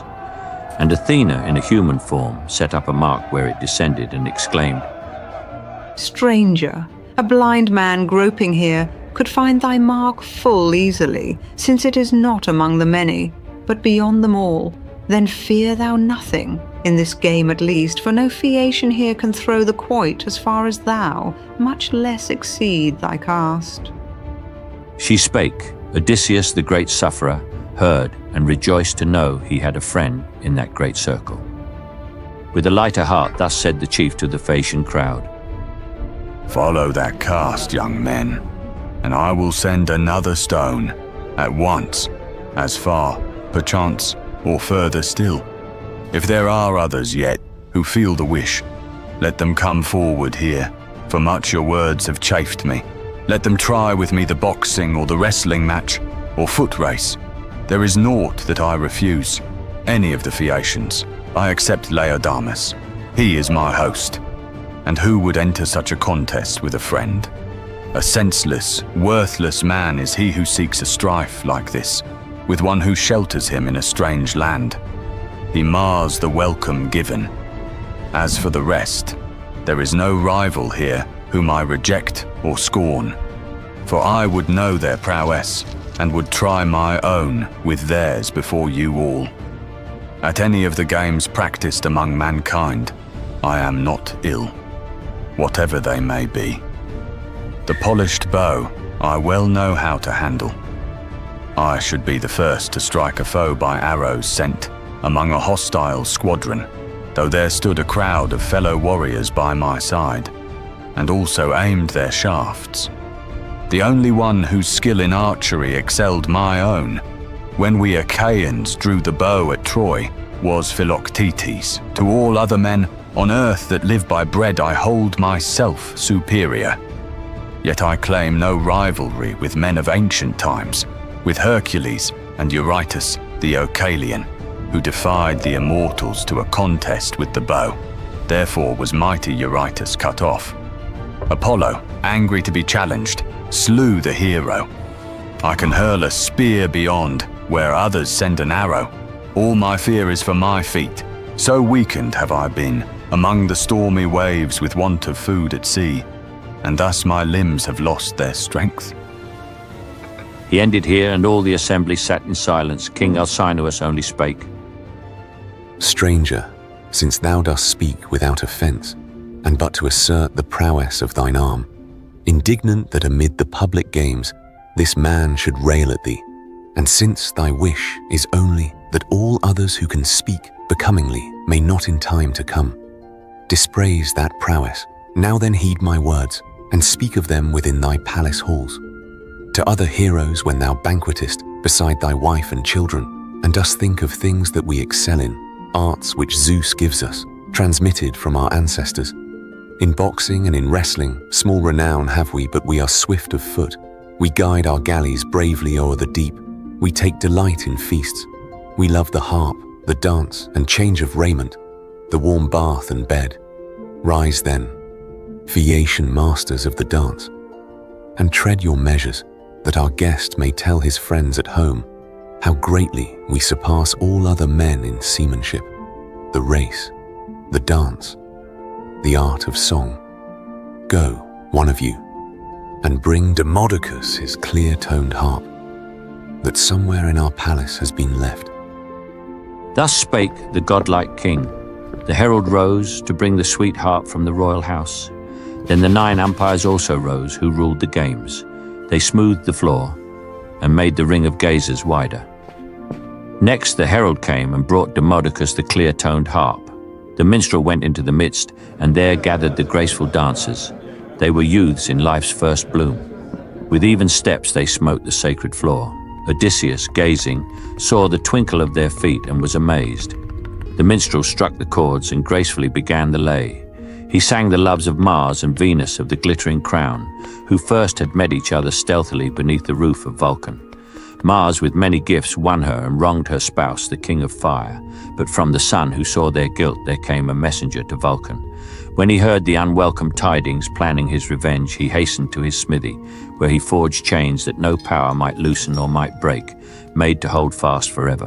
When the snare, in all its parts, was finished, he repaired, angry with Mars, to where the marriage bed stood in his chamber. To the posts he tied the encircling chains on every side, and made fast to the ceiling many, like the threads spun by the spider, which no eye could see, not even of the gods, so artfully he wrought them. Then, as soon as he had wrapped the snare about the bed, he feigned to go to Lemnos nobly built, most dear to him of all the lands. But Mars, the god who holds the shining reins, had kept no careless watch, and when he saw the great artificer depart, he went with speed to Vulcan's house, drawn thither by the love of her who wears the glittering crown. There Cytherea sat, arrived that moment from a visit paid. Entering, he took her by the hand and said, "Come, my beloved, let us to the couch. Vulcan is here no longer. He is gone, and is among the Sintians, men who speak a barbarous tongue in Lemnos far away." He spake, and she approved his words, and both lay down upon the bed, when suddenly the network, wrought by Vulcan's skillful hand, caught them, and clasped them round, nor could they lift or move a limb, and saw that no escape was possible, and now approached the king of fire, returning ere he reached the isle of Lemnos, for the sun in his behalf kept watch and told him all. He hastened home in bitterness of heart, but when he reached the threshold stopped. A fury without bounds possessed him, and he shouted terribly, and called aloud on all the gods of heaven. O Father Zeus, and all ye blessed ones, and deathless, come, for here is what will move your laughter, yet is not to be endured. Zeus's daughter, Venus, thus dishonors me, lame as I am, and loves the butcher Mars. For he is well to look at, and is sound of foot, while I am weakly. But for this are none but my 2 parents to be blamed, who never should have given me birth. Behold, where lie embraced the lovers in my bed, a hateful sight. Yet they will hardly take even a short slumber there, though side by side, enamored as they are, nor will they both be drowsy very soon. The net and chains will hold them till her father shall restore all the large gifts which on our marriage day I gave him to possess, the impudent minx his daughter, who is fair indeed, but false. He spake, and to the brazen palace flocked the gods. There Poseidon came, who shakes the earth. There came beneficent Hermes. There too came Apollo, archer god. The goddesses, through womanly reserve, remained at home. Meantime the gods, the givers of all good, stood in the entrance, and as they beheld the cunning snare of Vulcan, there arose infinite laughter from the blessed ones, and one of them bespake his neighbour thus. Wrong prospers not, the slow o'ertakes the swift. Vulcan the slow has trapped the fleetest god upon Olympus Mars. Though lame himself, his net has taken the adulterer, who now must pay the forfeit of his crime. So talked they with each other. Then the son of Zeus, Apollo, thus to Hermes said, Hermes, thou son and messenger of Zeus, and bountiful of gifts, couldst thou endure, fettered with such strong chains as these, to lie upon a couch with Venus at thy side? The herald god, the Argus queller, thus made answer.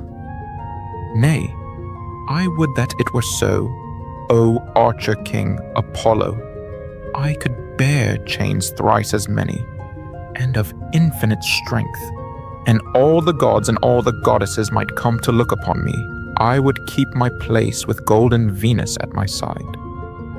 He spake, and all the immortals laughed to hear. Poseidon alone laughed not, but earnestly prayed Vulcan, the renowned artificer, to set Mars free, and spake these winged words. Release thy prisoner.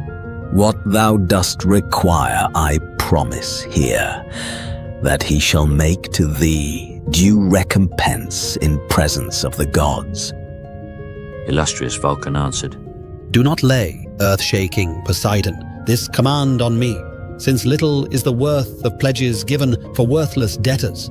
How could I demand my right from thee among the assembled gods, if Mars, set free, escape from debt and chains? Again the god who shakes the earth replied, Vulcan, though Mars deny the forfeit due, and take to flight, it shall be paid by me. Again illustrious Vulcan said, Thy word I ought not, and I seek not to decline. He spake, and then the might of Vulcan loosed the net, and freed from those strong fetters both the prisoners sprang away. Mars flew to Thrace, and laughter-loving Venus to the Isle of Cyprus, where at Paphos stand her grove and perfumed altar.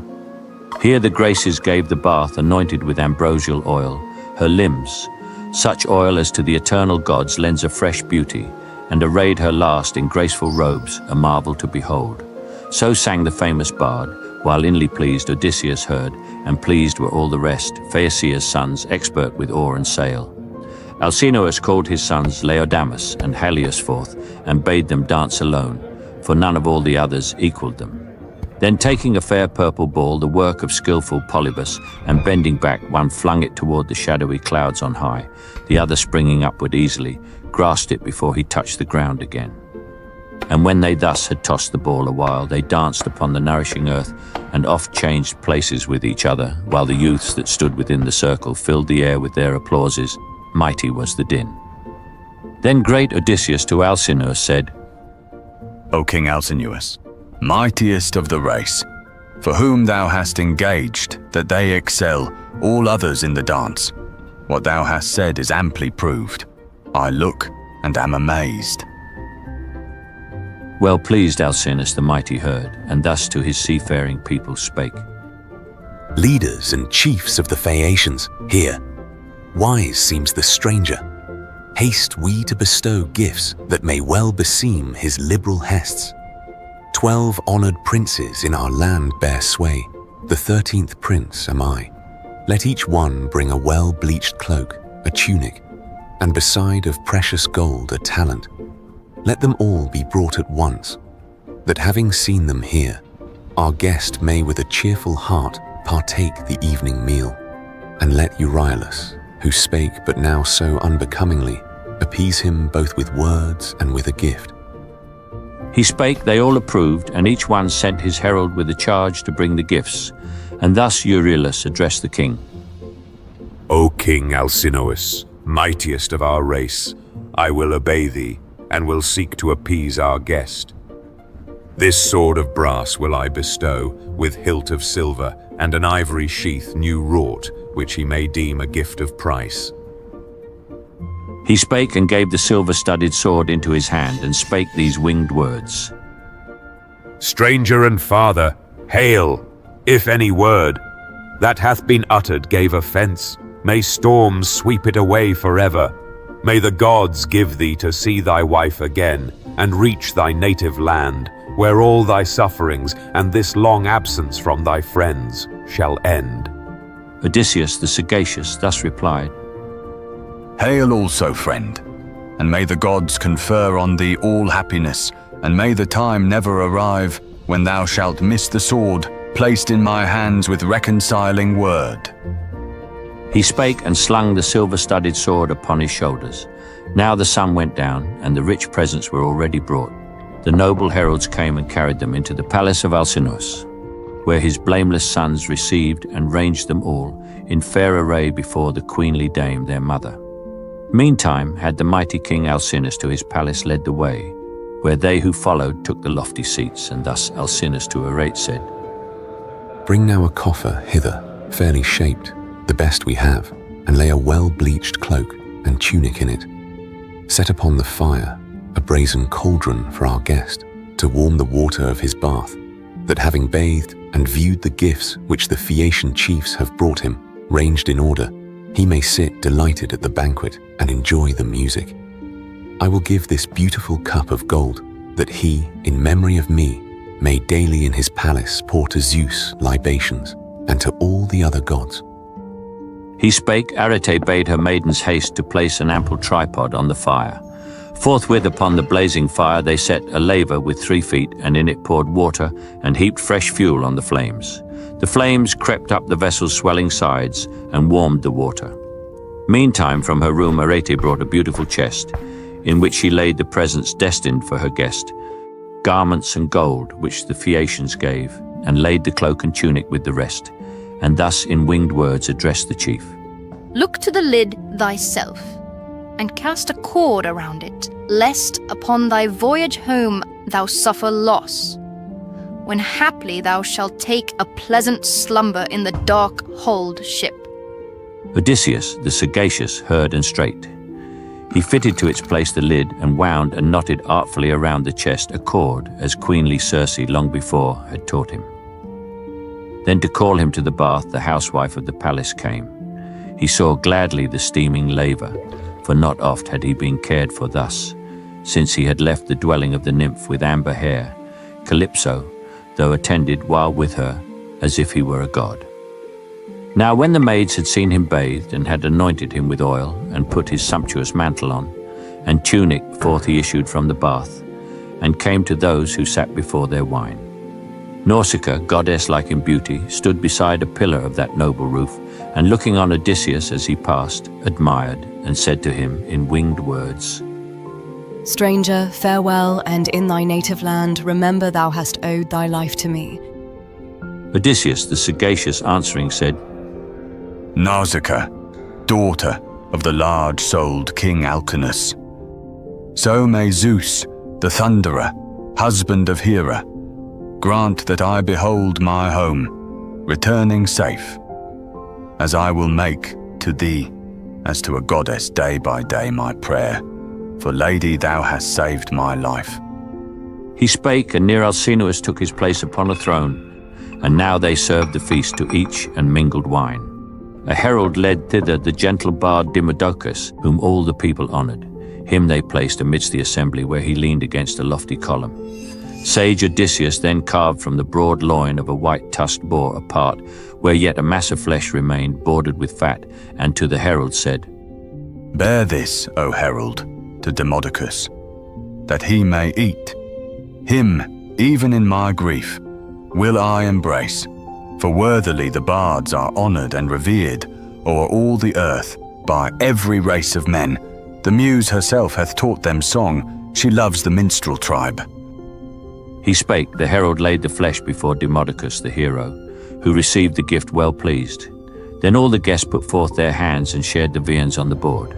And when their thirst and hunger were allayed, thus to the minstrel sage Odysseus spake, "Demodocus, above all other men I give thee praise, for either has the muse, Zeus's daughter, or Apollo, visited and taught thee. Truly hast thou sung the fate of the Achaean warriors, what they did and suffered, all their labours, as if thou hadst been among them, or hadst heard the tale from an eyewitness. Now, I pray, proceed, and sing the invention of the wooden horse made by Epeius with Minerva's aid, and by the chief Odysseus artfully conveyed into the Trojan citadel, with armed warriors in its womb to lay the city waste. And I, if thou relate the story rightly, will at once declare to all that largely hath some bounteous god bestowed on thee the holy gift of song." He spake, the poet felt the inspiring god, and sang, beginning where the Argives hurled firebrands among their tents, and sailed away in their good galleys, save the band that sat beside renowned Odysseus in the horse, concealed from sight, amid the Trojan crowd, who now had drawn it to the citadel. So there it stood, while sitting round it talked the men of Troy, and wist not what to do.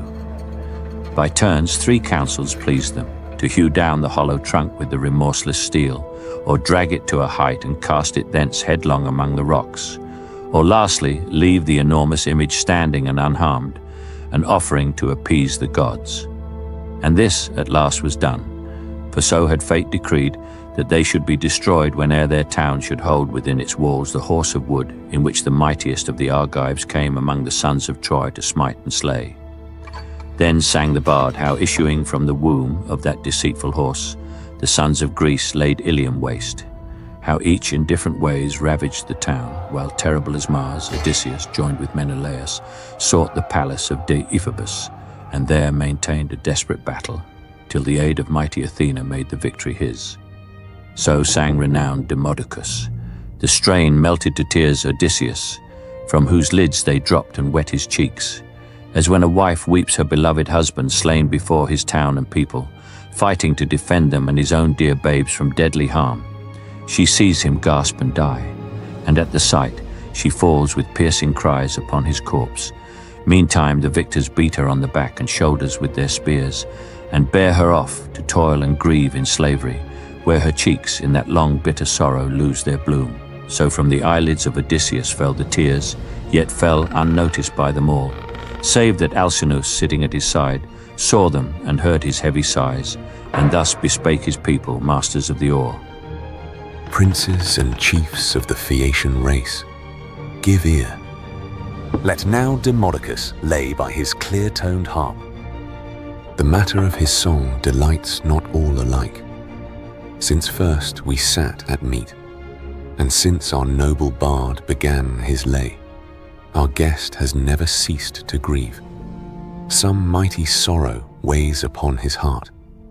Now let the bard refrain, that we may all enjoy the banquet, both our guest and we who welcome him, for it is fitting thus. And now are all things for our worthy guest made ready, both the escort and these gifts, the pledges of our kind regard. A guest, a suppliant, is a brother, even to him who bears a heart not easy to be moved. No longer, then, keep back with studied art. What I shall ask, 'twere better far to speak with freedom. Tell the name thy mother gave, thy father, and all those who dwell within and round thy city. For no living man is nameless from the time that he is born, humble or high in station at their birth. The parents give them names. Declare thy land, thy people, and thy city, that our ships may learn, and bear thee to the place. For here, in our Phaeacian ships, no pilots are, nor rudders, as in ships of other lands. Ours know the thoughts and the intents of men. To them all cities and all fertile coasts inhabited by men are known. They cross the great sea, scudding fast, involved in mist and darkness, with no fear of perishing or meeting harm. I heard Nausicaa, my father, say that Poseidon was displeased with us for safely bearing to their homes so many men, and that he would destroy, in after time, some good Phaeacian ship, returning from a convoy in the waves of the dark sea, and leave her planted there, a mountain huge and high before our town. So did the aged chieftain prophesy. The god, as best may please him, will fulfill my father's words, or leave them unfulfilled. Now tell me truly whither thou hast roamed, and what the tribes of men that thou hast seen. Tell which of them are savage, rude, unjust, and which are hospitable, and revere the blessed gods. Declare why thou didst weep and sigh when hearing what unhappy fate befell the Argive and Achaean host and town of Troy. The gods decreed it. They ordained destruction to the sons of men, a theme of song thereafter. Hadst thou not some valiant kinsman who was slain at Troy, a son-in-law, the father of thy wife? Nearest of all are they to us, save those of our own blood. Or haply might it be some bosom friend, one eminently graced with all that wins our love. For not less dear than if he were a brother should we hold the wise and gentle man who is our friend.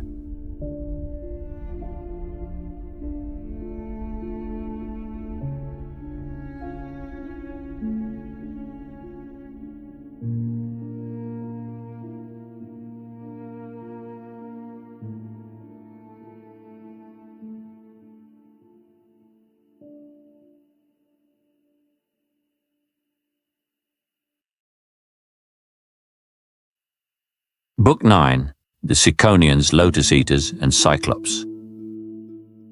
Odysseus the sagacious answered thus: O King Alcinous, most renowned of men, a pleasant thing it is to hear a bard like this, endowed with such a voice, so like the voices of the gods. Nor can I deem aught more delightful than the general joy of a whole people when the assembled guests seated in order in the royal halls are listening to the minstrel, while the board is spread with bread and meats, and from the jars the cupbearer draws wine and fills the cups. To me there is no more delightful sight. But now thy mind is moved to ask of me the story of the sufferings I have borne, and that will wake my grief anew. What first, what next shall I relate? What last of all? For manifold are the misfortunes cast upon me by the immortals. Let me first declare my name, that ye may know, and I perchance, before my day of death shall come, may be your host, though dwelling far away. I am Odysseus, and my father's name Laertes. Widely am I known to men, as quick in shrewd devices, and my fame hath reached to heaven. In sunny Ithaca I dwell, where high Neritus, seen afar, rustles with woods. Around are many isles, well peopled near each other. Samos there lies, with Dulichium, and Zacynthus dark with forests. Ithaca, with its low shores, lies highest toward the setting sun. The rest are on the side where first the morning breaks. A rugged region 'tis, but nourishes nobly its youths, nor have I ever seen a sweeter spot on earth. Calypso late, that glorious goddess, in her grotto long detained me from it, and desired that I should be her husband, In her royal home, Aeaean Circe, mistress of strange arts, detained me also and desired that I should be her husband. Yet they could not move the purpose of my heart. For there is naught more sweet and dear than our own native land. And parents, though perchance our lot be cast in a rich home, yet far from our own kin and in a foreign land. Now let me speak of the calamitous voyage, which the will of Zeus ordained on my return from Troy. The wind that blew me from the Trojan shore bore me to the Ciconians, who abode in Ismarus. I laid the city waste and slew its dwellers, carried off their wives and all their wealth, and parted them among my men, that none might want an equal share. And then I warned them with all haste to leave the region. Madmen, they obeyed me not, and there they drank much wine, and on the beach slew many sheep and many slow-paced steers with crumpled horns. Then the Ciconians called to their Ciconian neighbours, braver men than they, and more in number, whose abode was on the mainland, trained to fight from steeds, or, if need were, on foot. In swarms they came, thick as new leaves or morning flowers in spring. Then fell on our unhappy company an evil fate from Zeus and many griefs. They formed their lines and fought at our good ships, where man encountered man with brazen spears. While yet 'twas morning, and the holy light of day waxed brighter, we withstood the assault and kept our ground, although more numerous they. But when the sun was sloping toward the west, the enemy prevailed. The Achaean band was routed, and was made to flee. That day there perished from each galley of our fleet 6 valiant men. The rest escaped with life. Onward we sailed, lamenting bitterly our comrades slain, yet happy to escape from death ourselves. Nor did we put to sea in our good ships until we thrice had called aloud by name each one of our poor friends who fell in battle by Ciconian hands. The cloud compeller, Zeus, against us, sent the north wind in a hurricane, and wrapped the earth and heaven in clouds, and from the skies fell suddenly the night. With stooping masts our galleys scudded, the strong tempest split, and tore the sails. We drew and laid them down. Within the ships, in fear of utter wreck, and toward the mainland eagerly we turned the rudders. There we lay 2 days and nights, worn out with grief and hardship. When at length the fair-haired morning brought the 3rd day round, we raised the masts, and, spreading the white sails to take the wind, we sat us down. The wind carried us forward with the pilot's aid, and then should I have reached my native land safely had not the currents and the waves of ocean and the north wind driven me back. What time I strove to pass Malea's cape, and swept me to Cytherae from my course, still onward driven before those baleful winds across the fishy deep. For 9 whole days. On the 10th day we reached the land where dwell the lotus eaters, men whose food is flowers. We landed on the mainland, and our crews near the fleet galleys took their evening meal. And when we all had eaten and had drunk, I sent explorers forth, 2 chosen men, a herald was the 3rd, to learn what race of mortals nourished by the fruits of earth possessed the land. They went and found themselves among the lotus eaters soon, who used no violence against their lives, but gave into their hands the lotus plant to taste. Whoever tasted once of that sweet food wished not to see his native country more, nor give his friends the knowledge of his fate. And then my messengers desired to dwell among the lotus eaters, and to feed upon the lotus, never to return. By force I led them weeping to the fleet, and bound them in the hollow ships beneath the benches. Then I ordered all the rest of my beloved comrades to embark in haste, lest, tasting of the lotus, they should think no more of home. All straightway went on board, and on the benches took their place, and smote the hoary ocean with their oars. Onward we sailed with sorrowing hearts, and reached the country of the Cyclops, an untamed and lawless race, who, trusting to the gods, plant not, nor plough the fields, but all things spring. For them untended, barley, wheat, and vines yielding large clusters filled with wine, and nursed by showers from Zeus. No laws have they hold no councils. On the mountain heights they dwell in vaulted caves, where each one rules his wives and children as he pleases. None give heed to what the others do. Before the port of that Cyclopean land there is an isle, low lying, neither near nor yet remote. A woodland region, where the wild goats breed innumerable. For the foot of man disturbs them not, and huntsmen toiling through thick woods or wandering over mountain heights enter not here. The fields are never grazed by sheep nor furrowed by the plough, but lie untilled, unsown, and uninhabited by man, and only feed the bleating goats.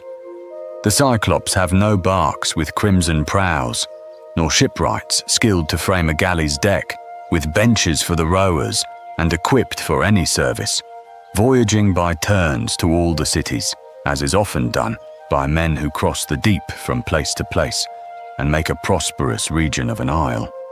No meagre soil is there, it well might bear all fruits in their due time. Along the shore of the grey deep are meadows smooth and moist. The vine would flourish long. The ploughman's task is easy, and the husbandman would reap large harvests, for the mould is rich below. And there is a safe haven, where no need of cable is, no anchor there is cast, nor hawsers fastened to the strand, but they who enter there remain until it please the mariners, with favourable wind, to put to sea again. A limpid stream flows from a fount beneath a hollow rock into that harbour at its further end, and poplars grow around it. Thither went our fleet. Some deity had guided us through the dark night, for nothing had we seen. Thick was the gloom around our barks. The moon shone not in heaven, the clouds had quenched her light. No eye discerned the isle, nor the long waves that rolled against the shore, till our good ships touched land. And disembarking there, we gave ourselves to sleep upon the waterside, and waited for the holy morn to rise. And when at length the daughter of the dawn, the rosy-fingered morn, appeared, we walked around the isle, admiring as we went. Meanwhile the nymphs, the daughters of the god who bears the aegis, roused the mountain goats, that so our crews might make their morning meal. And straightway from our ships we took in hand our crooked bows and our long-bladed spears.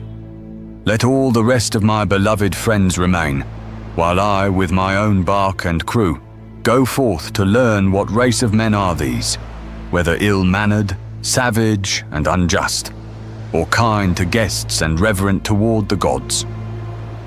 I spake, and having ordered all my crew to go on board and cast the hawsers loose, embarked on my own ship. They all obeyed, and manned the benches, sitting there in rows, and smote the hoary ocean with their oars. But when we came upon that neighbouring coast, we saw upon its verge beside the sea a cave high vaulted, overbrowed with shrubs of laurel. There much cattle lay at rest, both sheep and goats. Around it was a court, a high enclosure of hewn stone, and pines tall-stemmed and towering oaks. Here dwelt a man of giant bulk, who by himself, alone, was wont to tend his flocks. He never held converse with others, but devised apart his wicked deeds. A frightful prodigy was he, and like no man who lives by bread, but more like a huge mountain summit, rough with woods, that towers alone above the rest. Then, bidding all the others stay and guard the ship, I chose among my bravest men, 12 whom I took with me. I had on board a goatskin of dark wine, a pleasant sort, which Maron late, Avanthus' son, a priest of Phoebus, guardian god of Ismarus, gave me. When, moved with reverence, we saved him and his children and his wife from death, for his abode was in the thick-grown grove of Phoebus. Costly were the gifts he gave, 7 talents of wrought gold, a chalice all of silver, and he drew for me, besides, into 12 jars, a choice rich wine, unspoiled by mixtures, and a beverage for gods. No one within his dwellings, maids or men, knew of it, save the master and his wife, and matron of the household. Whensoe'er they drank this rich red wine, he only filled a single cup with wine, and tempered that with 20 more of water. From the cup arose a fragrance that might please the gods, and hard it was to put the draught aside. Of this I took a skin well filled, besides food in a hamper, for my thoughtful mind misgave me, lest I should encounter one of formidable strength and savage mood, and with no sense of justice or of right. Soon were we at the cave, but found not him within it. He was in the fertile meads tending his flocks. We entered, wondering much at all we saw. Around were baskets heaped with cheeses, pens were thronged with lambs and kids, each in a separate fold. The elder ones, the younger, and the newly yeaned, had each their place apart. The vessels swam with whey, pails smoothly wrought, and buckets into which he milked the cattle. My companions then begged me with many pressing words to take part of the cheeses, and returning, drive, with speed to our good galley lambs and kids from where they stabled, and set sail again on the salt sea. I granted not their wish, far better if I had. 'Twas my intent to see the owner of the flocks and prove his hospitality. No pleasant sight was that to be for those with whom I came. And then we lit a fire and sacrificed, and ate the cheeses, and within the cave sat waiting, till from pasturing his flocks he came. A heavy load of well-dried wood he bore to make a blaze at supper time. Without the den he flung his burden down with such a crash that we in terror slunk into a corner of the cave. He drove his well-fed flock, all those whose milk he drew, under that spacious vault of rock, but left the males, both goats and rams, without the court. And then he lifted a huge barrier up, a mighty weight. Not 22 wains, 4 wheeled and strong, could move it from the ground.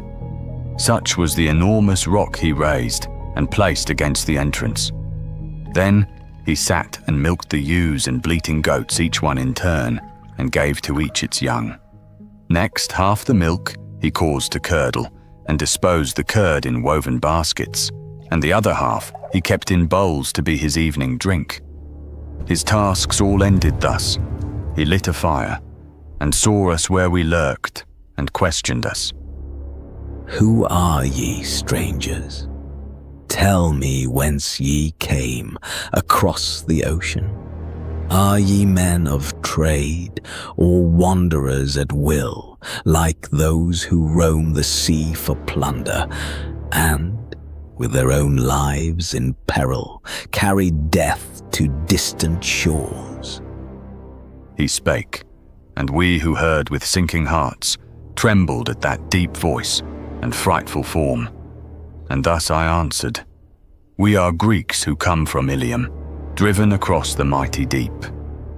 By changing winds, and while we sought our home, have made a different voyage, and been forced upon another course. Such was the will of Zeus. We boast ourselves to be soldiers of Agamemnon, Atreus' son, whose fame is now the greatest under heaven. So mighty was the city which he sacked, so many were the warriors whom he slew, and now we come as suppliants to thy knees, and ask thee to receive us as thy guests, or else bestow the gifts which custom makes the strangers due.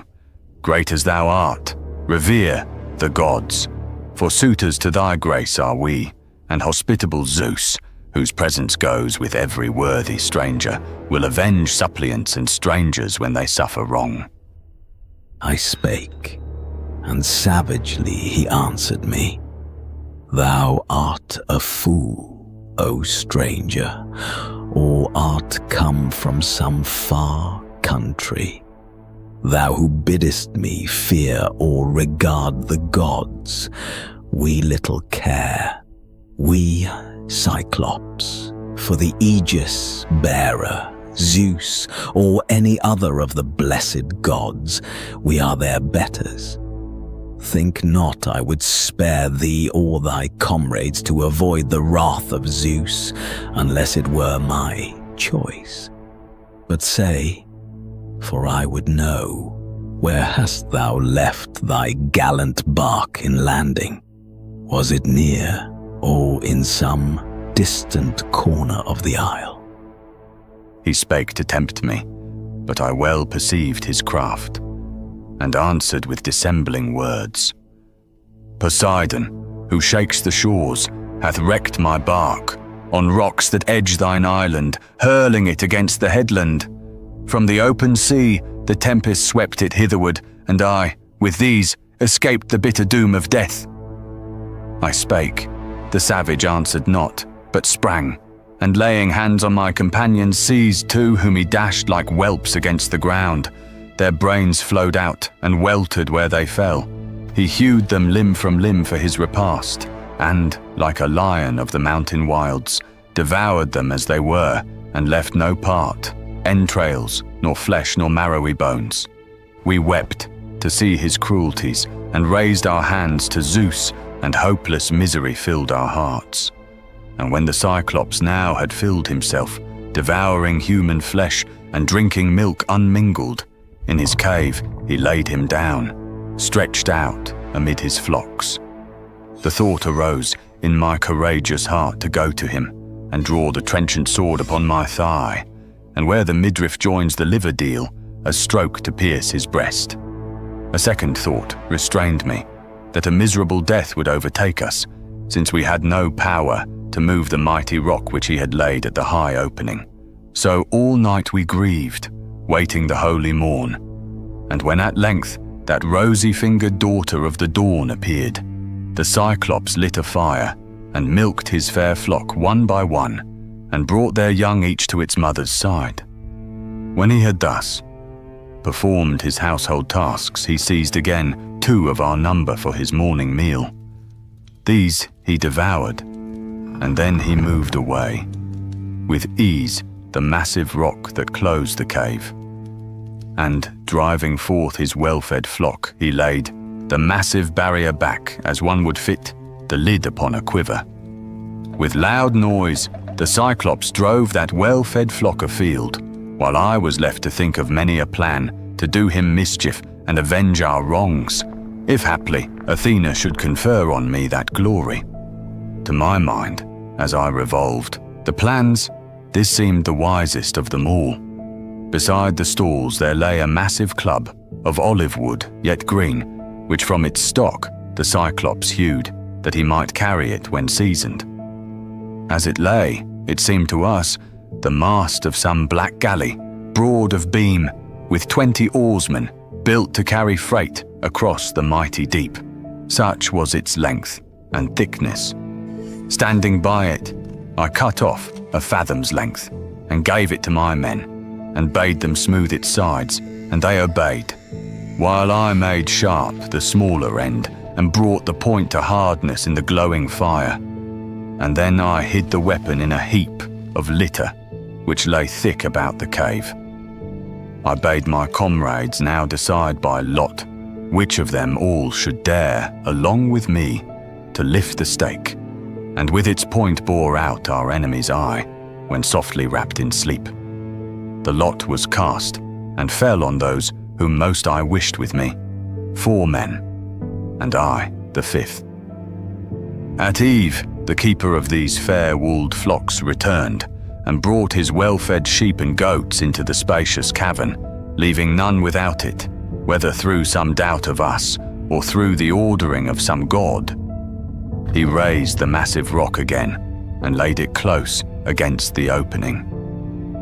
Then he sat and milked the ewes and bleating goats, each one in turn, and gave to each her young. When he had thus performed his household tasks, he seized again 2 of our number for his evening meal. Then drew I near, and bearing in my hand a wooden cup of dark red wine, I said, "Take this, O Cyclops, after thy repast of human flesh, and drink that thou mayest know what liquor was concealed within our ship. I brought it as an offering to thee, for I had hope that thou wouldst pity us and send us home. Yet are thy cruelties beyond all limit. Wicked as thou art, hereafter who, of all the human race, will dare approach thee, guilty of such wrong?" As thus I spake, he took the cup and drank. The luscious wine delighted mightily his palate, and he asked a second draught. "Give me to drink again, and generously, and tell thy name, that I may make a gift such as becomes a host. The fertile land in which the Cyclops dwell yields wine. 'Tis true, and the large grapes are nursed by rains from Zeus, but nectar and ambrosia are in this." He spake. I gave him of the generous juice again, and thrice I filled and brought the cup, and thrice the Cyclops in his folly drank. But when I saw the wine begin to cloud his senses, I bespake him blandly thus: "Thou hast inquired, O Cyclops, by what name men know me. I will tell thee, but do thou bestow in turn some hospitable gift, as thou hast promised. Nomen is my name. My father and my mother gave it me, and Nomen am I called by all my friends." I ended, and he answered savagely, "Nomen shall be the last of all his band whom I will eat, the rest will I devour before him. Let that respite be my gift." He spake, and sinking backward at full length, lay on the ground, with his huge neck aside. All-powerful sleep had overtaken him. Then from his mouth came bits of human flesh, mingled with wine, and from his drunken throat, rejected noisily. I put the stake among the glowing coals to gather heat, and uttered cheerful words, encouraging my men, that none might fail me through their fears. And when the olive wood began to blaze, for though yet green it freely took the lyre, I drew it from the embers. Round me stood my comrades, whom some deity inspired with calm, high courage. In their hands they took and thrust into his eye the pointed bar, while perched upon a higher stand than they, I twirled it round. As when a workman bores some timber of a ship, the men who stand below him with a strap on either side twirl it, and round it spins unceasingly. So, thrusting in his eye that pointed bar, we made it turn. The blood came streaming forth on the hot wood. The eyelids and the brow were scalded by the vapor, and the roots of the scorched eyeball crackled with the fire. As when a smith, in forging axe or adze, plunges to temper it, the hissing blade into cold water, strengthening thus the steel, so hissed the eyeball of the Cyclops round that olive stake. He raised a fearful howl, the rocks rang with it, and we fled from him in terror. Plucking from his eye the stake, all foul and dripping with the abundant blood, he flung it madly from him with both hands. Then called he to the Cyclops, who in grots dwelt on that breezy height. They heard his voice, and came by various ways, and stood beside the cave, and asked the occasion of his grief. "What hurts thee, Polyphemus, that thou thus dost break our slumbers in the ambrosial night with cries?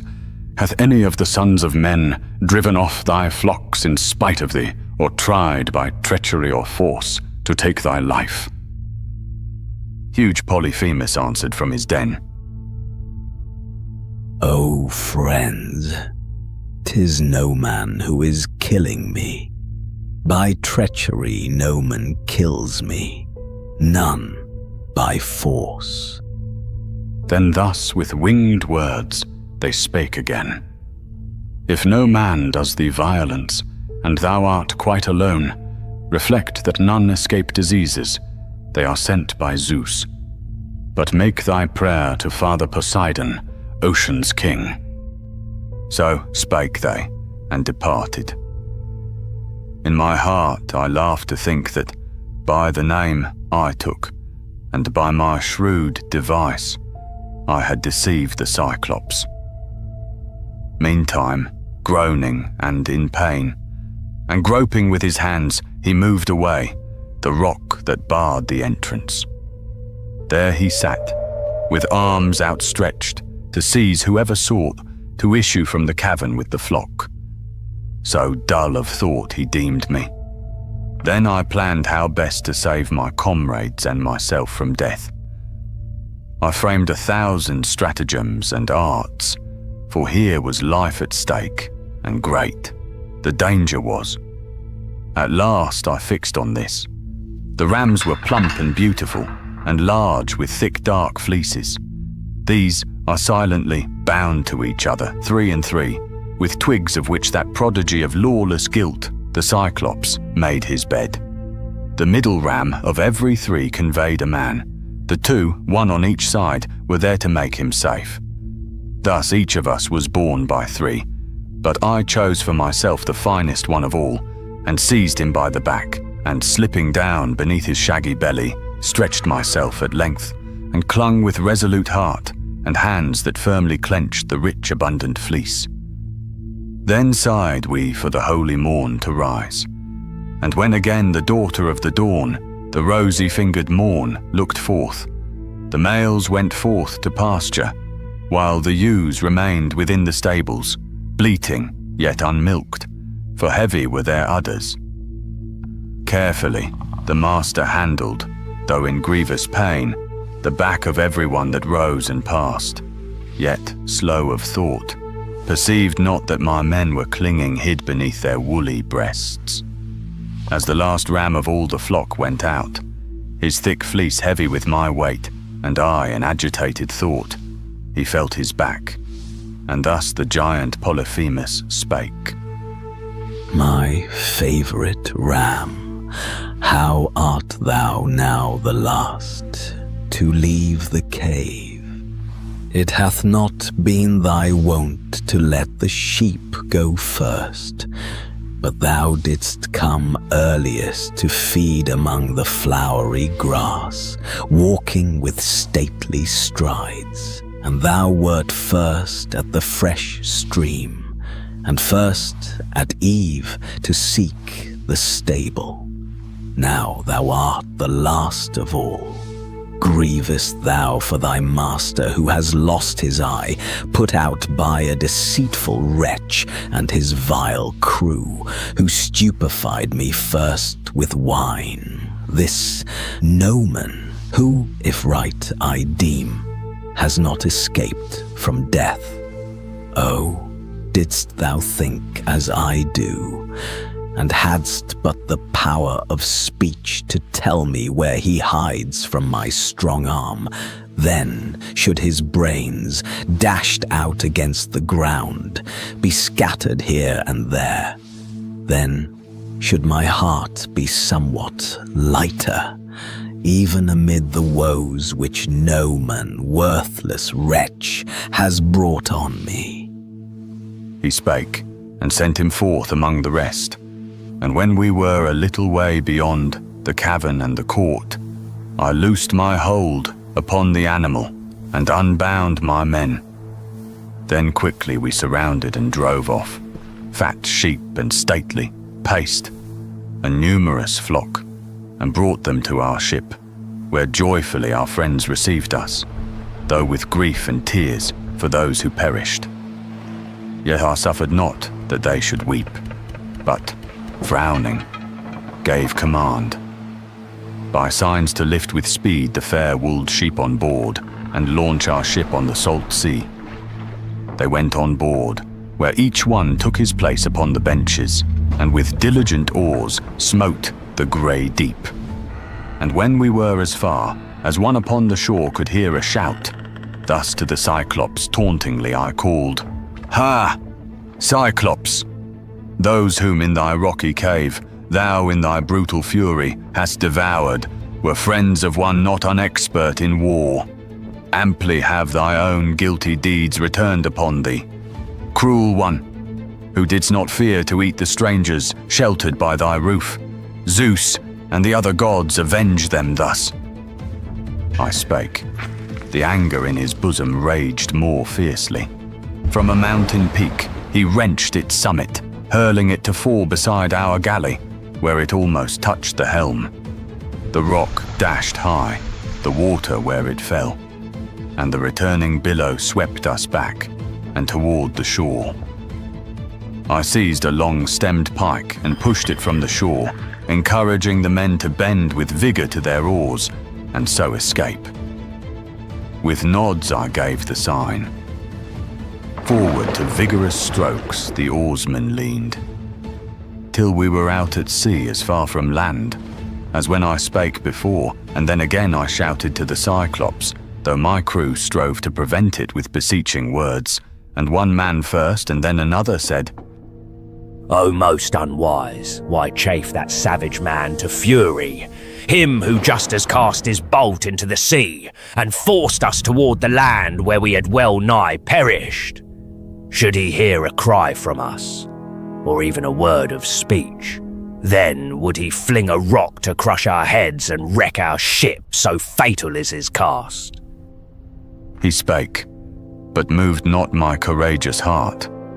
And then I spake again, and angrily, "Cyclops, if any man of mortal birth note thine unseemly blindness, and inquire the occasion, tell him that Laertes' son, Odysseus, the destroyer of walled towns, whose home is Ithaca, put out thine eye."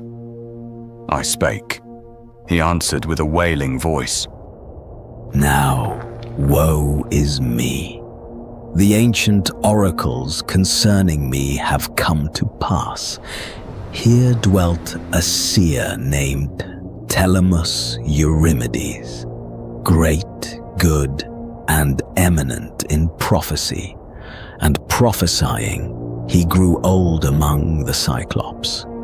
He foretold my coming fate, that I should lose my sight, and by the hand and cunning of Odysseus. Yet I looked for one of noble presence, mighty strength, and giant stature landing on our coast. Now a mere weakling, insignificant, and tall of stature, has put out my eye, first stupefying me with wine. Yet come hither, I pray, Odysseus, and receive the hospitable gifts which are thy due, and I will pray to Poseidon and entreat the mighty god to guide thee safely home. His son am I, and he declares himself my father.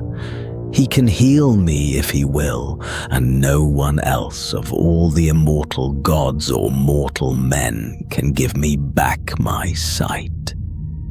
He spake, I answered, "Rather would I take thy life and breath, and send thee to the abode of Hades, where thou wouldst be past the power of even Poseidon to restore thine eye." As thus I said, the Cyclops raised his hands and spread them toward the starry heaven, and thus prayed to the deity who rules the deep. "Hear, dark-haired Poseidon, who dost swathe the earth, if I am thine, and thou dost own thyself my father, grant that this Odysseus ne'er may reach his native land. But if it be the will of fate that he behold again his friends, and enter his own palace halls in his own country, late and sorrowful be his return, with all his comrades lost, and in a borrowed ship, and may he find in his own home new griefs awaiting him." He prayed, and Poseidon hearkened to his prayer. And then the Cyclops seized another stone, far larger than the last, and swung it round, and cast it with vast strength. It fell behind our black-prowed galley, where it almost struck the rudder's end. The sea was dashed on high beneath the falling rock, and bore our ship on toward the shore we sought. When we reached the island where together in a fleet our other galleys lay, we found our friends sitting where they had waited long in grief. We touched the shore and drew our galley up on the smooth sand, and stepped upon the beach, and taking from on board the sheep that formed part of the Cyclops' flock, divided them, that none might be without an equal share. When all the rest were shared, my warrior friends decreed the ram to me. Of him I made upon the beach a sacrifice to Zeus, the cloud compeller, Cronos' son, whose rule is over all. To him I burned the thighs. He heeded not the offering. Even then he planned the wreck of all my gallant ships, and death of my dear comrades. All that day, till set of sun, we sat and feasted high upon the abundant meats and delicate wine. But when the sun went down, and darkness crept over the earth, we slumbered on the shore. And when again the daughter of the dawn, the rosy-fingered morn, looked forth, I called my men with cheerful words to climb the decks and cast the hawsers loose.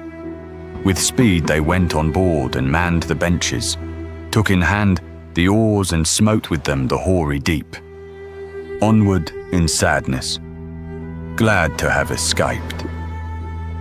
We sailed, yet sorrowing for our comrades lost.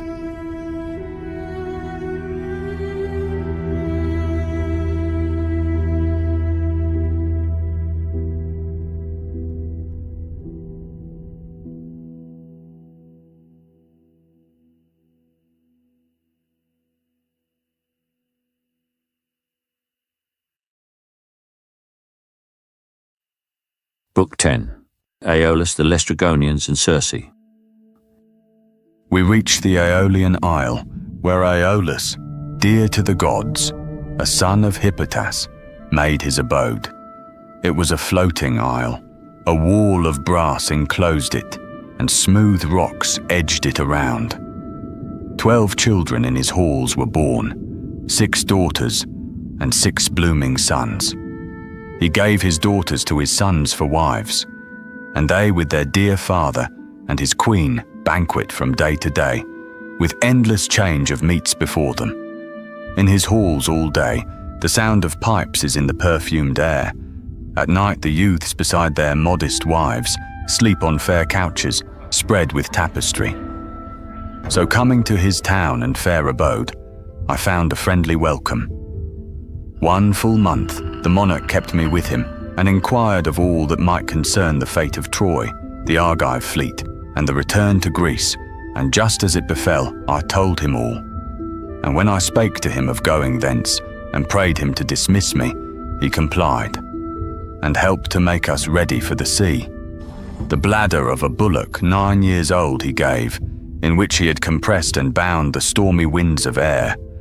For Cronos' son had given him empire o'er the winds, with power to calm them or to rouse them at his will. This in our roomy galley he made fast with a bright chain of silver, that no breath of ruder air might blow. He only left the west wind free to waft our ships and us upon our way. But that was not to be.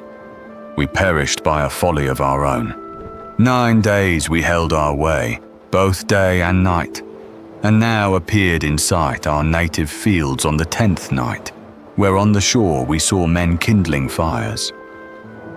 Meantime, a pleasant sleep had overcome my weary limbs, for long had I been guiding with incessant toil the rudder, nor would trust it to the hand of any other, such was my desire to reach our country by the shortest way. Then talked my crew among themselves, and said that I had brought with me from Aeolus, the large-souled son of Hippotas, rich gifts of gold and silver. standing side by side and looking at each other. Thus they said, How wonderfully is our chief revered and loved by all men. Wander where he will into what realm soever. From the coast of Troy he sailed with many precious things, his share of spoil, while we, who with him went and with him came, are empty-handed yet. And now hath Aeolus, to show how much he prizes him, bestowed the treasures here. Come, let us see them. Let us know how much of gold and silver is concealed in this. Thus speaking to each other, they obeyed the evil counsel. They untied the sack, and straight the winds rushed forth and seized the ship, and swept the crews, lamenting bitterly, far from their country out upon the deep. And then I woke, and in my noble mind bethought me whether I should drop at once into the deep and perish, or remain, and silently endure and keep my place among the living. I remained, endured, and covered with my mantle lay within my galley, while the furious whirlwind bore back to the Aeolian Isle our groaning crews. We landed on the coast, and to our barks brought water. Then my men prepared a meal beside the fleet, and having tasted food and wine, I took a herald and a friend, and, hastening to the sumptuous palace halls of Aeolus, I found him with his wife and children banqueting. We sat us down upon the threshold at the palace doors, and they were all astonished, and inquired, Why art thou here? What god thine enemy pursues thee, O Odysseus, whom we sent so well prepared to reach thy native land, thy home, or any place that pleased thee most? They spake, and sorrowfully I replied, The fault is all with my unthinking crew, and my own luckless slumber. Yet, my friends, repair the mischief, for ye have the power. Thus, with submissive words I spake, but they sat mute. The father only answered me, Hence with thee! Leave our island instantly, vilest of living men! It may not be that I receive or aid as he departs, one who is hated by the blessed gods, and thou art hated by the gods. Away! He spake, and sent us from the palace door lamenting. Sorrowfully went we on, and now, with rowing hard and long, the fruit of our own folly, all our crews lost heart, and every hope of safe return was gone. 6 days and nights we sailed. The 7th we came to lofty Laestrygoni with wide gates, the city of Lamos, where, on going forth, the shepherd calls to shepherd entering in. There might a man who never yields to sleep earn double wages, first in pasturing herds, and then in tending sheep. For there the fields grazed in the daytime are by others grazed at night. We reached its noble haven, girt by towering rocks that rise on every side, and the bold shores run out to form its mouth, a narrow entrance. There the other crews stationed their barks and moored them close beside each other in that hill-encircled port. No billow, even the smallest, rises there. The water glimmers with perpetual calm. I only kept my dark-hulled ship without and bound its cable to a jutting rock. I climbed a rugged headland and looked forth.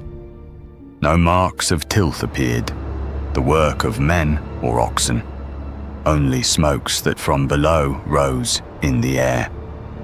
And then I sent forth scouts to learn what race of men who live by bread inhabited the land.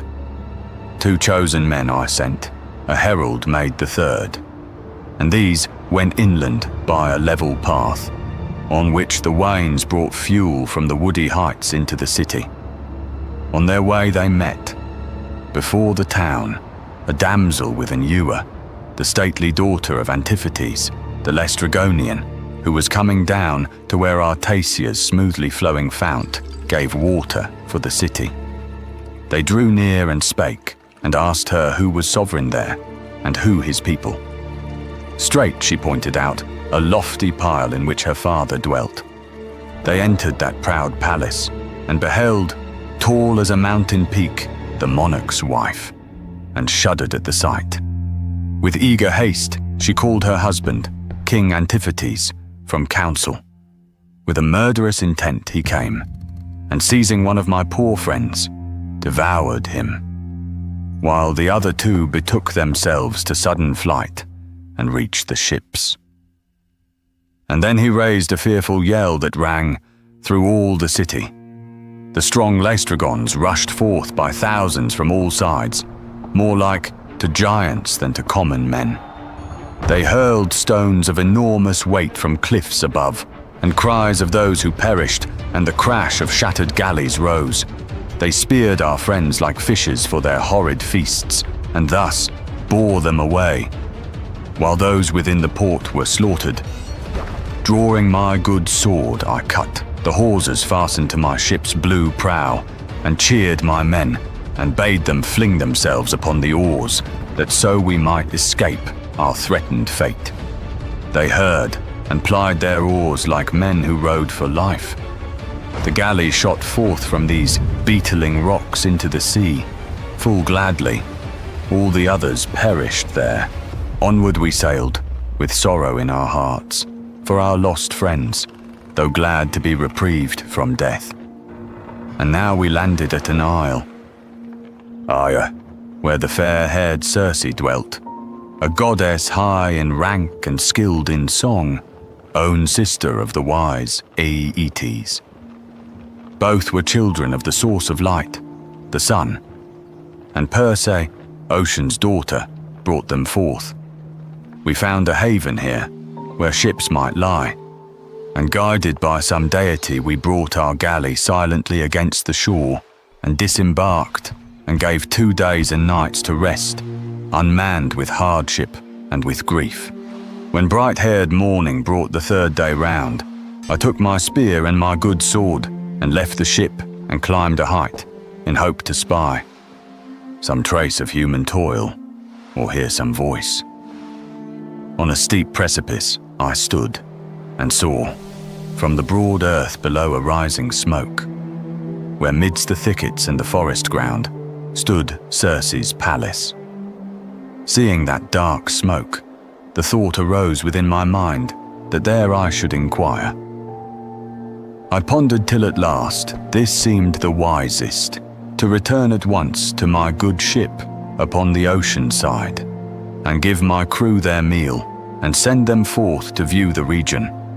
Coming to the spot where lay my well-oared bark, some pitying god, beneath whose eye I wandered forth alone, sent a huge stag into my very path, high-horned, which from his pasture in the wood descended to the riverside to drink. For grievously he felt the hot sun's power. Him as he ran I smote. The weapon pierced, just at the spine, the middle of his back. The brazen blade passed through, and with a moon he fell amid the dust, and yielded up his life. I went to him, and set my foot against him, and plucked forth the brazen spear, and left it leaning there. And then I broke lithe osiers from the shrubs, and twined of these a rope, which doubled, was an ell in length. With that I tied the enormous creature's feet, and slung him on my neck, and brought him thus to my black ship. I used the spear to prop my steps, since he no longer could be borne upon the shoulder, aided by the hand. Such was the animal's bulk. I flung him down before the ship, encouraging my men with cheerful words, and thus I said to each, "My friends, we will not, wretched as we are, go down to Pluto's realm before our time. While food and wine are yet within the hold of our good galley, let us not forget our daily meals and famine-stricken pine." I spake. They all obeyed, and at my word came forth, and standing by the barren deep, admired the stag, for he was huge of bulk. And when their eyes were tired with wondering, my people washed their hands, and soon had made a noble banquet ready. All that day, till set of sun, we sat and feasted there, upon the abundant meat and delicate wine. and when the sun went down and darkness came, we slept upon the shore. But when the morn, the rosy-fingered child of dawn, looked forth, I called a council of my men and spake, Give ear, my friends, amid your sufferings, to words that I shall say. We cannot here know which way lies the west, nor where the east, nor where the sun, that shines for all mankind, descends below the earth, nor where again he rises from it. Yet will we consult, if room there be for counsel, which I doubt. For when I climbed that height, I overlooked an isle surrounded by the boundless deep, an isle low lying. In the midst I saw smoke rising from a thicket of the wood. I spake. Their courage died within their hearts, as they remembered what Antiphates, the Lestragon, had done, and what foul deeds the cannibal Cyclops, and they wept aloud. Tears flowed abundantly, but tears were now of no avail to our unhappy band. Numbering my well-armed men, I made of them 2 equal parties, giving each its chief. Myself commanded one. Eurylochus, the hero, took the other in his charge. Then in a brazen helm we shook the lots. The lot of brave Eurylochus leaped forth, and he, with 22 of our men, went forward with quick steps and yet in tears, while we as sorrowful were left behind. They found the fair abode where Circe dwelt, a palace of hewn stone within the vale, yet nobly seated. There were mountain wolves and lions round it, which herself had tamed, with powerful drugs. Yet these assaulted not the visitors, but, wagging their long tails, stood on their hinder feet and fawned on them, like mastiffs on their master, when he comes from banqueting and brings them food. So fawned the strong-clawed wolves and lions on my men. With fear my men beheld those beasts of prey, yet went, and standing in the portico of the bright-haired divinity, they heard her sweet voice singing, as within she threw the shuttle through the wide immortal web, such as is woven by the goddesses, delicate, bright of hue, and beautiful. Polites then, a chief the most beloved, and most discreet of all my comrades, spake. Someone is here, my friends, who sweetly sings, weaving an ample web, and all the floor rings to her voice. Whoever she may be, woman or goddess, let us call to her. He spake. Aloud they called, and forth she came, and threw at once the shining doors apart, and bade my comrades enter. Without thought, they followed her. Eurylochus alone remained without, for he suspected guile. She led them in, and seated them on thrones. Then, mingling for them Pramnian wine with cheese, meal, and fresh honey, and infusing drugs into the mixture, drugs which made them lose the memory of their home. She handed them the beverage, and they drank. Then instantly she touched them with a wand, and shut them up, in sties, transformed to swine in head and voice, bristles and shape, though still the human mind remained to them. Thus sorrowing they were driven into their cells, where Circe flung to them acorns of oak and ilex, and the fruit of cornel, such as nourish wallowing swine. Back came Eurylochus to our good ship. With news of our poor comrades and their fate, he strove to speak, but could not. He was stunned by that calamity. His eyes were filled with tears, and his whole soul was given to grief. We marveled greatly. Long we questioned him, and thus he spake of our lost friends at last. Through yonder thickets, as thou gavest command, illustrious chief, we went until we reached a stately palace of hewn stones, within a vale, yet nobly seated. Someone there, goddess or woman, weaving busily. An ample web sang sweetly as she wrought. My comrades called aloud, and forth she came, and threw at once the shining doors apart, and bade us enter. Without thought the rest followed, while I alone, suspecting guile, remained without. My comrades, from that hour, were seen no more. Not one of them again came forth, though long I sat and watched for them. He spake. I slung my silver-studded sword upon my shoulders, a huge blade of brass, and my bow with it, and commanded him to lead the way. He seized and clasped my knees with both his hands in attitude of prayer, and sorrowfully said these winged words. Take me not thither. Force me not to go, O foster child of Zeus. But leave me here, for thou wilt not return, I know, nor yet deliver one of our lost friends. Our part is to betake ourselves to instant flight with these who yet remain, and so escape. He spake, and I replied, Eurylochus, remain thou here, beside our roomy ship, eating and drinking. I shall surely go. A strong necessity is laid on me. I spake, and from the ship and shore went up into the isle.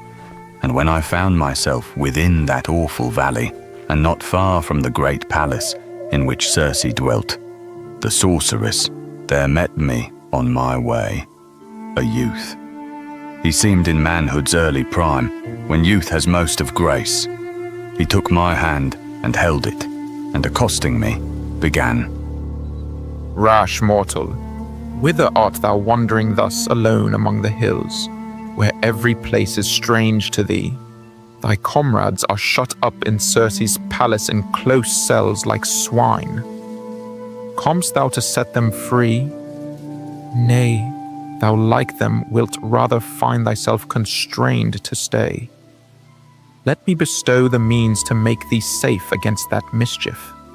Take this potent herb and bear it with thee to the palace halls of Circe, and it shall avert from thee the threatened evil. I will now reveal the treacherous arts of Circe. She will bring a mingled draught to thee and drug the bowl, but will not harm thee thus. The virtuous plant I gave thee will prevent it. Hear yet more. When she shall smite thee with her wand, draw forth thy good sword from thy thigh, and rush at her, as if to take her life, and she will crouch in fear, and will solicit thine embrace. Refuse her not, that so she may release thy comrades, and may send thee also back to thine own land.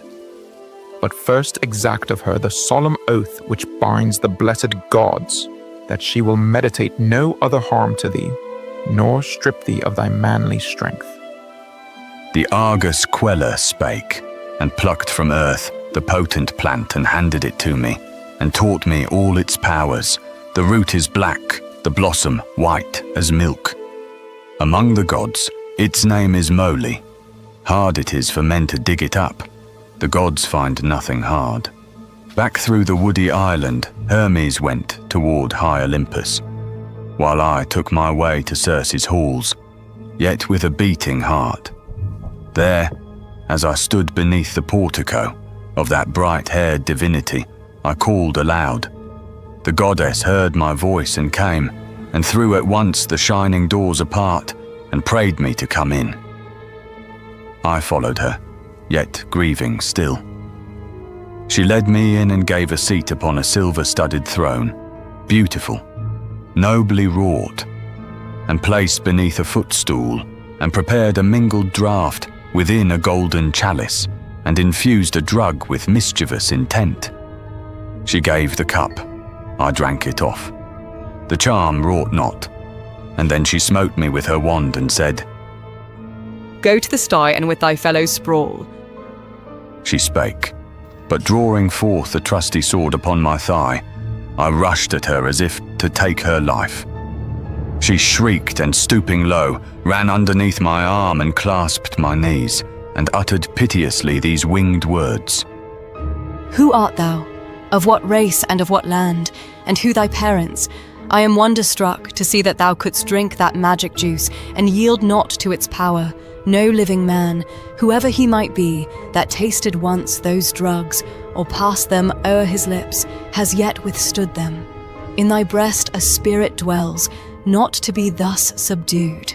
Art thou not then Odysseus, master of wise stratagems, whose coming hither, on his way from Troy, in his black galley, oft has been foretold by Hermes of the golden wand, but sheathe thy sword and share my couch, that joined in love, each may hereafter trust the other's faith. She spake, and I replied, How canst thou ask, O Circe, that I gently deal with thee, since thou in thine own palace hast transformed my friends to swine, and plottest even now to keep me with thee, luring me to pass into thy chamber and to share thy couch, that thou mayest strip me of my manly strength. I come not to thy couch till thou engage, O goddess, by a solemn oath, that thou wilt never seek to do me further harm. I spake. She straightway took the oath required, and after it was uttered and confirmed, up to her sumptuous couch I went.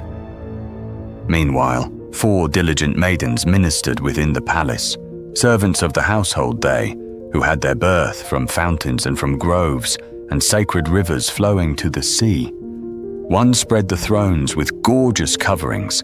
Above was purple arras, and beneath were linen webs. Another, setting forth the silver tables just before the thrones, placed on them canisters of gold. A third mingled the rich wines in a silver bowl, and placed the golden cups. And last, the fourth brought water from the fountain, and beneath a massive tripod kindled a great fire and warmed the water. When it boiled within the shining brass, she led me to the bath and washed me from the tripod. On my head and shoulders pleasantly she shed the streams that from my members took away the sense of weariness, unmanning body and mind. And when she thus had bathed me and with oil anointed me, she put a princely cloak and tunic on me, led me in, and showed my seat, a stately silver-studded throne, high wrought, and placed a footstool for my feet. Then came a handmaid with a golden ewer, and from it poured pure water for my hands into a silver laver. Next she placed a polished table near to me, on which the matron of the palace laid the feast, with many delicacies from her store, and bade me eat. The banquet pleased me not. My thoughts were elsewhere. Dark imaginings were in my mind. When Circe marked my mood, as in a gloomy reverie I sat, and put not forth my hands to touch the feast, she came to me, and spake these winged words. Why sittest thou like one who has no power of speech, Odysseus, wrapped in thoughts that gnaw thy heart, and tasting neither food nor wine? Still dost thou dream of fraud? It is not well that thou shouldst fear it longer, since I pledged myself against it with a mighty oath. She spake, and I replied, What man whose heart is faithful could endure to taste of food, or wine, till he should see his captive friends once more at large? If with a kind intent thou bidst me eat and drink, let me behold, with mine own eyes, my dear companions free. I spake, and Circe took her wand, and went forth from her halls, and opening the gate that closed the sty, drove forth what seemed a herd of swine in their 9th year. They ranged themselves before her, and she went from each to each, and shed on them another drug. Forthwith fell from their limbs the bristles which had grown all over them when mighty Circe gave. At first the baleful potion. Now again my friends were men and younger than before, and of a nobler mien and statelier growth. They knew me all, and each one pressed my hand in his, and there were tears and sobs of joy that sounded through the palace. Circe too was moved, the mighty goddess. She drew near and stood by me, and spake these winged words. Son of Laertes, nobly born and wise Odysseus, go to thy good ship beside the sea and draw it up the beach, and hide the goods and weapons in the caverns there, and come thou back and bring with thee thy friends. She spake, and easily my generous mind was moved by what she said. Forthwith I went to my good ship beside the sea, and found my friends in tears, lamenting bitterly.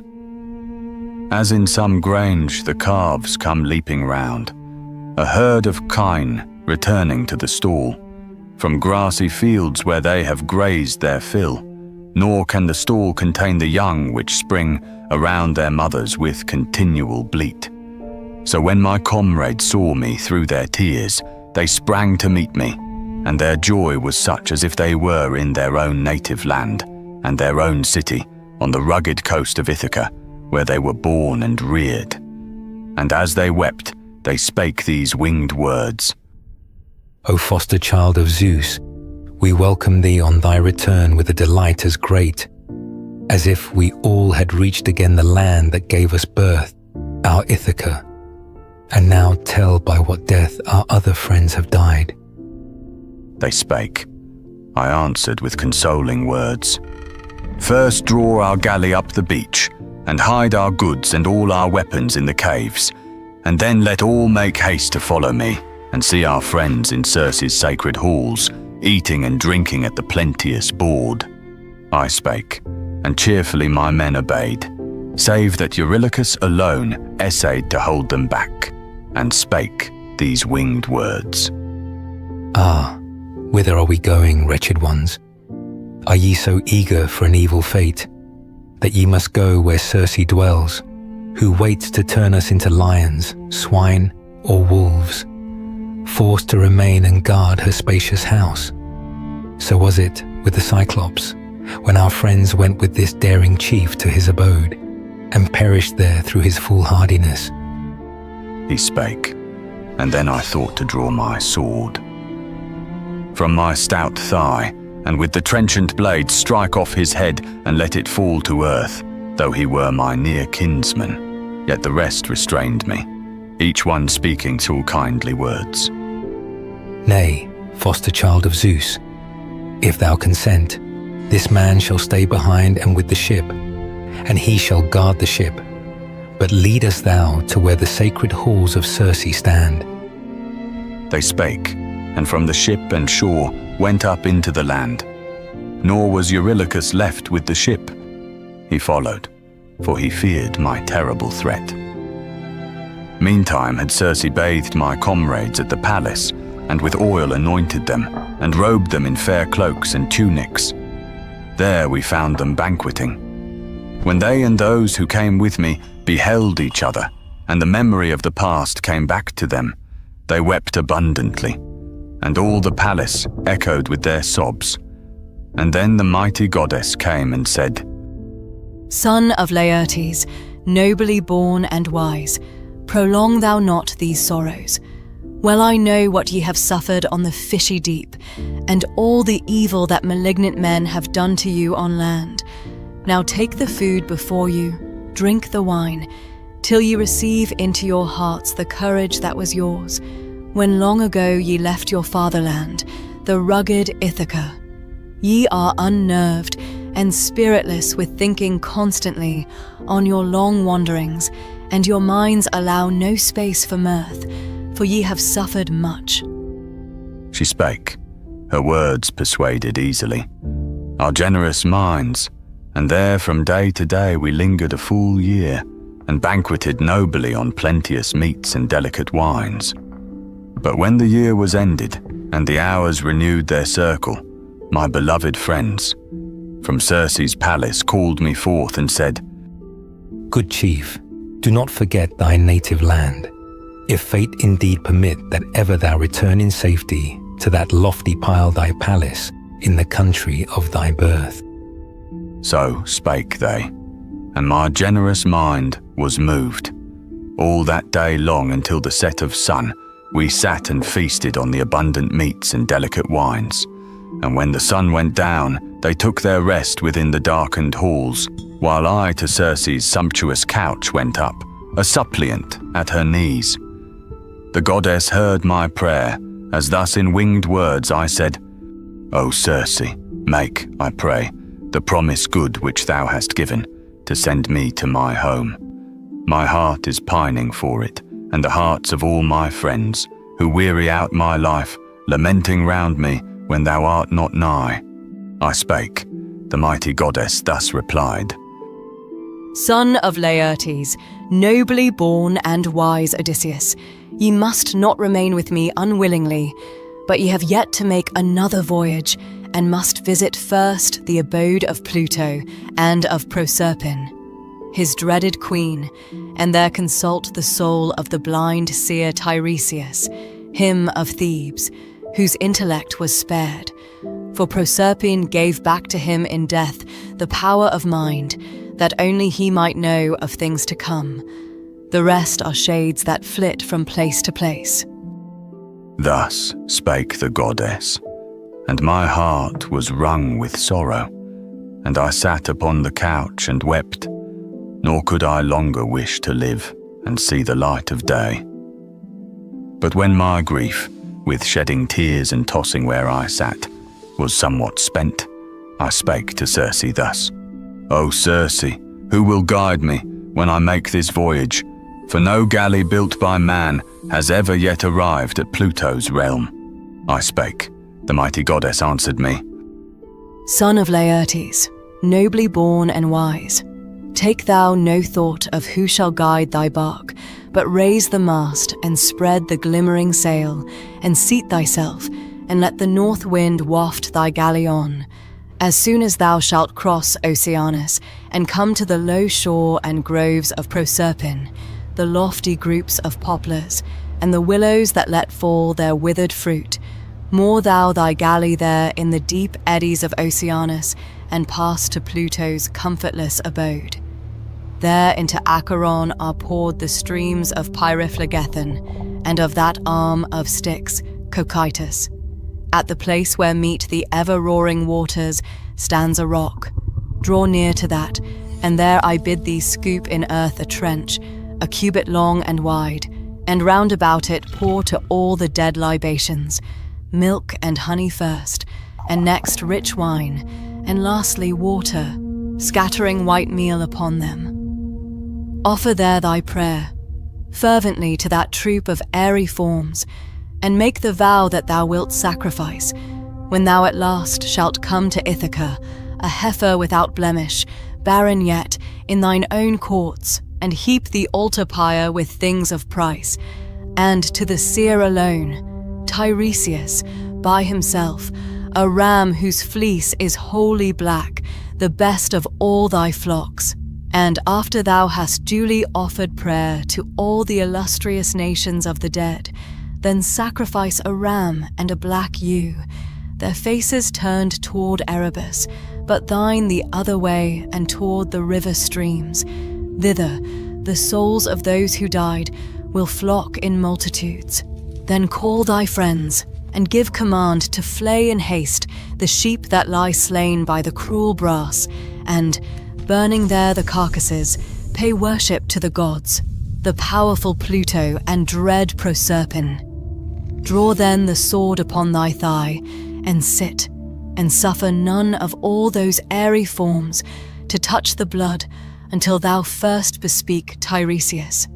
He will come, and speedily, the leader of the people, and will tell what voyage thou must make, what length of way thou yet must measure, and will show thee how thou mayst return across the fishy deep. She spake, and while she spake, the morn looked forth upon her golden throne.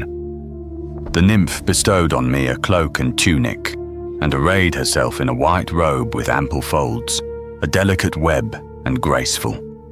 Round her loins she clasped a shining zone of gold, and hung a veil upon her forehead.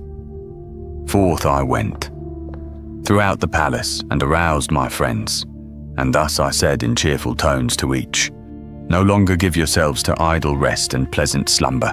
We are to depart. The gracious Circe counsels us to go. I spake, and easily their generous minds inclined to me. Yet brought I not away all my companions safely from the isle. Elpenor was the youngest of our band. Not brave in war was he, nor wise in thought. He, overcome with wine, and for the sake of coolness, had lain down to sleep, apart from all the rest, in Circe's sacred house. And as my friends bestirred themselves, the noise and tumult roused him, he forgot to come by the long staircase. Headlong from the roof, he plunged. His neck was broken at the spine, and his soul went to the abode of death.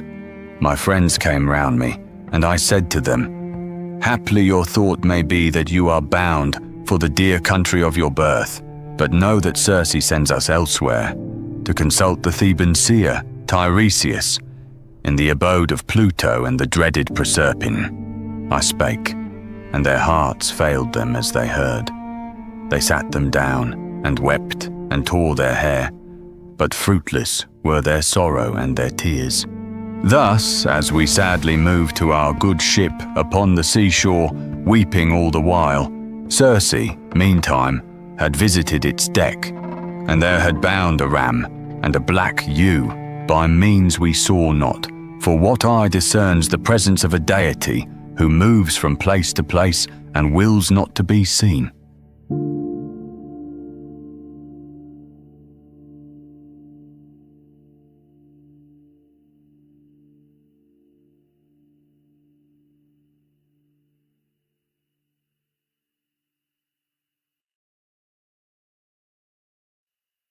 Book 11, Visit of Odysseus to the Land of the Dead.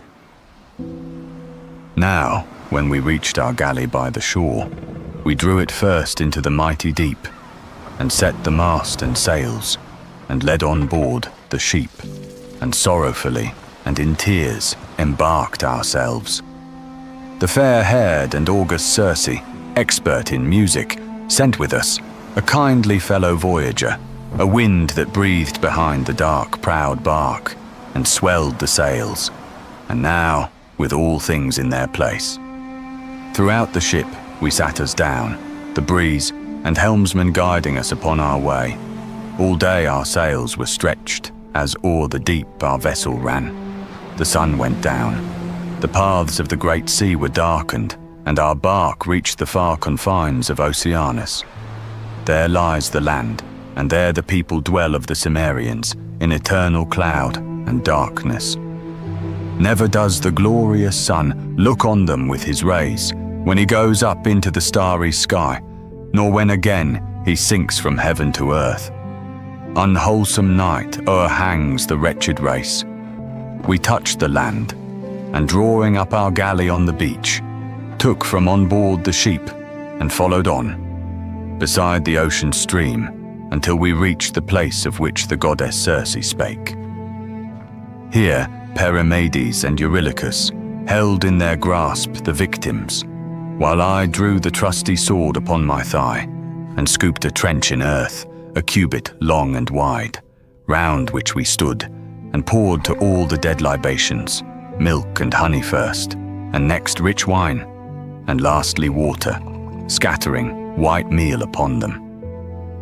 Then I offered prayer fervently to that troop of airy forms, and made a vow that I would sacrifice, when I at last should come to Ithaca, a heifer without blemish, barren yet, in my own courts, and heap the altar pyre with things of price, and to the seer alone, Tiresias by himself, a ram whose fleece was wholly black, the best of all my flocks.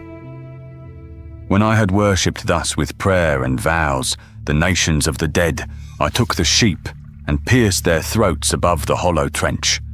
The blood flowed dark, and thronging round me came souls of the dead from Erebus, young wives and maids unwedded, men worn out with years and toil, and virgins of a tender age, in their new grief, and many a warrior slain in battle, mangled by the spear and clad in bloody armour, who about the trench flitted on every side, now here, now there, with gibbering cries, and I grew pale with fear. Then calling to my friends, I bade them flay the victims lying slaughtered by the knife, and, burning them with fire, invoke the gods, the mighty Pluto and dread Proserpine. Then from my thigh I drew the trusty sword, and sat me down, and suffered none of all those airy phantoms to approach the blood, until I should bespeak the Theban seer. And first the soul of my companion came, Elpenor, for he was not buried yet, in earth's broad bosom. We had left him dead in Circe's halls, unwept and unentombed. We had another task. But when I now beheld, I pitied him, and shedding tears, I said these winged words: "How earnest thou, Elpenor, hither into these abodes of night and darkness. Thou hast made more speed, although on foot, than I in my good ship." I spake. The phantom sobbed and answered me. Son of Laertes, nobly born and wise Odysseus, 'twas the evil doom decreed by some divinity and too much wine that wrought my death. I laid myself to sleep in Circe's palace, and remembering not the way to the long stairs that led below, fell from the roof, and by the fall my neck was broken at the spine. My soul went down to Hades. I conjure thee now, by those whom thou hast left behind and far away, thy consort and thy father, him by whom thou when a boy wert reared, and by thy son Telemachus, who in thy palace halls is left alone. For well I know that thou, in going hence from Pluto's realm, wilt moor thy gallant vessel in the Aeaean Isle, that there, O king, thou wilt remember me, and leave me not when thou departest thence, unwept, unburied, lest I bring on thee the anger of the gods. But burn me there with all the armour that I wore, and pile, close to the hoary deep, a mound for me, a hapless man of whom posterity shall hear. Do this for me, and plant upright upon my tomb the oar with which I rode while yet a living man among thy friends. He spake, and I replied, "Unhappy youth, all this I duly will perform for thee." And then the soul of Anticlea came, my own dead mother, daughter of the king Autolycus, large-minded. Her I left alive, what time I sailed for Troy, and now I wept to see her there, and pitied her, and yet forbade her, though with grief, to come near to the blood, till I should first accost Tiresias. He too came, the Theban seer, Tiresias, bearing in his hand a wand of gold. He knew me and bespake me thus: "Why, O unhappy mortal, hast thou left the light of day to come among the dead and to this joyless land? Go from the trench and turn thy sword away, that I may drink the blood and speak the word of prophecy." He spake. Withdrawing from the trench, I thrust into its sheath my silver-studded sword, and after drinking of the dark red blood, the blameless prophet turned to me and said, "Illustrious Chief Odysseus, thy desire is for a happy passage to thy home. Yet will a god withstand thee? Not unmarked by Poseidon shalt thou, as I deem, proceed upon thy voyage. He hath laid up wrath against thee in his heart, for that thy hand deprived his son of sight. Yet may ye still return, though after many hardships borne, if thou but hold thy appetite in check, and that of thy companions when thou bring thy gallant bark to the Trinacrian Isle, safe from the gloomy deep. There will ye find the beeves and fading weathers of the sun, the all-beholding and all-hearing sun. If these ye leave unharmed, and keep in mind the thought of your return, ye may go back, though sufferers, to your home in Ithaca. But if thou do them harm, the event will be destruction to thy ship and to its crew. And thou, if thou escape it, wilt return late to thy country, all thy comrades lost, and in a foreign bark, and thou shalt find wrong in thy household. Arrogant men who waste thy substance, wooers of thy noble wife, and offering bridal gifts. On thy return thou shalt avenge thee of their violent deeds. And when thou shalt have slain them in thy halls, whether by stratagem or by the sword in open fight, then take a shapely oar and journey on until thou meet with men who have not known the sea, nor eaten food seasoned with salt, nor ever have beheld galleys with crimson prows, nor shapely oars which are the wings of ships. I will declare a sign by which to know them. nor canst thou mistake it. When a traveller, meeting thee, shalt say that thou dost bear a winnowing fan upon thy sturdy shoulder, stop and plant thy shapely oar upright in earth, and there pay to King Poseidon solemn sacrifice, a ram, a bull, and from his herd of swine a boar, and then returning to thy home, see that thou offer hallowed hecatombs to all the ever-living ones who dwell in the broad heaven, to each in order due. So at the last thy death shall come to thee, far from the sea, and gently take thee off in a serene old age that ends among a happy people. I have told thee true. He spake, and thus I answered him. The gods, Tiresias, have decreed as thou hast said. But tell me truly, I behold the soul of my dead mother. There she sits, in silence by the blood, and will not deign to look upon her son, nor speak to him. Instruct me, mighty prophet, by what means to make my mother know me for her son? I spake, and instantly the seer replied, Easily that is told. I give it thee to bear in mind. Whoever of the dead thou sufferest to approach and drink the blood will speak the truth. Those whom thou dost forbid to taste the blood will silently withdraw. The soul of King Tiresias, saying this, passed to the abode of Pluto. He had given the oracle I asked. I waited still until my mother, drawing near again, drank the dark blood. She knew me suddenly, and said in piteous tones these winged words.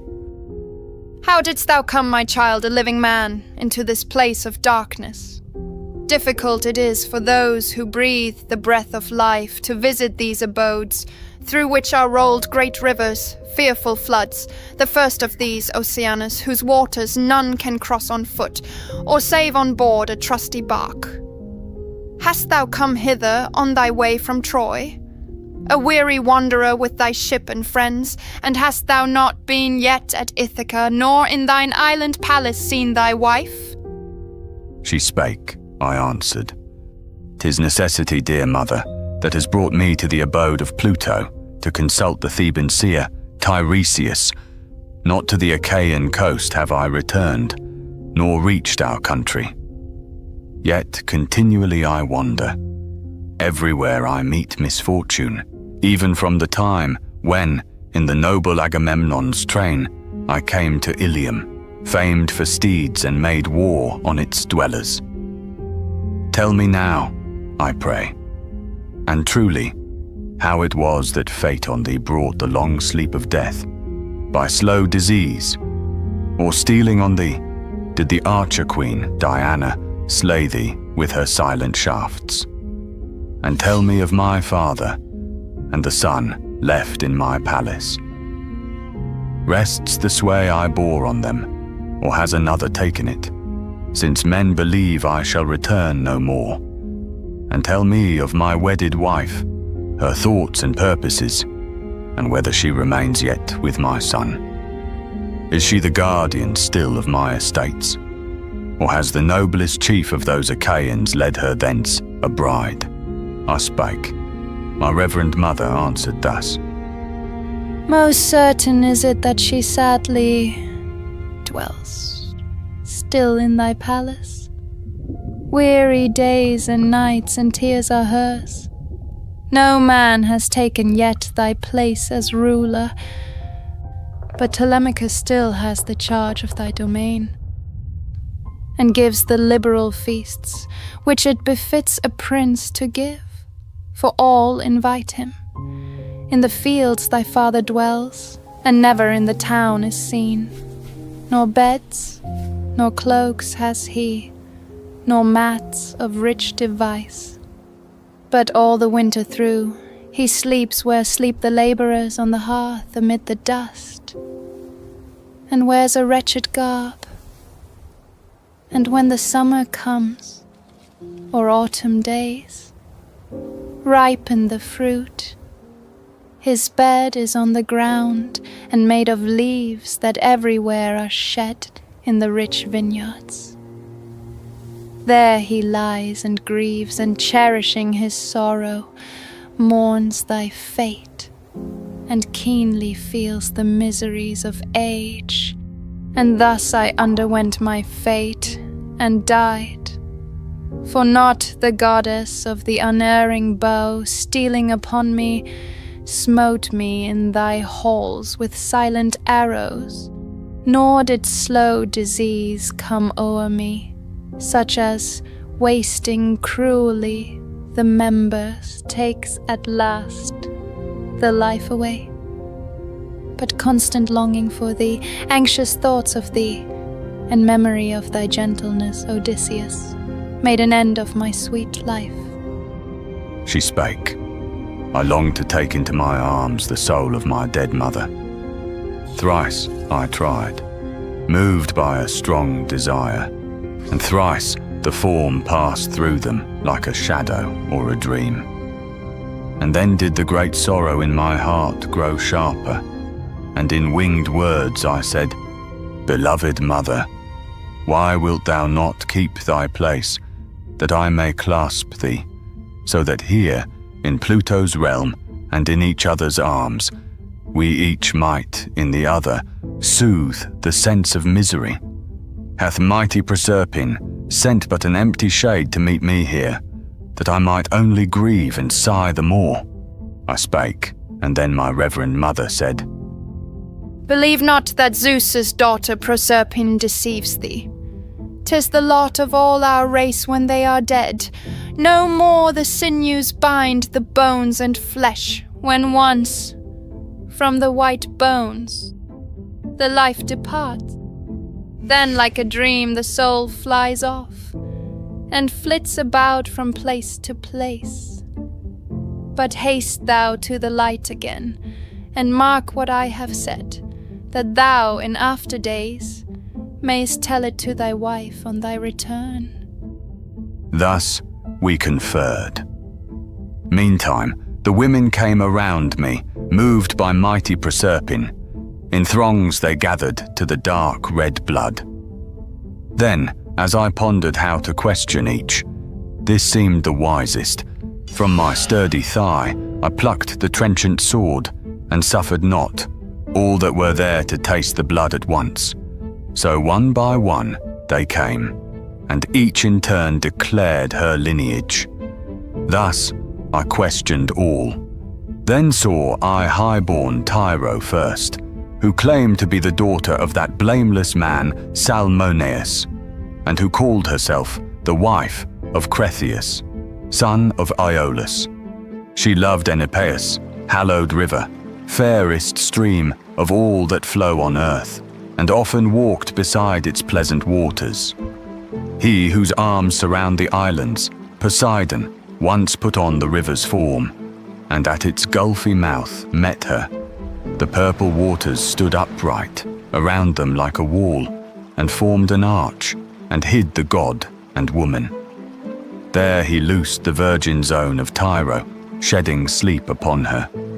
Afterward he took her hand and said, Rejoice, O maiden, in our love, for with the year's return shalt thou bring forth illustrious sons.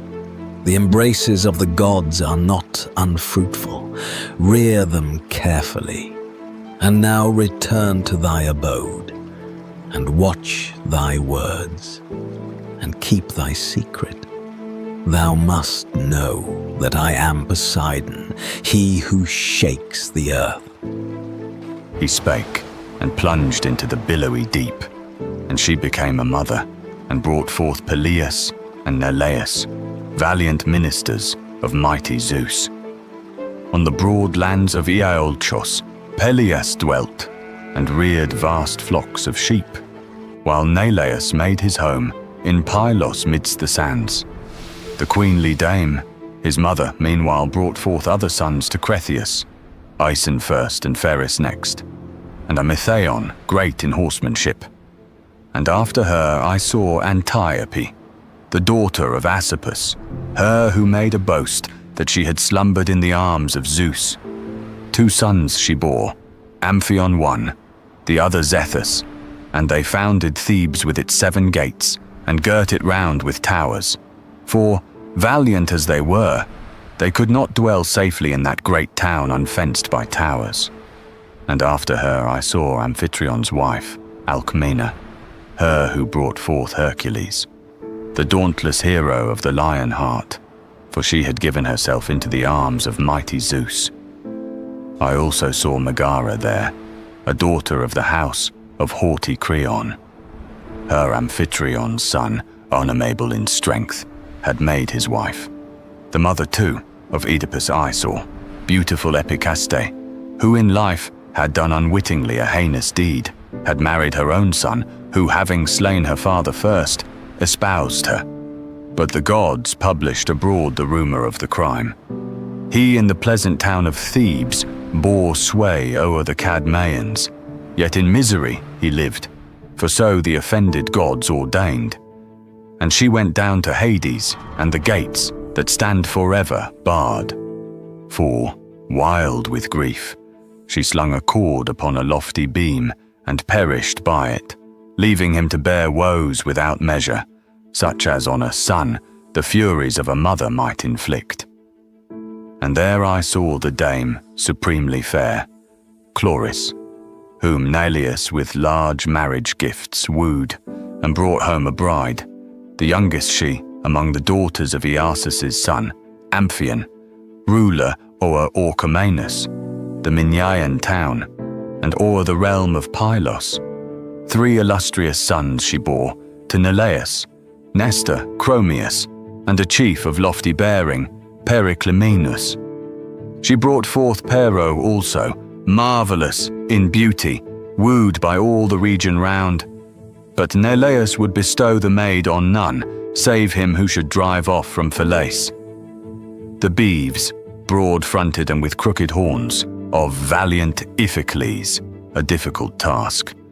One man alone, a blameless prophet, dared attempt it, but he found himself withstood by fate and rigid fetters and a force of rustic herdsmen. Months and days went by, and the full year led by the hours came round. The valiant Iphicles, who from the seer had heard the oracles explained, took off. The shackles and the will of Zeus was done.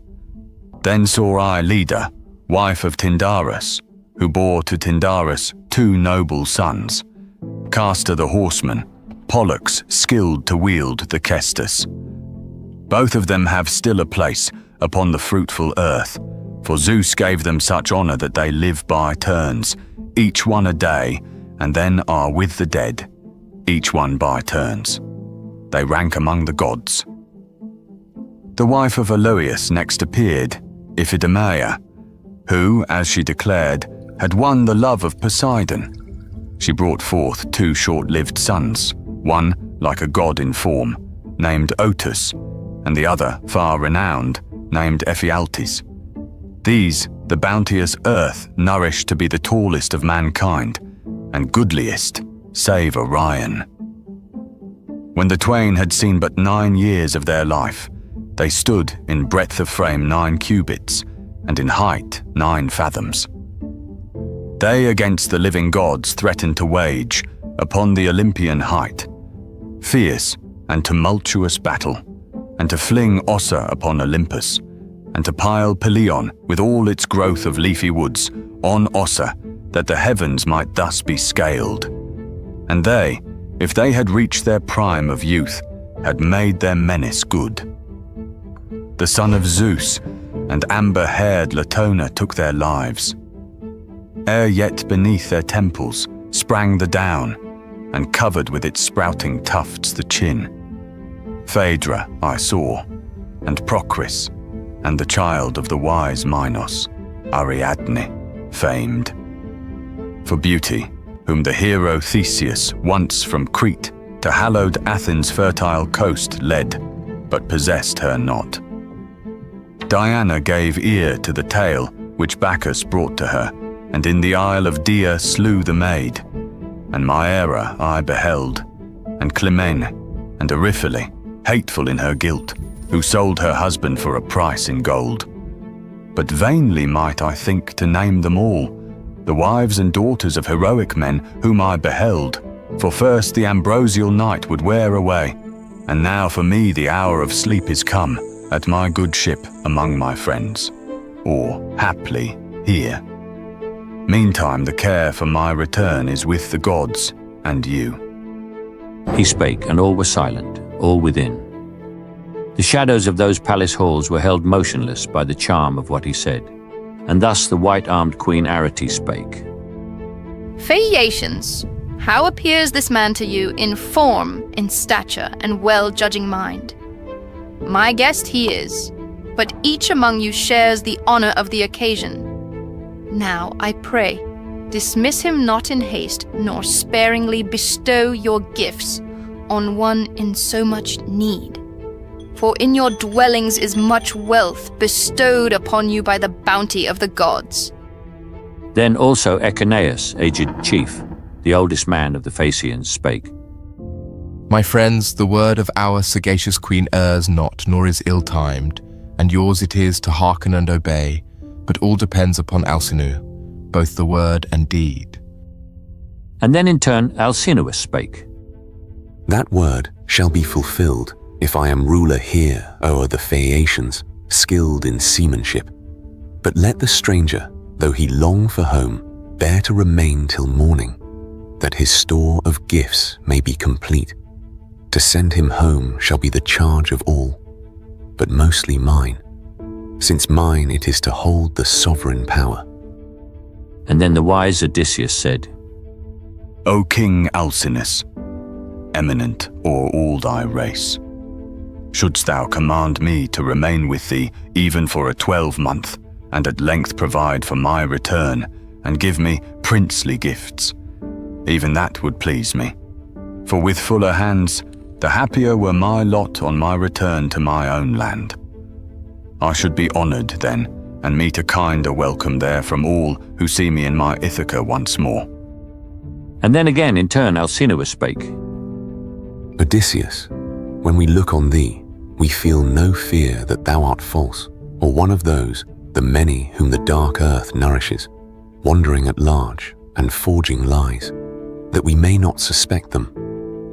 Thou hast grace of speech and noble thoughts, and fitly hast thou told, even as a minstrel might, the history of all thy Argive brethren and thy own. Now say, and frankly, didst thou also see any of those heroic men who went with thee to Troy, and in that region met their fate? A night immeasurably long is yet before us. Let us have thy tale of wonders. I could listen till the break of hallowed morning, if thou canst endure so long to speak of hardships thou hast borne. He spake, and wise Odysseus answered thus. O King Alcinous, eminent beyond all others of thy people, for discourse, there is a time for sleep. If more thou yet wouldst hear, I will not spare to give the story of the greater woes of my companions who were afterward cut off from life. And though they had escaped the cruel Trojan War, on their return they perished by a woman's fraud and guilt. When chaste Proserpina had made the ghosts of women scatter right and left, there came the soul of Agamemnon, Atreus' son. He came attended by a throng of those who in the palace of Aegisthus met a fate like his and died. When he had drunk the dark red blood, he knew me at a look, and wailed aloud, and bursting into tears, stretched out his hands to touch me. But no power was there of grasp or pressure, such as once dwelt in those active limbs. I could not help but weep at sight of him, for from my heart I pitied him, and spake these winged words. Most glorious son of Atreus, king of men, how, Agamemnon, has the fate that brings to man the everlasting sleep of death o'ertaken thee? Did Poseidon, calling up the winds in all their fury, make thy fleet a wreck, Or did thine enemies on land smite thee, as thou wert driving off their beeves and their fair flocks, or fighting to defend some city, and the helpless women there? I spake, and Agamemnon thus replied. Son of Laertes, nobly born and wise, 'twas not that Poseidon calling up the winds, in all their fury wrecked me in my fleet, nor hostile warriors smote me on the land, but that Aegisthus, bent upon my death, plotted against me with my guilty wife, and bade me to his house and slew me there, even at the banquet, as a hind might slay a bullock at the stall.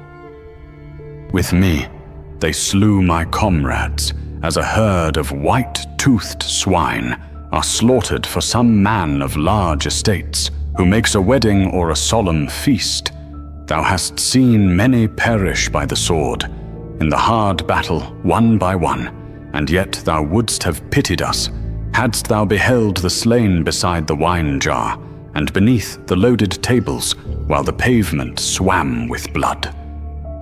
I heard Cassandra's piteous cry, the cry of Priam's daughter, stricken down by treacherous Clytemnestra at my side. And there I lay, and dying, raised my hands to grasp my sword. The shameless woman went her way, nor stayed to close my eyes, nor press my mouth into its place, although my soul was on its way to Hades.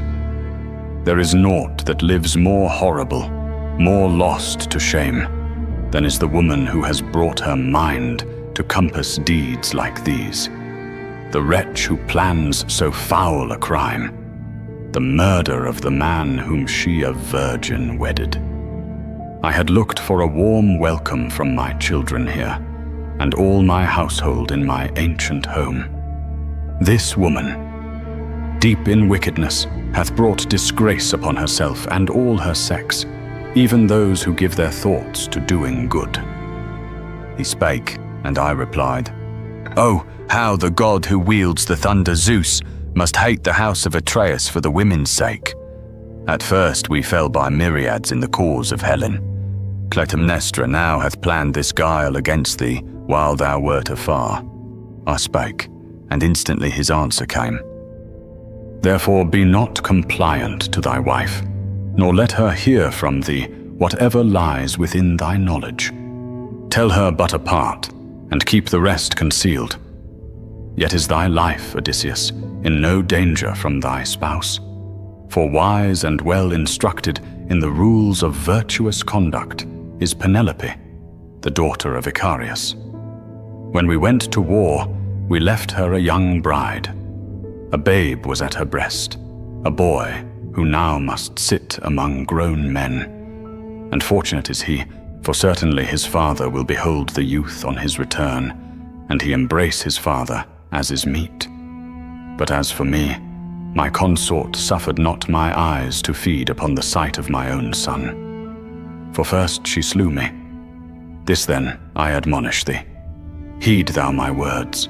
Bring not thy ship to land openly in thy country, but by stealth, since now no longer can we put our trust in woman. Meantime, tell me of my son, and faithfully, if thou hast heard of him as living, whether in Orchomenus or sandy Pylos, or in the broad realm of Menelaus, Sparta.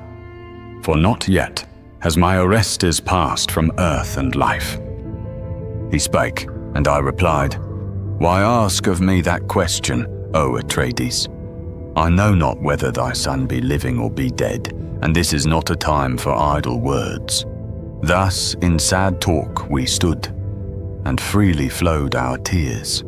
Meanwhile the ghosts of Peleus' son Achilles and Patroclus, excellent Antilochus and Ajax, all drew near, Ajax for form and stature eminent, o'er all the Greeks save Peleus' faultless son. Then did the soul of fleet Aeacides know me, and thus in winged words he said, Odysseus, what hath moved thee to attempt this greatest of thy labours? How is it that thou hast found the courage to descend to Hades, where the dead, the bodiless forms of those whose work is done on earth abide? He spake. I answered. Greatest of the Greeks, Achilles, son of Peleus, 'twas to hear the counsel of Tiresias that I came, if haply he might tell me by what means to reach my rugged Ithaca again. For yet have I not trod my native coast, nor even have drawn nigh to Greece. I meet misfortunes everywhere, but as for thee, Achilles, no man lived before thy time, nor will hereafter live, more fortunate than thou. For while alive we honoured thee, as if thou wert a god, and now again in these abodes thou rulest o'er the dead. Therefore, Achilles, shouldst thou not be sad? I spake. Achilles quickly answered me. Noble Odysseus, speak not thus of death, as if thou couldst console me. I would be a labourer on earth and serve for hire, some man of mean estate who makes scant cheer rather than reign o'er all who have gone down to death. Speak rather of my noble son, whether or not he yet has joined the wars to fight among the foremost of the host. And tell me also if thou oughtest heard of blameless Peleus, whether he be yet honoured among his many myrmidons, or do they hold him now in small esteem in Hellas and in Phthia, since old age unnerves his hands and feet, and I no more am there, beneath the sun, to give him aid, strong as I was on the wide plain of Troy, when warring for the Achaean cause I smote that valiant people. Could I come again, but for a moment with my former strength, into my father's palace, I would make that strength and these unconquerable hands a terror to the men who do him wrong, and rob him of the honour due a king. He spake. I answered. Nothing have I heard of blameless Peleus, but I will relate the truth concerning Neoptolemus, thy son, as thou requirest. Him I took from Scyros in a gallant bark to join the well-armed Greeks. Know then that when we sat in council, planning to conduct the war against the city of Troy, he always rose the first to speak, nor were his words unwise. The godlike Nestor and myself alone rivaled him in debate. And when we fought about the city walls, he loitered not among the others in the numerous host, but hastened on before them, giving place to no man there in valour. Many men he slew in desperate combat, whom to name were past my power, so many were they all whom in the cause of Greece he struck to earth.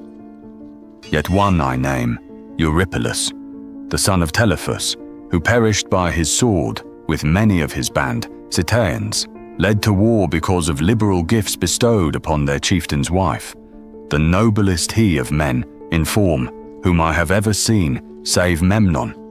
When into the wooden steed, framed by Epeius, we the chiefs of Greece ascended, and to me was given the charge of all things there, to open and to shut.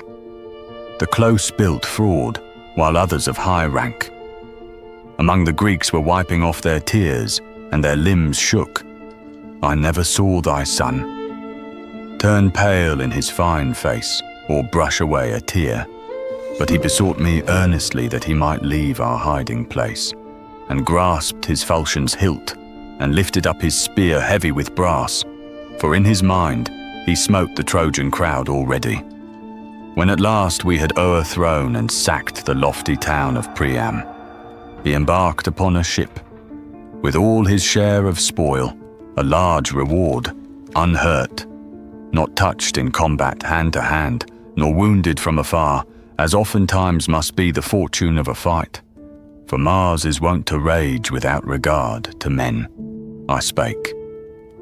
The soul of swift Aeacides, over the meadows thick with asphodel, departed with long strides, well pleased to hear from me the story of his son's renown. The other ghosts of those who lay in death stood sorrowing by, and each one told his griefs. But that of Ajax, son of Telamon, kept far aloof, displeased that I had won the victory contending at the fleet, which should possess the arms of Peleus' son. His goddess mother laid them as a prize before us, and the captive sons of Troy and Athena were the umpires to award the victory. And now how much I wish I had not conquered in a strife like that, since for that cause the dark earth hath received the hero Ajax, who in nobleness of form and greatness of exploits excelled all other Greeks, except the blameless son of Peleus. Then I spake in soothing words. O Ajax, son of blameless Telamon, wilt thou not even in death forget the wrath caused by the strife for those accursed arms? The gods have made them fatal to the Greeks. For thou, the bulwark of our host, didst fall, and we lamented thee as bitterly when thou wert dead as we had mourned the son of Peleus. Nor was any man to blame. 'Twas Zeus who held in vehement hate the army of the warlike Greeks, and laid this doom upon thee. Now, O king, draw near, and hear our voice and words, and check, I pray, the anger rising in thy generous breast. I spake. He answered not, but moved away, to Erebus, among the other souls of the departed. Yet would I have had speech of him, angry as he was, or else have spoken to him further, but my wish was strong to see yet others of the dead. Then I beheld the illustrious son of Zeus, Minos, a golden scepter in his hand, sitting to judge the dead, who round the king pleaded their causes. There they stood or sat in Pluto's halls, a pile with ample gates, and next I saw the huge Orion drive across the meadows green with asphodel, the savage beast whom he had slain. He bore the brazen mace, which no man's power could break. And Tityus there I saw, the mighty earth his mother, overspreading as he lay, 9 acres with 2 vultures at his side, that plucking at his liver, plunged their beaks into the flesh. Nor did his hands avail to drive them off, for he had offered force to Zeus's proud wife Latona, as she went to Pytho, through the pleasant Panopeus. And next I looked on Tantalus, a prey to grievous torments, standing in a lake that reached his chin. Though painfully athirst, he could not drink. As often as he bowed his aged head to take into his lips the water, it was drawn away and sank into the earth, and the dark soil appeared around his feet. A god had dried it up, and lofty trees drooped o'er him, hung with fruit, pears and pomegranates, apples fair to sight, and luscious figs, and olives green of hue. And when that ancient man put forth his hands to pluck them from their stems, the wind arose and whirled them far among the shadowy clouds. There I beheld the shade of Sisyphus amid his sufferings. With both hands he rolled a huge stone up a hill. To force it up, he leaned against the mass with hands and feet. But ere it crossed the summit of the hill, a power was felt that sent it rolling back, and downward plunged the unmanageable rock before him to the plain. Again he toiled to heave it upward, while the sweat in streams ran down his limbs and dust begrimed his brow. Then I beheld the mighty Hercules, the hero's image, for he sits himself among the deathless gods, well pleased to share their feasts, and Hebe of the dainty feet, a daughter of the mighty Zeus and golden-sandaled Hera, is his wife.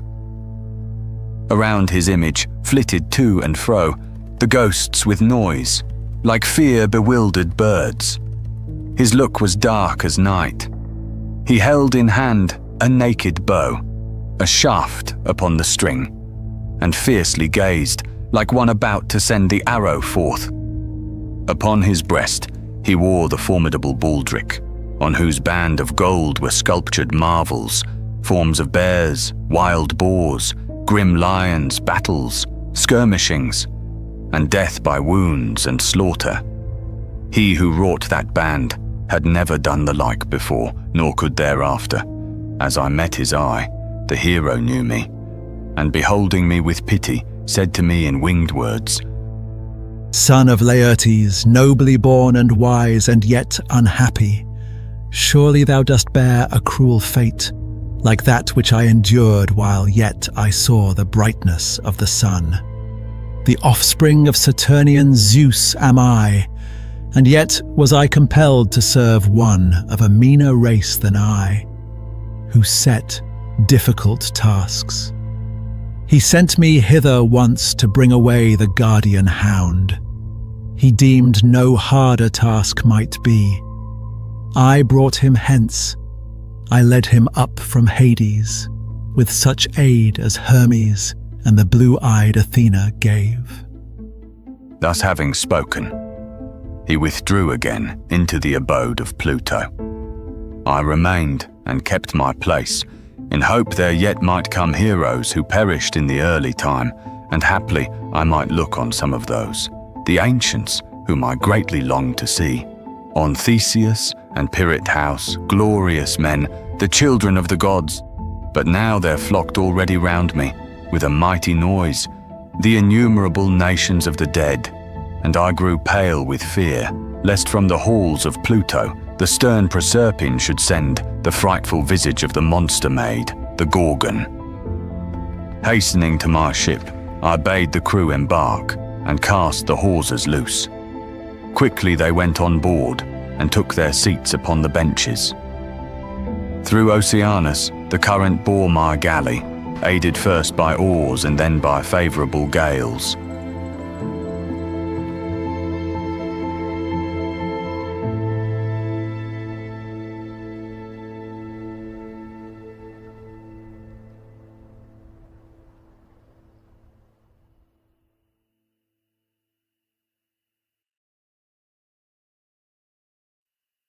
Book 12. The Sirens Scylla and Charybdis. Now, when our bark had left Oceanus and entered the great deep, we reached the isle Aea, where the morning child of dawn abides and holds her dances, and the sun goes up from earth. We landed there and drew our galley up the beach. We disembarked and laid us down to sleep beside the sea, and waited for the holy morn to rise. Then, when the rosy-fingered morn appeared, the child of dawn, I sent my comrades forth to bring from Circe's halls Elpenor's corse. And where a headland stretched into the deep, we hewed down trees and held the funeral rites with many tears, and having there consumed the body and the arms with fire, we built a tomb and reared a column to the dead, and on its summit fixed a tapering oar.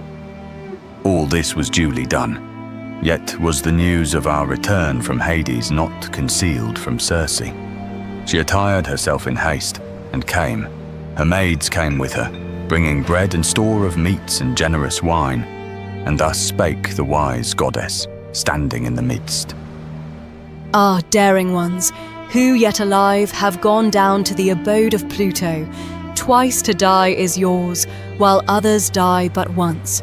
Yet now take food, drink wine, and hold a feast today, and with the dawn of morning ye shall sail, and I will show the way, and teach you all its dangers, so that ye may not lament false counsels followed, either on the land or on the water, to your grievous harm. She spake, and our confiding minds were swayed easily by her counsels.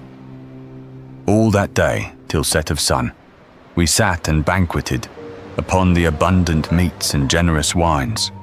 And when the sun went down and darkness came, the crew beside the fastenings of our bark lay down to sleep, while Circe took my hand, led me apart, and made me sit, and took her seat before me, and inquired of all that I had seen.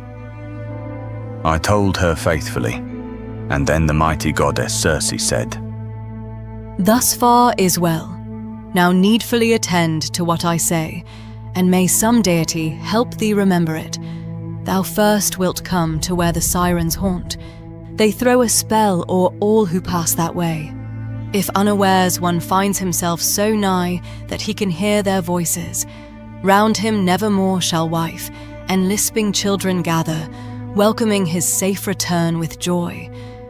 The Sirens sit in a green field and charm with mellow notes. The comer, while beside them, lie in heaps, the bones of men decaying underneath, the shriveled skins. Take heed and pass them by. First fill with wax, well kneaded in the palm, the ears of thy companions, that no sound may enter. Hear the music, if thou wilt, but let thy people bind thee, hand and foot, to the good ship, upright against the mast, and round it wind the cord, that thou mayst hear the ravishing notes. But shouldst thou then entreat thy men, commanding them to set thee free, let them be charged to bind thee yet more fast with added bands. And when they shall have passed the Sirens by, I will not judge for thee which way to take. Consider for thyself. I tell thee of 2 ways. There is a pile of beetling rocks, where roars the mighty surge of dark-eyed Amphitrite. These are called the Wanderers by the blessed gods. No birds can pass them safe, not even the timid doves, which bear ambrosia to our father Zeus. But ever doth the slippery rock take off someone whose loss the god at once supplies, to keep their number full. To these no bark, guided by man, has ever come, and left the spot unwrecked. The billows of the deep and storms of fire in air have scattered wide timbers of ships and bodies of drowned men. One only of the barks that plough the deep has passed them safely. Argo, known to all by fame, when coming from Aeae home. And her the billows would have dashed against the enormous rocks, if Hera, for the sake of Jason, had not come to guide it through. 2 are the rocks. One lifts to the broad heaven, its pointed summit, where a dark grey cloud broods and withdraws not. Never is the sky clear o'er that peak, not even in summer days or autumn. Nor can man ascend its steeps, or venture down, so smooth the sides, as if man's art had polished them. There in the midst, upon the western side toward Erebus, there yawns a shadowy cavern. Thither, thou, noble Odysseus, steer thy bark, yet keep so far aloof that, standing on the deck, a youth might send an arrow from a bow, just to the cavern's mouth. There Scylla dwells, and fills the air with fearful yells. Her voice, the cry of whelps just littered, but herself a frightful prodigy, a sight which none would care to look on, though he were a god. 12 feet are hers, all shapeless, 6 long necks, a hideous head on each, and triple rows of teeth, close set and many, threatening death. And half her form is in the cavern's womb, and forth from that dark gulf her heads are thrust, to look abroad upon the rocks for prey, dolphin or dogfish, or the mightier whale, such as the murmuring Amphitrite breeds in multitudes. No mariner can boast that he has passed by Scylla with a crew unharmed. She snatches from the deck and bears away in each grim mouth a living man. Another rock, Odysseus, thou wilt see, of lower height, so near her that a spear, cast by the hand, might reach it. On it grows a huge wild fig tree with luxuriant leaves. Below, Charybdis, of immortal birth, draws the dark water down, for thrice a day she gives it forth, and thrice with fearful whirl she draws it in. Oh, be it not thy lot to come while the dark water rushes down. Even Poseidon could not then deliver thee. Then turn thy course with speed toward Scylla's rock, and pass that way, to a better far that 6 should perish from the ship than all be lost. She spake, and I replied, O goddess, deign to tell me truly, cannot I at once escape Charybdis, and defend my friends against the rage of Scylla when she strikes? I spake. The mighty goddess answered me, Rash man, dost thou still think of warlike deeds and feats of strength, and wilt thou not give way even to the deathless gods? That pest is not of mortal mould. She cannot die. She is a thing to tremble and to shudder at, and fierce, and never to be overcome. There is no room for courage. Flight is best, and if thou shouldst delay beside the rock to take up arms, I fear lest once again she fall on thee with all her heads, and seize as many men. Pass by the monster's haunt with all the speed that thou canst make, and call upon Crataeus, who brought Scylla forth to be the plague of men, and who will calm her rage, that she assault thee not again. Then in thy voyage shalt thou reach the isle Trinacria, where, in pastures of the sun, his many beeves and fading sheep are fed, 7 herds of oxen, and as many flocks of sheep, and 50 in each flock and herd. They never multiply, they never die. 2 shepherdesses tend them, goddesses, nymphs with redundant locks, Lampelia one, the other Phaeacia. These the nymph Neaera to the overgoing sun brought forth, and when their queenly mother's care had reared them, she appointed them to dwell in far Trinacria, there to keep the flocks and oxen of their father, if thy thoughts be fixed on thy return. So that thou leave these flocks and herds unharmed, ye all will come to Ithaca, though after many toils. But if thou rashly harm them, I foretell destruction to thy ship and all its crew, and if thyself escape, thou wilt return late and in sorrow, all thy comrades lost. She spake. The morning on her golden throne looked forth. The glorious goddess went her way into the isle, I to my ship, and bade the men embark and cast the hawsers loose. And straight they went on board, and duly manned the benches, smiting as they sat with oars the hoary waters.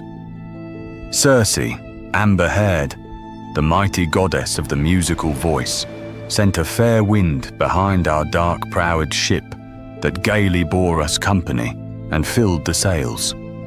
When we had fairly ordered all on board our galley, we sat down and left the favouring wind and helm to bear us on. And thus in sadness I bespake the crew, my friends. It were not well that 1 or 2 alone should know the oracles I heard from Circe, great among the goddesses. And now will I disclose them, that ye all, whether we are to die or to escape the doom of death, may be forewarned.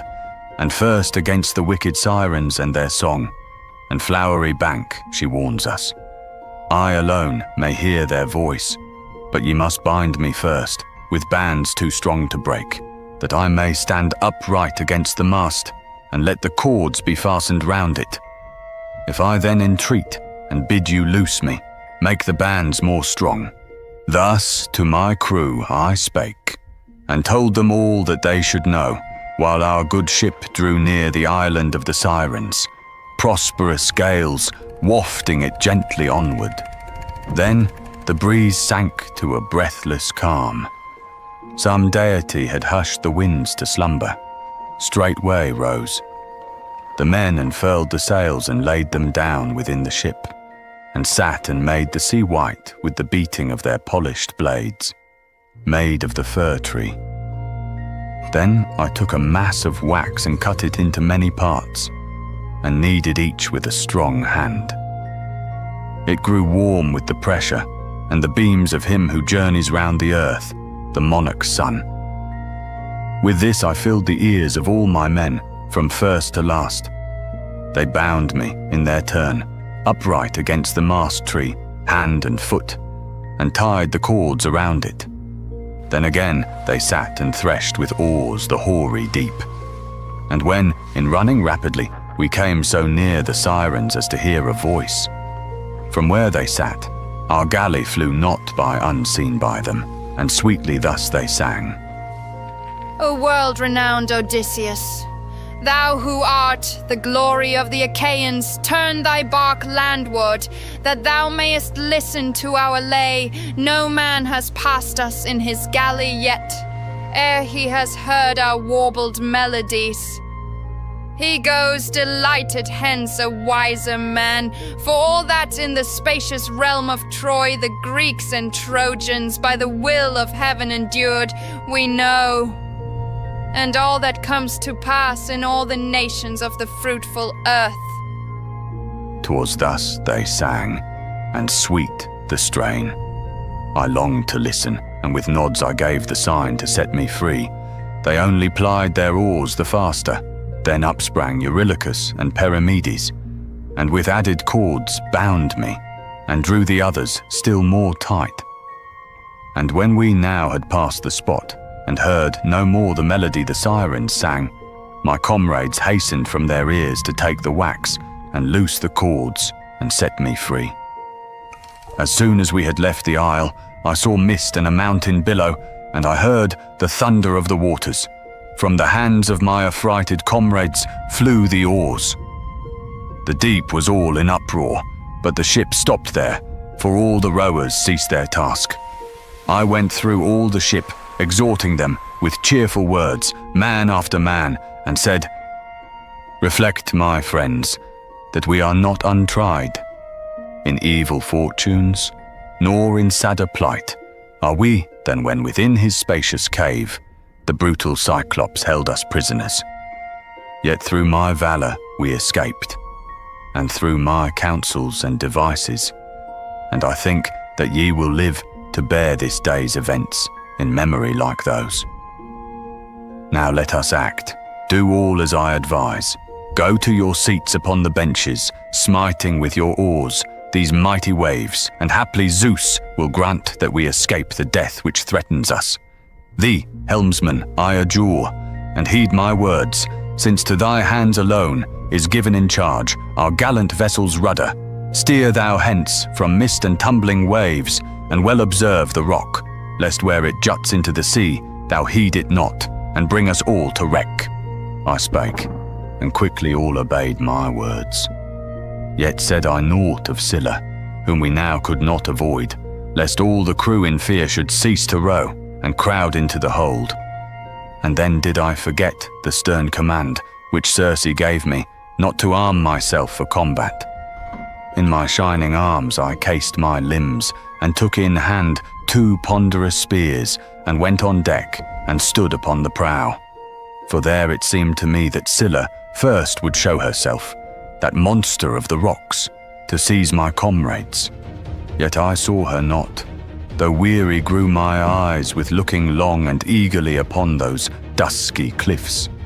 Sadly, we sailed into the strait, where stood on one hand Scylla, and the dreaded rock Charybdis on the other, drawing down into her horrid gulf the briny flood.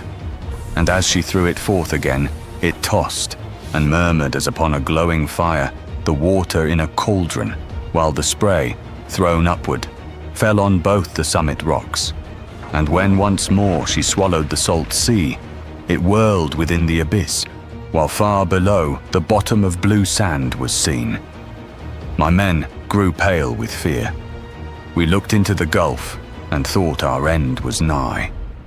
Then Scylla snatched 6 of my comrades from our hollow bark, the best in valour and in strength of arm.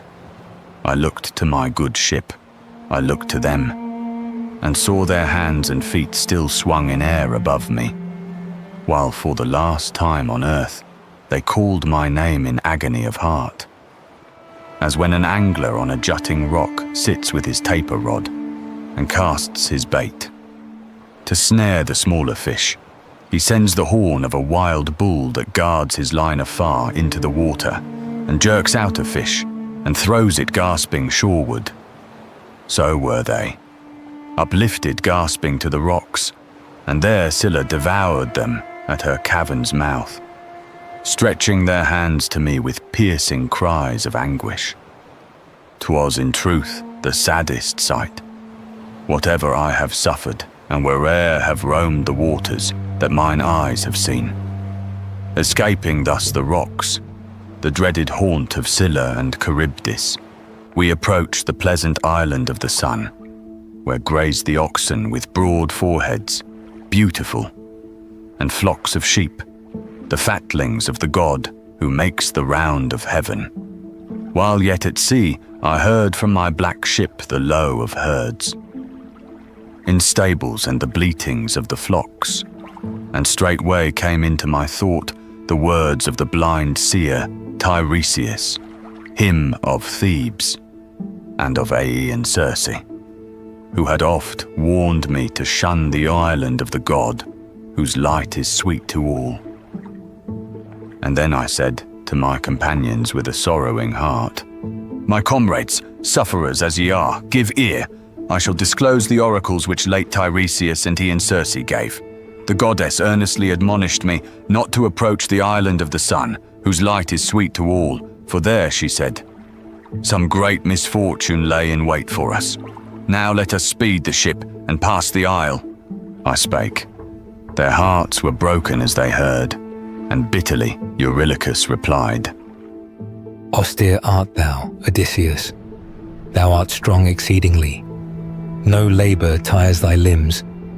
They must be made of iron, since thy will denies thy comrades, overcome with toil and sleeplessness, to tread the land again, and in that isle amid the waters make a generous banquet. Thou wouldst have us sail into the swiftly coming night, and stray far from the island through the misty sea. By night spring up the mighty winds that make a wreck of ships. And how can one escape destruction, should a sudden hurricane rise from the south or the hard blowing west, such as, in spite of all the sovereign gods, will cause a ship to founder in the deep? Let us obey the dark-browed night and take our evening meal, remaining close beside our gallant bark, and go on board again when morning breaks, and enter the wide sea." So spake Eurylochus. The rest approved. And then I knew that some divinity was meditating evil to our band, and I bespake him thus in winged words. "Eurylochus, ye force me to your will, since I am only one. Now all of you bind yourselves to me firmly, by an oath, that if ye haply here shall meet a herd of beeves or flock of sheep, you will not dare to slay a single ox or sheep, but feed contented on the stores that Circe gave." I spake, and readily my comrades swore as I required. And when that solemn oath was taken, to the land we brought and moored, our galley in a winding creek, beside a fountain of sweet water. From the deck stepped my companions, and made ready there their evening cheer. They ate and drank till thirst and hunger were appeased. And then they thought of those whom Scylla from our galley's deck snatched and devoured. They thought and wept till sleep stole softly over them amid their tears. Now came the third part of the night. The stars were sinking when the cloud compeller Zeus sent forth a violent wind with eddying gusts, and covered both the earth and sky with clouds, and darkness fell from heaven. When morning came, the rosy-fingered daughter of the dawn, we drew the ship into a spacious grot. There were the seats of nymphs, and there we saw the smooth fair places where they danced. I called a council of my men and said to them, "My friends, in our good ship are food and drink. Abstain we from these beeves, lest we be made to suffer. For these herds and these fair flocks are sacred to a dreaded god, the sun, the all-beholding and all-hearing sun." I spake, and all were swayed by what I said. Full easily, a month entire the gales blew from the south, and after that no wind save east and south. While yet we had our bread and ruddy wine, my comrades spared the beeves, moved by the love of life. But when the stores on board our galley were consumed, they roamed the island in their need, and sought for prey, and snared with barbed hooks the fish and birds, whatever came to hand, till they were gaunt with famine. Meantime, I withdrew alone into the isle, to supplicate the gods, if haply one of them might yet reveal the way of my return. As thus I strayed into the land, apart from all the rest, I found a sheltered nook where no wind came, and prayed with washen hands to all the gods who dwell in heaven. At length they bathed my lids in a soft sleep. Meantime, Eurylochus, with fatal counsels thus harangued my men. "Hear, my companions, sufferers as ye are, the words that I shall speak. All modes of death are hateful to the wretched race of men, but this of hunger thus to meet our fate, is the most fearful. Let us drive apart the best of all the oxen of the sun, and sacrifice them to the immortal ones who dwell in the broad heaven. And if we come to Ithaca, our country, we will there build to the sun, whose path is o'er our heads, a sumptuous temple, and endow its shrine with many gifts and rare. But if it be his will, approved by all the other gods, to sink our bark in anger for the sake of these his high-horned oxen, I should choose sooner to gasp my life away amid the billows of the deep, than pine to death by famine in this melancholy isle. So spake Eurylochus. The crew approved. Then from the neighbouring herd they drove the best of all the beeves, for near the dark prowed ship the fair broad-fronted herd with crooked horns were feeding. Round the victims stood my crew, and, offering their petitions to the gods, held tender oak leaves in their hands, just plucked from a tall tree, for in our good ship's hold was no white barley now. When they had prayed, and slain and dressed the beeves, they hewed away the thighs and covered them with double folds of caul, and laid raw slices over these. Wine had they not to pour in sacrifice upon the burning flesh. They poured instead water, and roasted all the entrails thus.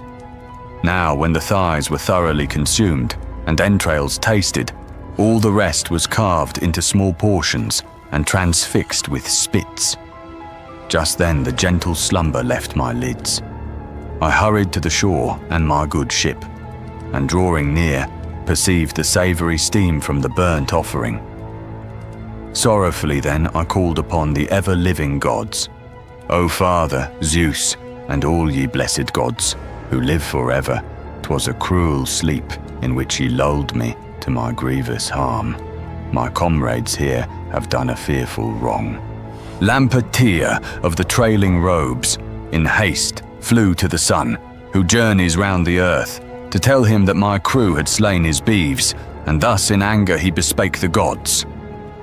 O Father Zeus, and all ye blessed gods who never die, avenge the wrong I bear upon the comrades of Laertes' son, Odysseus, who have foully slain my beeves, in which I took delight whene'er I rose into the starry heaven, and when again I sank from heaven to earth.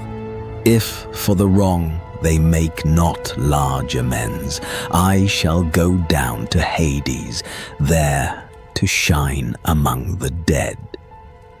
The cloud compelling Zeus replied, Still shine, O sun, among the deathless gods and mortal men upon the nourishing earth. Soon will I cleave with a white thunderbolt their galley in the midst of the black sea. This from Calypso of the radiant hair I heard thereafter. She herself, she said, had heard it from the herald Hermes. When to the ship I came, beside the sea, I sternly chid them all, man after man. Yet could we think of no redress. The beeves were dead, and now with prodigies the gods amazed my comrades. The skins moved and crawled, the flesh both raw and roasted on the spits, lowed with the voice of oxen. 6 whole days my comrades feasted, taking from the herd the sun's best oxen. When Saturnian Zeus brought the 7th day, the tempest ceased, the wind fell, and we straightway went on board. We set the mast upright, and spreading the white sails, we ventured on the great wide sea again. When we had left the isle, and now appeared no other land, but only sea and sky, the son of Cronos caused a lurid cloud to gather o'er the galley, and to cast its darkness on the deep.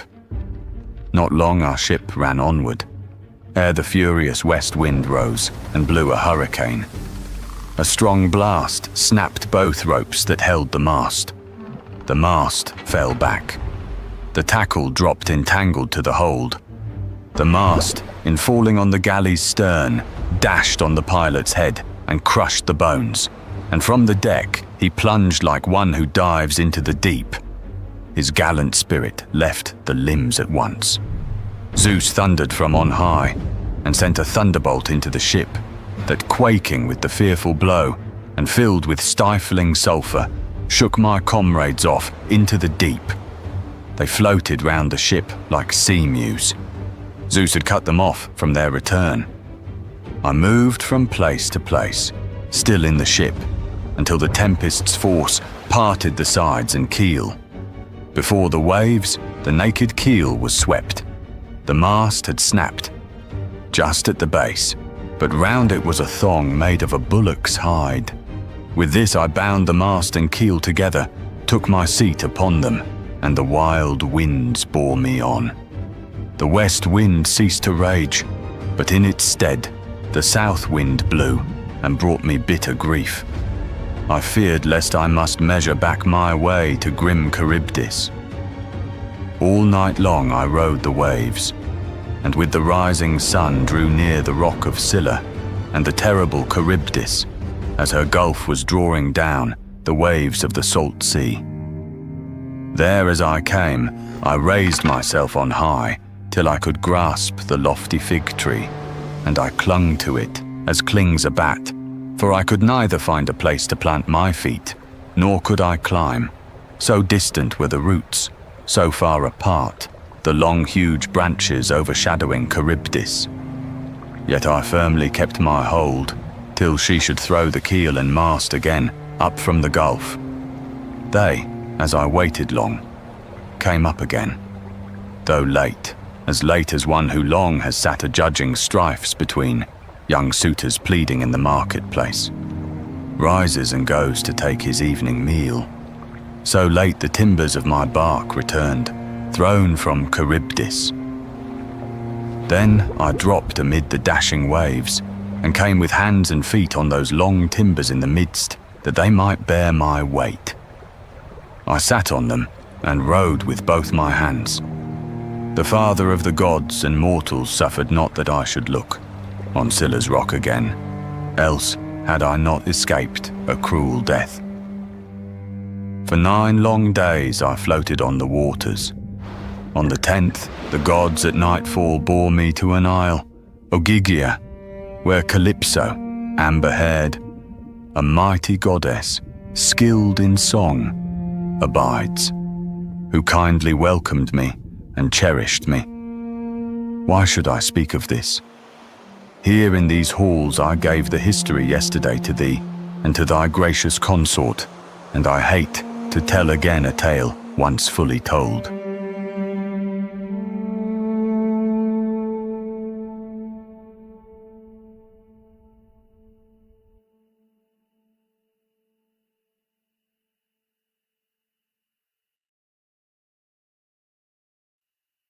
Book 13. Arrival of Odysseus at Ithaca. He spake, and all within those shadowy halls were silent. All were held in mute delight. Alcinous then took up the word and said, Since thou hast come, Odysseus, as a guest, to this high pile and to these brazen rooms, so long a sufferer, thou must not depart upon thy homeward way a wanderer still. And this let me enjoin on each of you, who in this palace drink at our repasts the choice red wine and listen to the bard. Already in a polished chest are laid changes of raiment, works of art in gold, and other gifts which the Phaeacian chiefs have destined for our guest. Now let us each bestow an ample tripod and a vase, and we in an assembly of the realm will see the cost repaid, since otherwise great would the burden be that each must bear. So spake Alcinous. They approved and sought their homes to sleep. But when the child of dawn, the rosy-fingered morn, appeared, they came, all bringing to the ship their gifts of brass in honor of the guest. The mighty prince Alcinous, going through the ship, bestowed the whole beneath the benches, that no one of those who leaned to pull the oar might thence meet harm or hindrance. Then they all went back to the king's palace and prepared a feast. The mighty prince Alcinous offered up for them an ox to cloud-compelling Zeus, the son of Cronos, ruler over all. They burned the thighs and held high festival, and all was mirth. Divine Demodocus, the bard whom all men reverence, sang to them. Meantime, Odysseus often turned to look at the bright sun and longed to see him set. So eager was the hero to set sail upon his homeward way, as when a swain awaits his evening meal, for whom all day 2 dark brown steers have dragged the solid plough through fallow grounds, and welcome is the hour of sunset, calling him to his repast, and wearily he walks with failing knees. So welcome to Odysseus did the light of day go down. Then did he hold discourse with the Phaeacians, lovers of the sea, and chiefly with Alcinous, speaking thus: O monarch most illustrious of thy race, Alcinous, now when ye have duly poured wine to the gods, be pleased to send me hence in peace, and fare ye well. All that my heart could wish have ye provided bounteously, an escort and rich gifts, and may the gods bestow their blessing with them. May I meet my blameless wife again, and find my friends prosperous, and ye whom I shall leave behind. Long may ye make the wives of your young years and children happy. May the gods vouchsafe to crown with every virtue you and them, and may no evil light upon your isle. He spake. The assembly all approved his words, and bade send forth the stranger on his way, who spake so nobly. Then the mighty prince Alcinous turned, and to the herald said, Now mix the wine, Pontonous, in a jar, and bear apart to all beneath our roof, that we with prayers to Father Zeus may send the stranger to his native land. He spake, Pontonous mingled for the guests the generous wine, and went with it to each, who poured it on the ground from where they sat, to all the dwellers of the ample heaven. And then the great Odysseus, rising up, placed the round goblet in Arate's hands, and thus bespake the queen with winged words. Farewell, O queen, through the long years till age and death, which are the lot of all, shall come. Now I depart, but mayest thou hear among thy people, and the children of thy love, and King Alcinous lead a happy life. So spake the high-born chieftain, and withdrew and crossed the threshold. King Alcinous sent a herald with him to direct his way to the fleet ship and border of the deep. Arete also sent her servant maids, one bearing a fresh cloak and tunic, one a coffer nobly wrought, and yet a third bread and red wine. And when they reached the ship, beside the sea the diligent crew received their burdens, and bestowed within the hold the food and drink, but spread upon the deck and at the stern a mat and linen sheet, that there Odysseus undisturbed might sleep. He went on board and silently lay down, while all the rowers in due order took their seats upon the benches. Loosing first the hawser from the perforated rock, they bent them to their task, and flung the brine up from the oar, while on the chieftain's lids lighted a sweet and deep and quiet sleep, most like to death, as smitten by the lash. 4 harnessed stallions spring on high, and dart across the plain together. So the prow rose leaping forward, while behind it rolled a huge dark billow of the roaring sea. Safely and steadily the galley ran, nor could a falcon, swiftest of the birds, have kept beside it with such speed it flew, bearing a hero who was like the gods in wisdom, and whose sufferings in the wars and voyages among the furious waves were great and many, though he slumbered now in peace, forgetful of misfortunes past. Now when that brightest star, the harbinger of morning, daughter of the dawn, arose, the bark had passed the sea and reached the isle. A port there is in Ithaca, the haunt of forces, ancient of the sea. Steep shores stretch inward toward each other, and roll back the mighty surges, which the hoarse winds hurl against them from the ocean, while within ships ride, without their hawsers, when they once have passed the haven's mouth. An olive tree, with spreading branches at the farther end of that fair haven stands, and over brows a pleasant shady grotto of the nymphs called Naiads. Cups and jars of stone are ranged within, and bees lay up their honey there. There from their spindles wrought of stone the nymphs weave their sea-purple robes, which all behold with wonder. There are ever-flowing springs. 2 are the entrances, one toward the north by which men enter, but a holier one looks toward the south, nor ever mortal foot may enter there. By that way passed the gods. They touched the land, for well they knew the spot. The galley, urged so strongly by the arms of those who plied the oar, ran up the beach quite half her length, and then the crew came forth from the good ship, And first they lifted out Odysseus with the linen and rich folds of tapestry, and laid him on the sands in a deep slumber. Then they also took the presents from the hold, which, as he left their isle, the princes of Phaeacia gave by counsel of wise Athena. These they piled close to the olive tree, without the way, that none, in passing, ere Odysseus woke, might do their owner wrong. Then homeward sailed the crew, but Poseidon, who could not forge the threats which he had uttered long before against the godlike chief Odysseus, thus sought to explore the will of Zeus. O Father Zeus, I shall no more be held in honor with the gods, since mortal men, the people of Phaeacia, though their race is of my lineage, do not honor me. I meant Odysseus should not reach his home, save with much suffering, though I never thought to hinder his return. For thou hadst given thy promise and thy nod that it should be.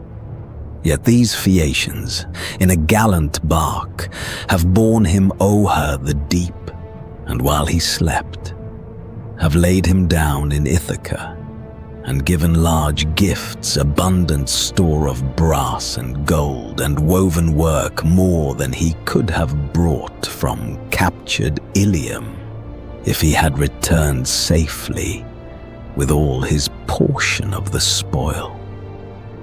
Then cloud-compelling Zeus replied, Earthshaker, ruler of a mighty realm, what hast thou said? The gods deny thee not due honor. Perilous it were for them to show contempt for one who stands in age and might above them all. But if among the sons of men be one who puts such trust in his own strength as not to honor thee, do as seems good to thee, and as thou wilt. Promptly the god who shakes the shores replied, What thou dost bid me I would do at once, but that I fear and would avoid thy wrath. I would destroy that fair Phaeacian bark in its return across the misty sea from bearing home Odysseus, that no more may the Phaeacians lend an escort thus to wandering men, and I would also cause a lofty mount to rise and hide their town. Then spake again the cloud-compeller Zeus. Thus were it best, my brother, when the crowd of citizens already see the ship approaching, then transform it to a rock in semblance of a galley, that they all may gaze in wonder. Thus wilt thou have caused a lofty mount to stand before their town. This, when the shaker of the shores had heard, he flew to Scheria, the Phaeacian isle, and stood until that galley, having crossed the sea, came swiftly scudding. He drew near and smote it with his open palm, and made the ship a rock fast rooted in the bed of the deep sea, and then he went his way. Then winged words were spoken in that throng of the Phaeacians, wielders of long oars, and far renowned in feats of seamanship. And looking on each other, thus they said, Ha! What has stayed our good ship on the sea? This moment we beheld her hastening home. 'Twas thus they talked, unweeting of the cause. But then Alcinous to the assembly said, Yes, now I call to mind the ancient words of prophecy, my father's, who was wont to say that Poseidon sorely is displeased that we should give to every man who comes safe escort to his home. In coming times, such was my father's prophecy, the god would yet destroy a well-appointed bark of the Phaeacians on the misty deep, returning from an escort, and would cause a lofty mount to stand before our town. So prophesied the aged man. His words are here fulfilled. Now do as I appoint, and let us all obey. Henceforth refrain from bearing to their homes the strangers thrown upon our coast, and let us sacrifice to Poseidon 12 choice bullocks of the herd, that he may pity us, nor hide our town with a huge mountain from the sight of men. He spake, and they were awed, and straightway brought the bullocks for the sacrifice. So prayed to sovereign Poseidon the Phaeacian chiefs and princes, standing round the altar fires. Now woke the great Odysseus from his sleep in his own land, and yet he knew it not. Long had he been away, and Athena now, the goddess child of Zeus, had cast a mist around him, that he might not yet be known to others, and that she might tell him first what he should learn. Nor even might his wife, nor friends, nor people know of his return, ere he avenged upon the suitor crew his wrongs, and therefore all things wore to him another look, the footways stretching far, the bights where ships were moored, the towering rocks and spreading trees. He rose and stood upright, and gazed upon his native coast, and wept, and smote his thigh, and said in bitter grief, Ah me, what region am I in? Among what people? Lawless, cruel, and unjust? Or are they hospitable men who fear the gods? And where shall I bestow these goods, and whither go myself? Would that they all were still with the Phaeacians, and that I had found some other great and mighty king kindly to welcome me, and send me back to my own land. I know not where to place these treasures, and I must not leave them here, lest others come and seize them as a spoil.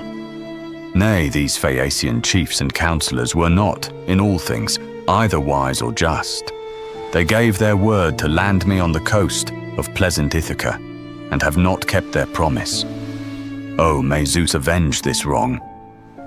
He who protects the suppliant, who beholds all men with equal eye, and punishes the guilty. Now will I review my stores, and number them again, that I may see if those who left me here have taken aught. Thus having said, he numbered all his gifts, beautiful tripods, cauldrons, works of gold, and gorgeous woven raiment. None of these were wanting. Then he pined to see again his native isle, and slowly paced the beach of the loud sea, lamenting bitterly. There Athena came to meet him in the shape of a young shepherd, delicately formed, as are the sons of kings. A mantle lay upon her shoulder in rich folds. Her feet shone in their sandals. In her hand she bore a javelin. As Odysseus saw, his heart was glad within him, and he hastened on, and thus accosted her with winged words. Fair youth, who art the first whom I have met, upon this shore I bid thee hail, and hope thou meetest me with no unkind intent. Protect what thou beholdest here and me.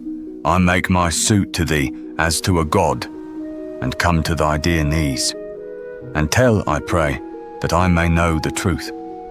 What land is this? What people? Who the dwellers? May it be a pleasant isle, or is it but the shore of fruitful mainland shelving to the sea? And then the goddess, blue-eyed Athena, said, Of simple mind art thou, unless perchance thou comest from afar, if thou dost ask what country this may be. It is not quite a nameless region. Many know it well, of those who dwell beneath the rising sun, and those behind in evening's dusky realm. Rugged it is, and suited ill to steeds, yet barren it is not, though level grounds are none within its borders. It is rich in corn and wine, for seasonable rains, and dews refresh its soil. Large flocks of goats and herds of beeves are pastured here. All kinds of trees are in its forests, and its springs are never dry. The fame of Ithaca, stranger, has travelled to the Trojan coast, though that, I hear, lies far away from Greece. She spake. Odysseus, the great sufferer, rejoiced to be in his own land, whose name Athena, the child of Aegis bearing Zeus, had just now uttered. Then with winged words he spake, but not the truth. His artful speech put that aside, forever in his breast. The power of shrewd invention was awake. In the broad fields of Crete, that lie far off beyond the sea, I heard of Ithaca, to which I now am come with these my goods. I left as many for my sons and fled, for I had slain Orsilochus, the fleet of foot, the dear son of Idomeneus, who overcame by swiftness in the race the foremost runners in the realm of Crete. He sought to rob me wholly of my share of Trojan spoil, for which I had endured hardships in war with heroes, and at sea among the angry waves.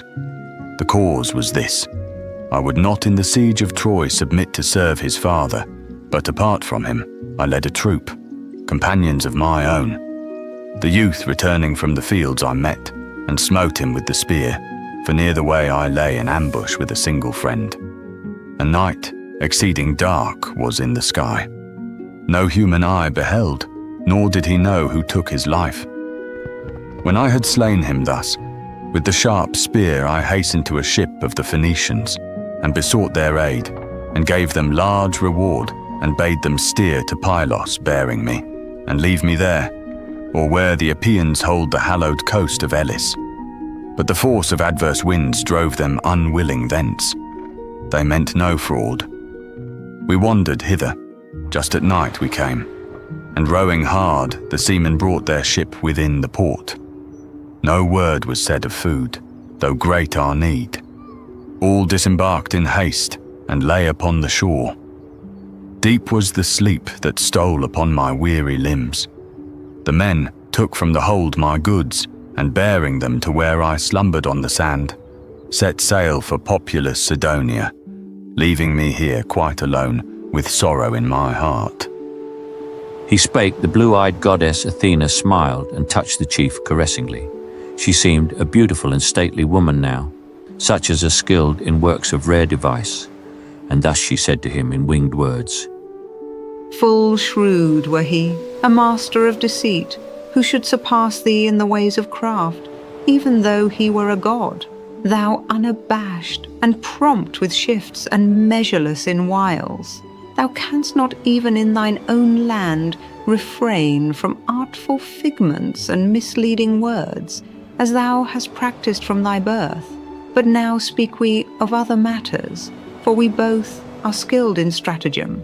Thou art the first of living men in counsel and in speech, and I am famed for foresight and for craft among the immortals. Dost thou not yet know Athena, child of Zeus, whose aid is present to defend thee in all time of peril, and but lately gained for thee the favour of the whole Phaeacian race? And hither am I, come to frame for thee wise counsels, and to hide away the stores given by the opulent Phaeacian chiefs at thy departure. I shall also tell what thou must yet endure beneath the roof of thine own palace by the will of fate, yet bear it bravely, since thou must, nor speak to any man or woman of thyself, and of thy wandering hither, but submit to many things that grieve thee silently, and bear indignities from violent men. Odysseus the sagacious thus rejoined, O goddess, it is hard for mortal man to know thee when he meets thee, though his sight be of the sharpest, for thou puttest on, at pleasure, any form. Yet this I know, that thou wert kind to me when we, the sons of Greece, were warring in the realm of Troy. But when we had o'erthrown the lofty town of Priam and embarked, and when some god had scattered the Achaeans, after that, daughter of Zeus, I never saw thee more, never perceived thee entering my bark and guarding me from danger, but I roamed ever from place to place, my heart weighed down by sorrow, till the gods delivered me, until thy counsels in the opulent realm of the Phaeacians brought my courage back. And thou thyself didst guide me to the town. And now in thy great Father's name I pray, for yet I cannot think that I am come to pleasant Ithaca, but have been thrown upon some other coast, and fear that thou art jesting with me, and hast spoken thus but to deceive me. Tell me, is it true that I am in my own beloved land? And then the goddess blue-eyed Athena said, Such ever are thy thoughts, and therefore I must not forsake thee in thy need. I know how prompt thy speech, how quick thy thought, how shrewd thy judgment.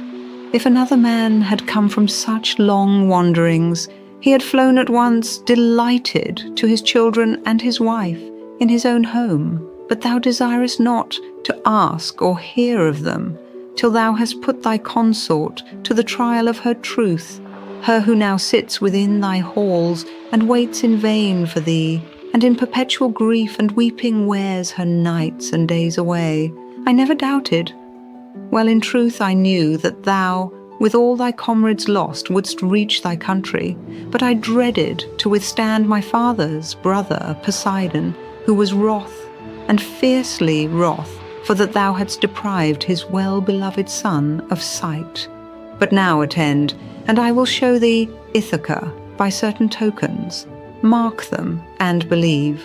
The port of Phorcys, ancient of the deep, is here, and there the spreading olive tree, just at the haven's head, and close beside the cool dark grotto, sacred to the nymphs called Naiads, a wide vaulted cave where once thou earnest oft with chosen hecatombs, an offering to the nymphs, and here thou seest the mountain Neritus with all his woods. So spake the goddess, and dispersed the mist, and all the scene appeared. Odysseus saw, well pleased, rejoicing in his own dear land, and stooping kissed the bountiful earth, and raised his hands, and thus addressed the nymphs in prayer. Nymphs, Naiads, born to Zeus, I did not hope to be with you again. With cheerful prayers, I now salute you. We shall bring you soon our offerings, as of yore, if graciously Zeus's daughter, huntress queen, shall grant me yet to live, and bless my well-beloved son. And then the goddess, blue-eyed Athena, said, Be of good cheer, and let no anxious thought disturb thy mind. Let us bestir ourselves to hide away the treasures thou hast brought within this hallowed grot in some recess, where they may lie in safety. Afterward will we take counsel what should next be done. The goddess said these words and took her way into the shadowy cavern, spying out its hiding places, while Odysseus brought the treasures thither in his arms, the gold, the enduring brass, the raiment nobly wrought, which the Phaeacians gave him. These they laid together in due order. Athena then, the daughter of the Aegis-bearer Zeus, closed up the opening with a massive rock. Then, sitting by the sacred olive tree, they plotted to destroy the haughty crew of suitors, and the blue-eyed Athena said, O nobly born and versed in many wiles, son of Laertes, now the hour is come to think how thou shalt lay avenging hands upon the shameless crew who in thy house for 3 years past have made themselves its lords, and wooed thy noble wife and brought her gifts, while pining still for thy return, she gave hopes to each suitor, and by messages made promises to all, though cherishing a different purpose in her secret heart. Odysseus the sagacious answered her, Ah me, I should have perished utterly, by such an evil fate as overtook Atreides Agamemnon in the halls of my own palace. But for thee, whose words, O goddess, have revealed what I should know. Now counsel me how I may be avenged. Be ever by my side, and strengthen me with courage as thou didst when we o'erthrew the towery crest of Ilium. Would thou wert still my ally as then? I would engage, O blue-eyed Athena, with 300 foes, if thou, dread goddess, wouldst but counsel me. And then the blue-eyed Athena spake again. I will be present with thee. When we once begin the work, thou shalt not leave my sight. And many a haughty suitor with his blood and brains shall stain thy spacious palace floor. Now will I change thine aspect, so that none shall know thee. I will wither thy fair skin, and it shall hang on crooked limbs. Thy locks of auburn I will cause to fall away, and round thee fling a cloak, which all shall see with loathing. I will make thy lustrous eyes dull to the sight, and thus shalt thou appear a squalid wretch to all the suitor train, and to thy wife, and to the son whom thou didst leave within thy palace. Then at first repair thou to the herdsman, him who keeps thy swine. For he is loyal, and he loves thy son and the discreet Penelope. There wilt thou find him as he tends his swine, that find their pasturage beside the rock of Corax, and by Arethusa's fount. On nourishing acorns they are fed, and drink the dark clear water, whence the flesh of swine is fattened. There remain, and carefully inquire of all that thou wouldst know, while I, taking my way to Sparta, the abode of lovely women, call Telemachus thy son, Odysseus, who hath visited King Menelaus in his broad domain, to learn if haply thou art living yet. Odysseus the sagacious answered her, Why didst not thou, to whom all things are known, tell him concerning me? Must he too roam and suffer on the barren deep, and leave to others his estates, to be their spoil? And then the blue-eyed goddess spake again. Let not that thought distress thee. It was I who sent him thither, that he might deserve the praise of men. No evil meets him there, but in the halls of Atreus' son he sits, safe mid the abounding luxuries. 'Tis true that even now the suitors lie in wait, in their black ship, to slay him ere he reach his native land, but that will hardly be before the earth shall cover many a one of the proud suitors who consume thy wealth. So Athena spake and touched him with her wand, and caused the blooming skin to shrivel up on his slow limbs, and the fair hair to fall, and with an old man's wrinkles covered all his frame, and dimmed his lately glorious eyes. Another garb she gave, a squalid vest, a ragged, dirty cloak all stained with smoke, and over all the huge hide of a stag from which the hair was worn. A staff besides she gave, and shabby scrip with many a rent, tied with a twisted thong. This said and done, they parted, and the goddess flew to seek Telemachus in Sparta's sacred town.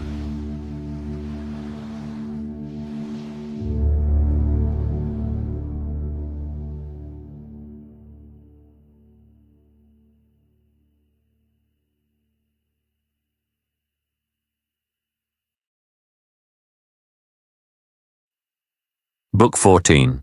Meeting of Odysseus and Eumaeus. Then from the haven up the rugged path Odysseus went among the woody heights. He sought the spot where Athena bade him meet the noble swineherd, who of all that served, the great Odysseus chiefly had in charge to bring the day's supplies. He found him there, seated beneath the portico, before his airy lodge that might be seen from far, well built and spacious, standing by itself. Eumaeus, while his lord was far away, had built it, though not bidden by the queen nor old Laertes, with the stones he drew from quarries thither. Round it he had set a hedge of thorns, encircling these with stakes close set and many, cloven from the heart of oak. Within that circuit he had made 12 sties beside each other for the swine to lie in. 50 wallowed in each sty, all females, there they littered. But the males were fewer and were kept without, and these the suitor train made fewer every day, feeding upon them. For Eumaeus sent always the best of all his fatling herd. These numbered twice 90. Beside them slept 4 mastiffs, which the master swineherd fed, savage as wolves. Eumaeus to his feet was fitting sandals, which he carved and shaped from a stained oxhide, while the other hinds were gone on different errands, 3 to drive the herds of swine. A 4th was sent to take a fatling to the city, that the crew of arrogant suitors, having offered him in sacrifice, might feast upon his flesh. The loud-mouthed dogs that saw Odysseus come ran toward him, fiercely baying. He sat down at once, through caution, letting fall his staff upon the ground, and would have suffered there unseemly harm within his own domain. But then the swineherd, following with quick steps, rushed through the vestibule and dropped the hide. He chid the dogs, and pelting them with stones, drave them asunder and addressed the king. O aged man, the mastiffs of the lodge had almost torn thee, and thou wouldst have cast bitter reproach upon me. Other griefs and miseries the gods have made my lot. Here sorrowfully sitting I lament a godlike master, and for others tend his fading swine. While haply hungering for bread, he wanders among alien men in other kingdoms, if indeed he lives and looks upon the sun. But follow me, and come into the house, that there, refreshed with food and wine, old man, thou mayest declare whence thou dost come, and what thou hast endured. So the good swineherd spake and led the way into the lodge, and bade his guest sit down, and laid thick rushes for his seat, and spread on these a wild goat's shaggy hide to make a soft and ample couch. Rejoiced to meet so kind a welcome, thus Odysseus spake. May Zeus and all the deathless gods bestow on thee my host, in recompense of this kind welcome, all thy heart's desire. And then, Eumaeus, thou didst answer thus: My guest, it were not right to treat with scorn a stranger, though he were of humbler sort than thou. For strangers and the poor are sent by Zeus. Our gifts are small, though gladly given, as it must ever be with those who serve young masters, whom they fear. The gods themselves prevent, no doubt, the safe return of him who loved me much, and would ere this have given what a kind lord is wont to give his hind. A house, a croft, the wife whom he has wooed, rewarding faithful services which God hath prospered, as he here hath prospered mine. Thus would my master, had he here grown old, have recompensed my toils. But he is dead. Oh, that the house of Helen, for whose sake so many fell, had perished utterly. For he went forth at Agamemnon's call, honouring the summons, and on Ilium's coast, famed for its coursers, fought the sons of Troy. He spake and girt his tunic round his loins and hastened to the sties in which the herds of swine were lying. Thence he took out two and slaughtered them and singed them, sliced the flesh and fixed it upon spits, and when the whole was roasted, brought and placed it reeking hot, still on the spits and sprinkled with white meal, before Odysseus. Then he mingled wine of delicate flavours in a wooden bowl, and opposite Odysseus sat him down, and thus with kindly words bespake his guest. Feast, stranger, on these porkers. We who serve may feed on them. It is the suitor train that banquet on the fatted swine, the men who neither fear heaven's anger nor are moved by pity. The great gods are never pleased with violent deeds. They honour equity and justice. Even those who land as foes and spoilers upon foreign shores, and bear away much plunder by the will of Zeus, returning homeward with their laden barks, feel, brooding heavily upon their minds, the fear of vengeance. But these suitors know, for haply they have heard some god declare, that he, the king, is dead. They neither make their suit with decency, nor will withdraw to their own homes, but at their ease devour his substance with large waste, and never spare. Of all the days and nights which Zeus gives to mankind, is none when they require a single victim only, or but two, for sacrifice, and lavishly they drain his wine jars. Once large revenues were his. No hero on the dark soiled continent, nor in the isle of Ithaca possessed such wealth as he, nor even 20 men together. Hear me while I give the amount.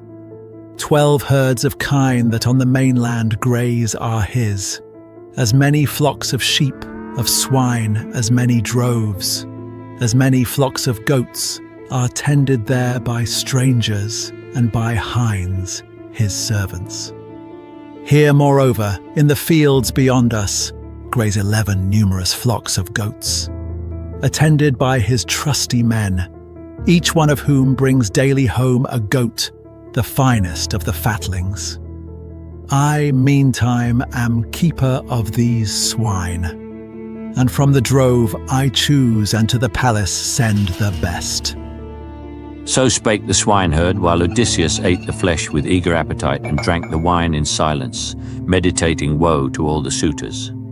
When the meal was o'er and he was strengthened by the food, his host filled up with wine the cup from which he drank, and gave it to Odysseus, who, well pleased, received it, and with winged words replied, What rich and mighty chief was he, my friend, of whom thou speakest, and who purchased thee?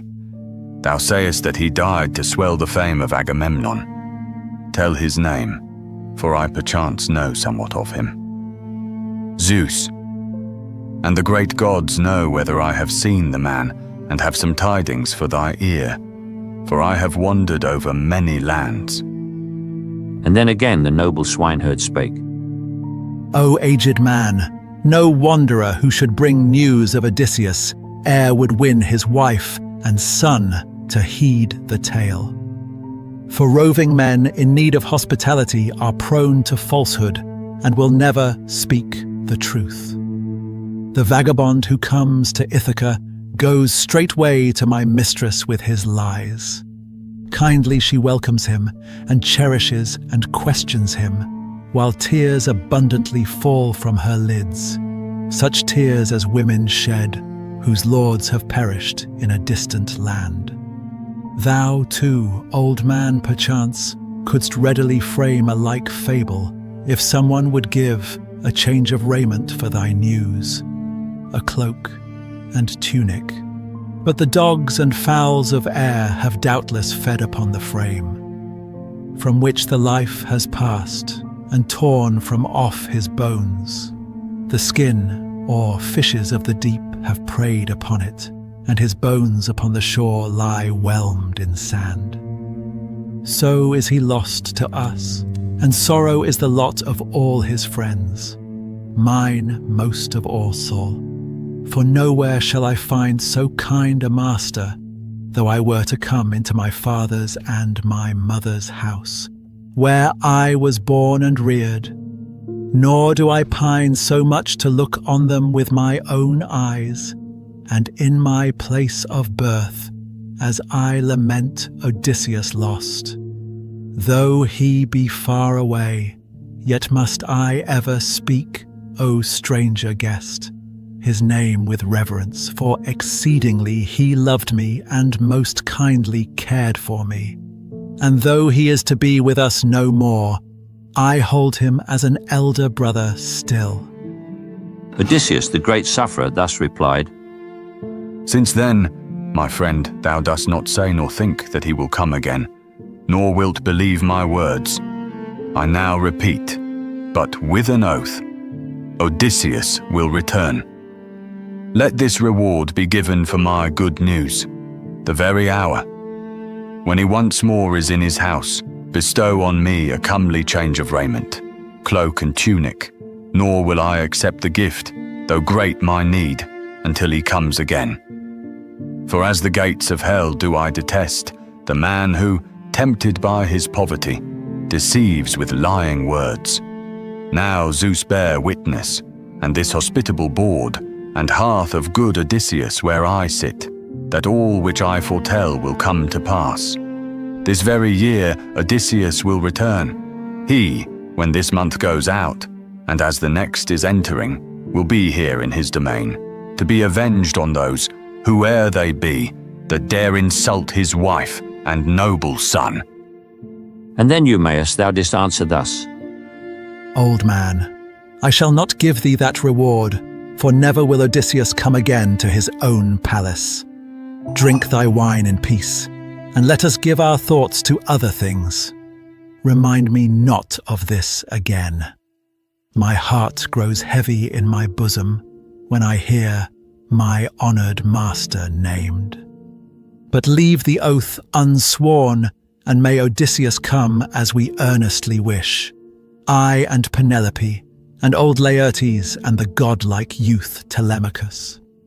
And then again, I bear perpetual sorrow for Telemachus, my master's son, to whom the gods had given a generous growth like that of some young plant, and who, I hoped, would prove no less in worth than his own father, and of eminent gifts in form and mind. Some god, perchance some man, hath caused that mind to lose its equal poise, and he is gone to Pylos the divine for tidings of his father.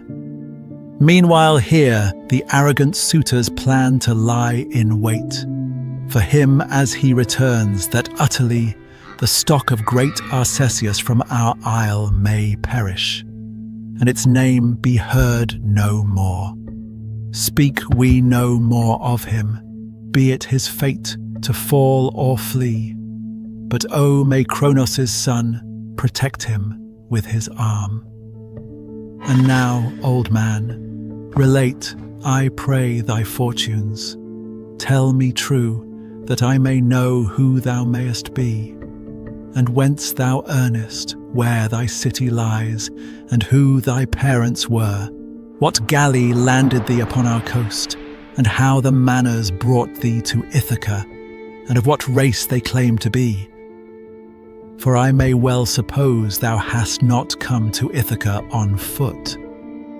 Odysseus the sagacious answered him, I will tell all and truly.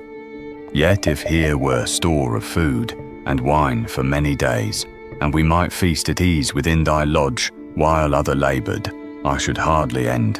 In a whole year the history of the woes which I have borne, and of the many toils which it hath pleased the gods to lay on me. It is my boast that I am of the race who dwell in spacious Crete, a rich man's son, within whose palace many other sons were born and reared, the offspring of his wife. But me, a purchased mother whom he made, his concubine brought forth to him. And yet Castor high Lacides, from whom I sprang, held me in equal favour with the rest. And he himself was honoured like a god among the Cretan people, for his wealth and for his prosperous life and gallant sons. But fate and death o'ertook and bore him down to Pluto's realm, and his magnanimous sons divided his large riches, casting lots. Small was the portion they assigned to me. They gave a dwelling, but my valour won a bride, the daughter of a wealthy house. For I was not an idler, nor in war a coward, but all that is with the past. And thou, who seest the stubble now, mayest guess what was the harvest ere calamities had come so thick upon me. Once did Mars and Athena lend me courage, and the power to break through ranks of armed men. Whene'er I formed an ambush of the bravest chiefs, and planned destruction to the enemy, my noble spirit never set the fear of death before me. I was ever first to spring upon the foes, and with my spear to smite them as they turned their steps to flee. Such was I once in war. To till the fields I never liked, nor yet the household cares by which illustrious sons are reared. I loved ships well appointed, combats, polished spears and arrows. Things that others hold in dread were my delight. Some God inclined to them, my mind. So true it is that different men rejoice in different labours.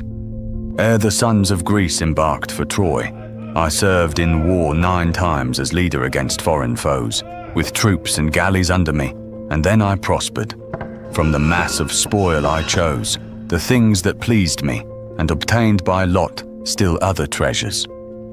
Thus my household grew in riches, and I was revered and great among the Cretans. When all-seeing Zeus decreed the unhappy voyage to the coast of Troy, they made the great Idomeneus and me commanders of the fleet. No power had we, the public clamour was so fierce, to put the charge aside. 9 years we warred, we sons of Greece, and in the 10th laid waste the city of Priam, and embarked for home. Our fleets were scattered by the gods. For me did all-disposing Zeus ordain a wretched lot. But 1 short month I dwelt happy among my children, with the wife wedded to me in youth, and my large wealth. And then I planned a voyage to the coast of Egypt, with a gallant fleet, and men of godlike valour. I equipped 9 ships, and quickly came the people to embark. 6 days on shore, my comrades banqueted, and many a victim for the sacrifice and for the feast I gave. The 7th we sailed from Crete's broad isle, before a favouring wind that blew from the clear north, and easily we floated on as down a stream. No ship was harmed upon its way, in health and ease we sat, the wind and helmsman guiding us, and came upon the 5th day to the land of Egypt, watered by its noble streams. I bade my comrades keep beside our ships upon the strand, and watch them well. I placed sentries upon the heights, yet confident in their own strength and rashly giving way to greed, my comrades ravaged the fair fields of the Egyptians, slew them, and bore off their wives and little ones. The rumour reached the city soon. The people heard the alarm and came together. With the early morn, all the great plain was thronged with horse and foot and gleamed with brass, while Zeus, the thunderer, sent a deadly fear into our ranks, where none dared face the foe. On every side was death. The Egyptians hewed down many with the sword, and some they led away alive to toil, for them in slavery. To my mind there came a thought inspired by Zeus, yet I could wish that I had met my fate and perished there in Egypt. Such have been my sorrows since. I took the well-wrought helmet from my head, and from my shoulders dropped the shield, and flung the javelin from my hand, and went to meet the monarch in his chariot, clasped his knees, and kissed them. He was moved to pity me, and spared me. In his car he seated me, and bore me weeping home, though many rushed at me with ashen spears to thrust me through, for furious was their anger, he forbade. He feared the wrath of Zeus, the stranger's friend and foe of wrong. 7 years I dwelt among the Egyptians, and I gathered in their land large wealth, for all were liberal of their gifts. But with the 8th revolving year, there came a shrewd Phoenician, deep in guile, whose craft had wrought much wrong to many. With smooth words, this man persuaded me to go with him into Phaeacia, where his dwelling lay and his possessions. With him I abode for 1 whole year, and when its months and days were ended, and another year began, he put me in a ship to cross the sea to Libya. He had framed a treacherous plot by making half the vessel's cargo mine, to lure me thither and to sell me there for a large price. I went on board constrained, but with misgivings. Under a clear sky, with favouring breezes from the north, we ran o'er the mid-sea, beyond the Isle of Crete. When we had left the isle, and saw no land but only sky and sea, Saturnius bade a black cloud gather o'er our roomy ship. The sea grew dark below. On high the god thundered again and yet again, and sent a bolt into our ship, which, as it felt the lightning, reeled and shuddered, and was filled with sulphur smoke.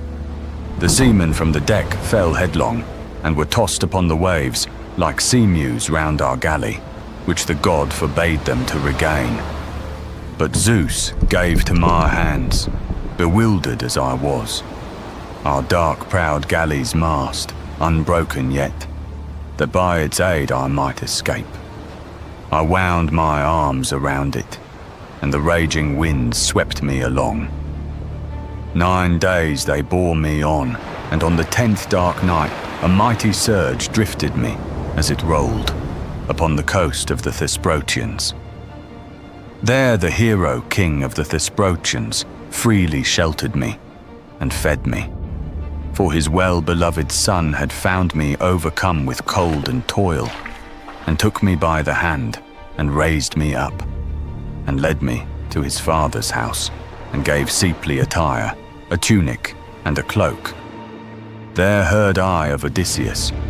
Phaedon told how he received him as a guest and friend when on his homeward voyage. Then he showed the wealth Odysseus gathered, brass and gold, and steel divinely wrought. That store might serve to feed, until 10 generations pass, another household. But the chief himself, so Phaedon said, was at Dodona then, for he had gone to hear from the tall oak of Zeus the counsel of the god, whether to land in opulent Ithaca, after long years of absence, openly or in disguise. The monarch took an oath in his own palace, pouring to the gods their wine, that even then the ship was launched, and the crew ready to attend him home. But me he first dismissed. There was a ship of the Thesprotians just about to make a voyage to Dulichium, rich in fields of wheat.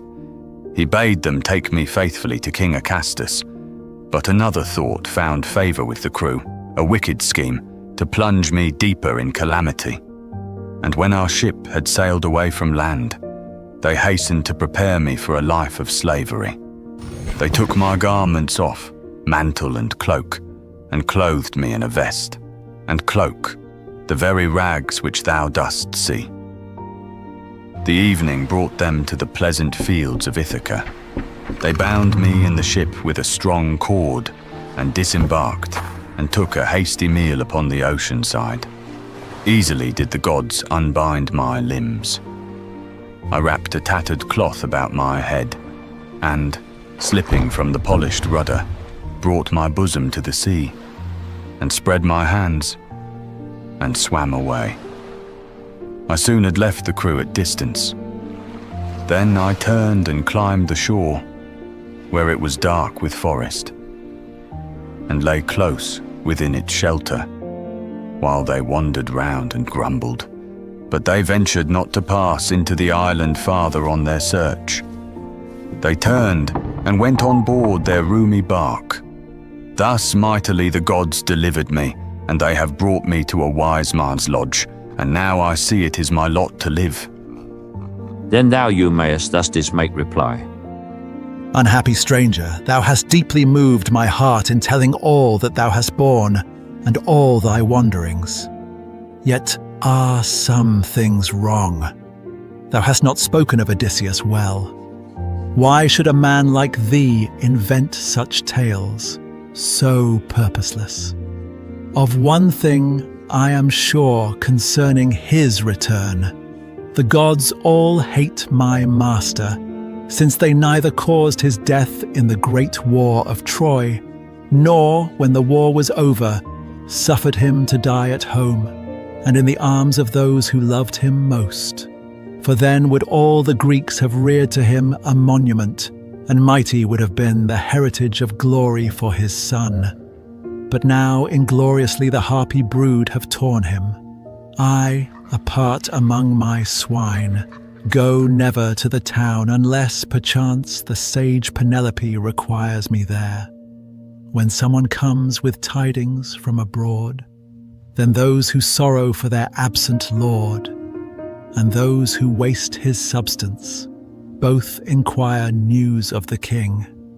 For me, it suits me not ever to ask for tidings, since the day when an Aetolian with a flattering tale deceived me. He had slain a man, and came wandering in many lands to my abode, and kindly I received him. He had seen, he said, my master with Idomeneus among the Cretans, putting in repair his galleys, shattered by a furious storm. And in the summertime he would be here, or in the autumn, bringing ample wealth, and his brave comrades with him. Seek not then, O aged sufferer, whom some deity has guided hither, to amuse my grief with fictions that may bring back pleasant thoughts, since not for them I minister to thee and love thee, but through reverence for Zeus, the stranger's friend, and pity for thyself. Odysseus the sagacious spake again. Within thy bosom thou dost bear a heart of slow belief, since not the oath I take persuades, or even moves thee. Make we now a covenant, and let the gods who dwell upon Olympus be our witnesses, that when thy master comes to this abode, thou wilt bestow a tunic and a cloak, and wilt dispatch me clothed in seemly garb, hence to Dulichium, whither I would go. But if he come not as I have foretold, then charge thy servants that they cast me down from a tall rock, that never beggar more may think to cozen thee with lying tales. The noble swineherd answered him and said, Great would my honour be, and I should gain great praise for worth among the sons of men, if, having welcomed thee into my lodge and spread the board for thee, I took thy life. then boldly might I pray to Cronos' son. But see, the supper hour is come, and soon will my companions be within, and they will make a liberal banquet ready here. Thus did the twain confer. Now came the swine and those who tended them. They penned the herd in their enclosure, and a din of cries rose as they entered. Then the swineherd called to his companions, Bring the best of all, and we will make an offering for the sake of one who comes from far and is my guest. And we will also feast, for we have toiled long time in tendance of this white-toothed herd, and others waste, unpunished, what we rear. So spake he, and began to cleave the wood with the sharp steel. The others chose and brought a fatted brawn and placed him on the hearth. Nor was the swineherd careless of the rites due to the gods, such was his piety. From off the white-toothed victim first he sheared the bristles of the forehead, casting them into the flames, and prayed to all the gods for wise Odysseus and his safe return. Next, with a fragment of the oaken trunk, which he had just then cleft, he smote the boar and the life left it. Then they cut its throat, and having singed it, quickly hewed the parts asunder, while the swineherd took and laid on the rich fat raw portions from the limbs for sacrifice, and other parts he cast, sprinkled with flour of meal into the flames. The rest they duly sliced and fixed on spits, and roasted carefully, and drew it back and heaped it on the board. And now arose the swineherd to divide the whole, for well he knew the duty of a host. He made 7 parts, and one he offered to the nymphs, to Hermes, son of Maia, one and both with prayer. The rest he set before the guests, but honouring Odysseus gave to him the white-toothed victim's ample chine. The king, the wise Odysseus, was well pleased and said, Eumaeus, be thou ever dear to Zeus as to myself, since with thy benefits thou freely honourest such a one as I. And thou, Eumaeus, madest answer thus, Eat, venerable stranger, and enjoy what is before us. At his pleasure, God gives or withholds. His power is over all. He spake and burned to the eternal gods the firstlings, and poured out the dark red wine, and to Odysseus, spoiler of walled towns, who sat beside the table, gave the cup. Meantime to each Mesaulius brought the bread. A servant whom Eumaeus, while his lord was far away, had taken for himself, without the order of Penelope or old Laertes. From the Taphian tribe, with his own goods he bought him. Now the guests put forth their hands and shared the ready feast. And when their thirst and hunger were appeased, Mesaulius took the bread away, and all, satiate with food and wine, lay down to rest. Then came the darkness on, without a moon, and Zeus the whole night long sent down the rain, and strong the showery west wind blew. And now to try the swineherd, if with all his kindly ministrations to his guest, he yet would spare to him his cloak, or bid another do the like. Odysseus spake, Eumaeus, hearken thou, and all the rest, thy comrades, while I utter boastful words. Wine makes me foolish. It can even cause the wise to sing and laugh a silly laugh, and dance, and often to the lips it brings words that were better left unsaid. But since I have begun to prattle, I will not keep back my thought. I would I were as young, and in the same full strength as when I formed part of an ambush near the walls of Troy. The leaders were Odysseus, and the son of Atreus, Menelaus, with myself, the third, for they desired it. When we reached the city and the lofty walls we lay, couched in a marshy spot among the reeds and thick-grown shrubs, with all our armour on. 'Twas an inclement night, and the north wind blew bitter chill. The cold snow fell and lay white like hoar frost. Ice gathered on our shields. The rest had cloaks and tunics, and they slept at ease, their shoulders covered with their shields. I only, when I joined the squadron, left my cloak unwisely, for I had not thought of such fierce cold.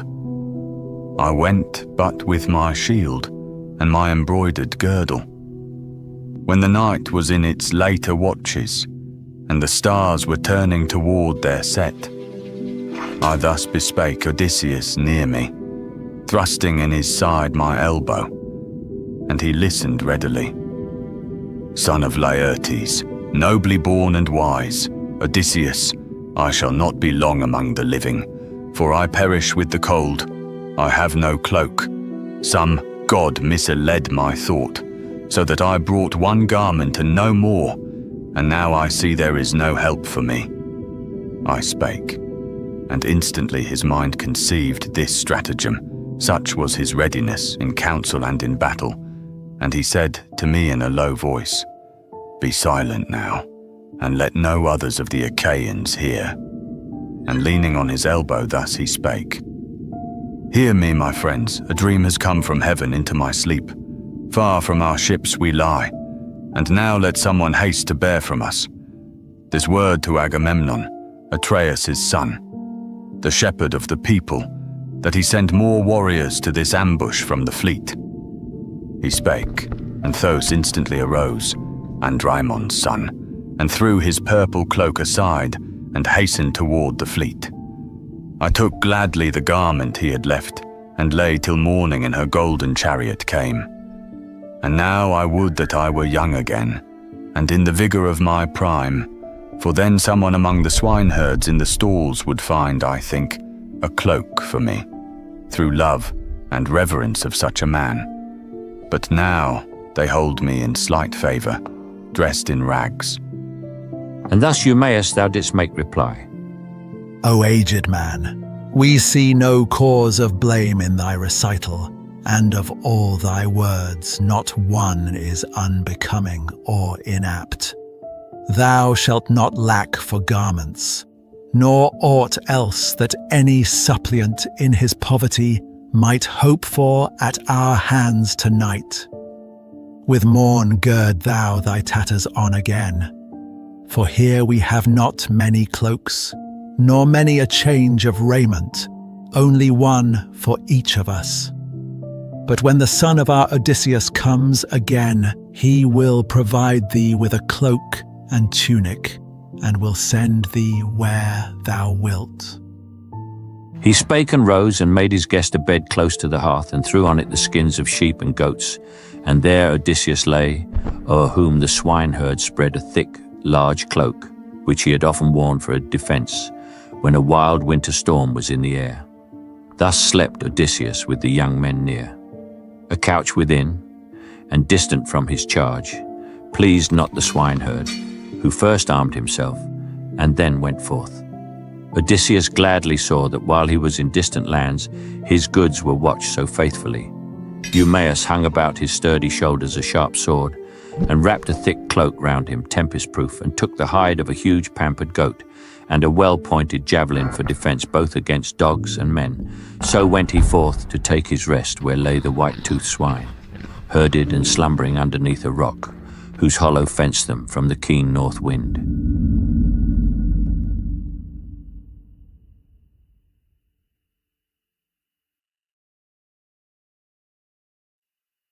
Book 15. Return of Telemachus. Then Athena, hastening to the mighty realm of Lacedaemon, sought the illustrious son of great Odysseus to remind the youth of home and bid him think of his return. She found Telemachus and Nestor's son upon their couches in the portico of Menelaus the renowned. Deep sleep held Nestor's son, but to Telemachus the welcome slumber came not, for his thoughts uneasily through all the quiet night dwelt on his father. Now beside his bed the blue-eyed Athena took her stand and spake. Telemachus, it is no longer well that thou shouldst wander from thy home and leave all thy possessions and those arrogant men that crowd thy halls. Beware, lest they devour thy substance utterly, dividing all among them, and this journey be for naught. Make suit to Menelaus, great in war, quickly to send thee home, that thou mayest join thy blameless mother in thy halls. For now her father and her brothers counsel her to wed Eurymachus, whose gifts exceed those of the other suitors, and besides he offers a yet richer bridal dower. It were not hard without thy leave to take wealth from a palace. What a wife will do thou knowest. 'Tis her pleasure to increase the riches of the man whom she has wed. Care of her former children has she none, nor memory of the husband whom she took while yet a maid, and who is in his grave. Of these she never speaks. Return thou then, and give thy goods in charge to one among the handmaids of thy household, who shall seem the fittest for the trust, until the gods bring thee a noble wife. Another word have I for thee, and bear thou it in mind.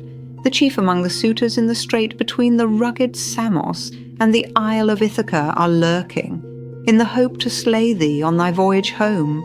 But this I think they cannot do, before the earth hold many of the suitor crew who make thy wealth a spoil. Steer thou thy gallant bark, far from the isles, sail only in the night. Some god, whoever it may be that keeps watch over thee, will send a prosperous gale. When to the nearest shore of Ithaca thou comest in thy ship, let it go on, with all thy comrades to the town, while thou repairest to the keeper of thy swine, whose heart is faithful to thee. There remain with him that night, and send him to the town, with tidings to the sage Penelope, that thou art come from Pylos, and art safe. So having said, the goddess took her way up to the Olympian height. Telemachus touched with his heel and wakened Nestor's son from a soft slumber, and bespake him thus. Rise, Nestor's son, Pisistratus, and bring the firm paced steeds, and yoke them to the car, and we will now set forth upon our way. And Nestor's son Pisistratus replied, Telemachus, whatever be our haste, it were not well in darkness to begin our journey, and the morn will soon be here. Remain till Menelaus, Atreus' son, the hero mighty with the spear, shall come and bring his gifts, and place them in our car, and send us on our way with kindly words. Well does a guest remember all his days, the generous host who shows himself his friend. He spake, and quickly on her car of gold appeared the morn. Then Menelaus came, the great in battle, from his couch beside the fair-haired Helen. When Telemachus knew of the king's approach, the hero threw in haste his tunic o'er his noble form, and over his broad shoulders flung a cloak of ample folds. Then, going forth, the son of great Odysseus met the king, and said, Atrides Menelaus, loved of Zeus, and sovereign of the people, send me hence, I pray, to the dear country of my birth, for earnestly I long to be at home. And Menelaus, great in war, replied, Telemachus, I will not keep thee long, since thou so much desirest to return. I am displeased with him who as a host is lavish of his love, for he will hate beyond due measure. Best it is to take the middle way. It is alike a wrong to thrust the unwilling stranger out of doors, and to detain him when he longs to go. While he is with us, we should cherish him, and when he wishes, help him to depart. Remain until I bring thee worthy gifts, and place them in thy chariot, that thine eyes may look on them. And I will give command, that in the palace here the women spread a liberal feast from stores that lie within. But if, in turning from thy course, thou choose to pass through Hellas and the midland tract of Argos, I will yoke my steeds and go with thee, and show the cities thronged with men, nor will they send us empty-handed thence, but bring us gifts which we may bear away. Tripod, perchance, or cauldron wrought of brass, perchance a pair of mules or golden cup. Then spake discreet Telemachus in turn, Atrides Menelaus, loved of Zeus, and sovereign of the people, rather far would I return to my own home, for there is no man left in charge of what is mine, and I must go, lest, while I vainly seek my father, I may perish, or may lose some valued treasure from my palace rooms. The valiant Menelaus heard, and bade his wife and maidens spread without delay a ready banquet from the stores within. Then Eteoneus from his morning sleep, son of